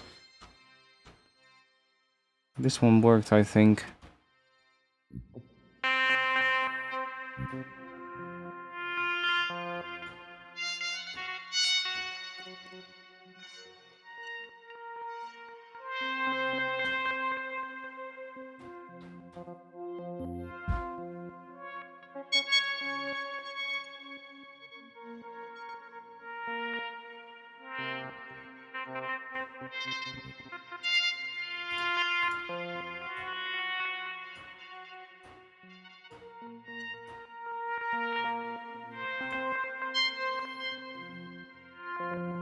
Let's see what happens if we just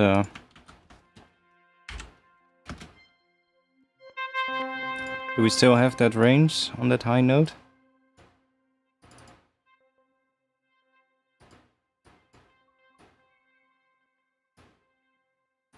Yeah, we do. Okay, good.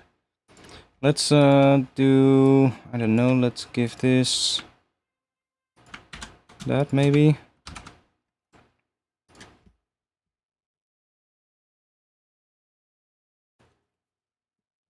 Let's see what happens. How late is it, by the way? It's already 1 AM. Well, today is mostly sound design then, but that's fine. Hey, we made some weird as fucking sounds, and we had a lot of fun. I might do some more, a little bit of messing with the skill a bit to see if I can find some cool motifs and stuff. But definitely made a lot of good sounds. But now I wanna see what happens if I grab this, put it here.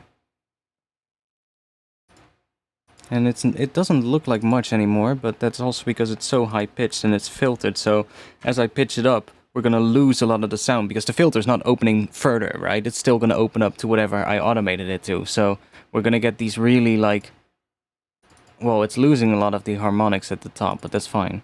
Now let's just pitch this down. Let's do 2 octaves. And it might be, we might have to open the filter up a bit more, judging from the look of this, but let's see. So that is now laid with this one. Now it's not going to work anymore with all the notes because they don't align anymore, but let's see what these do together.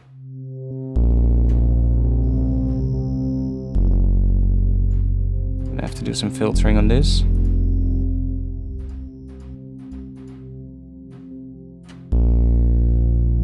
Might want to go less than 2 octaves. 2 octaves is too much. Let's do 1 octave.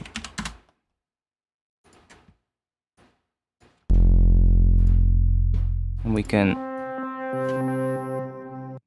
crank this volume up from this one a little bit so that it has more level to work with.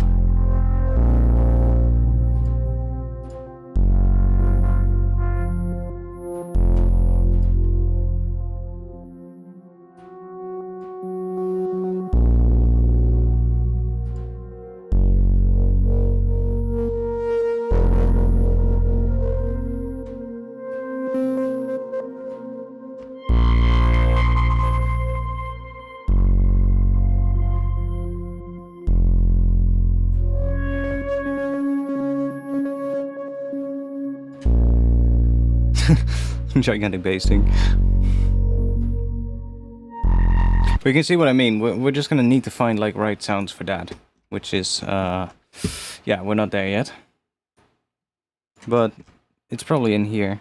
Honestly, those sounded pretty cool. I just need to find the right thing, and it's gonna take quite a bit of time, and it's not too interesting to do on stream, sadly.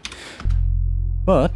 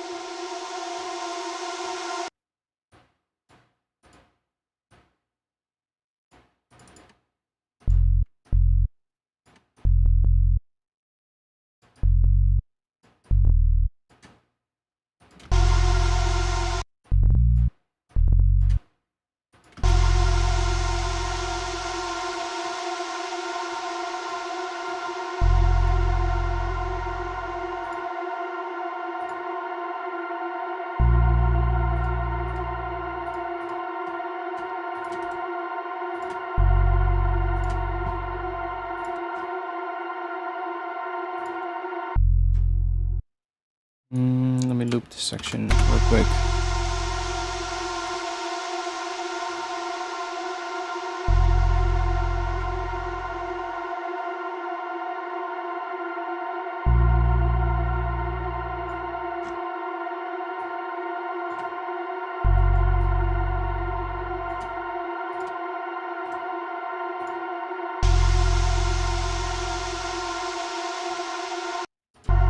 Let that loops. Let's see.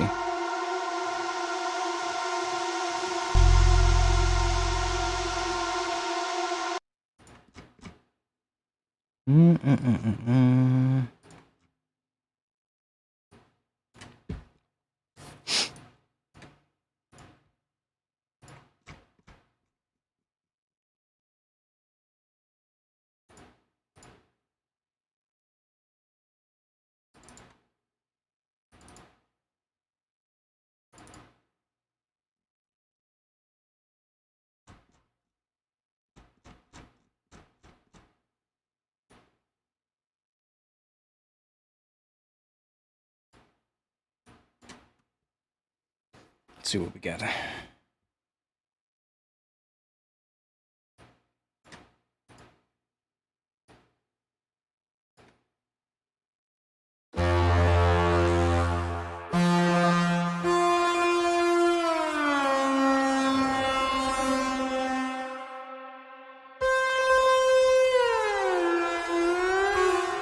It's a bit not what we're looking for.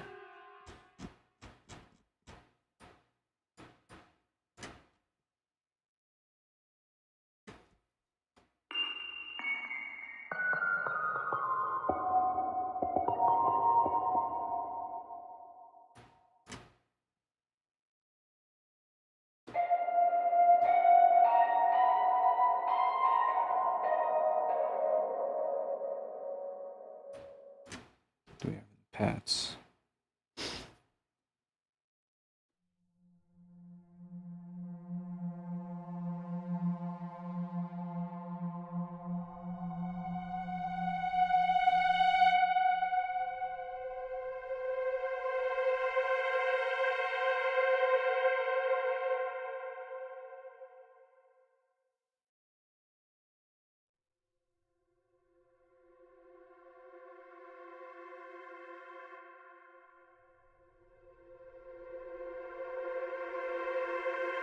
That is that chord that I have in the intro, in the first part.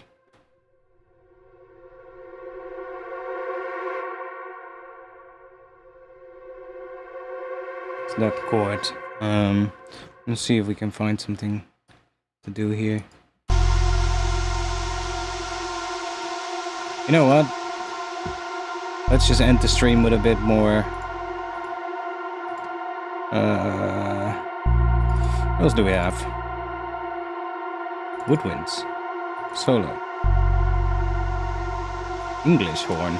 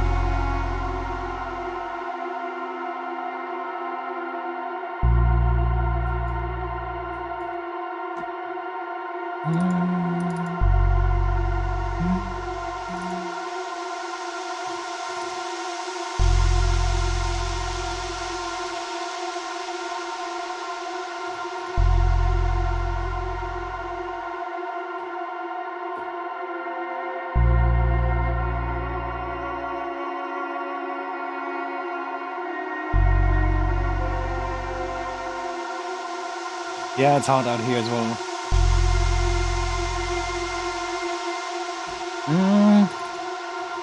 We'll end then with...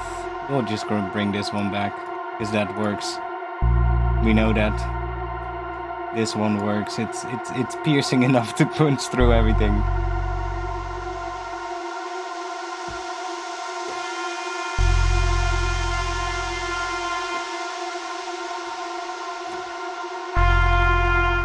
There we go.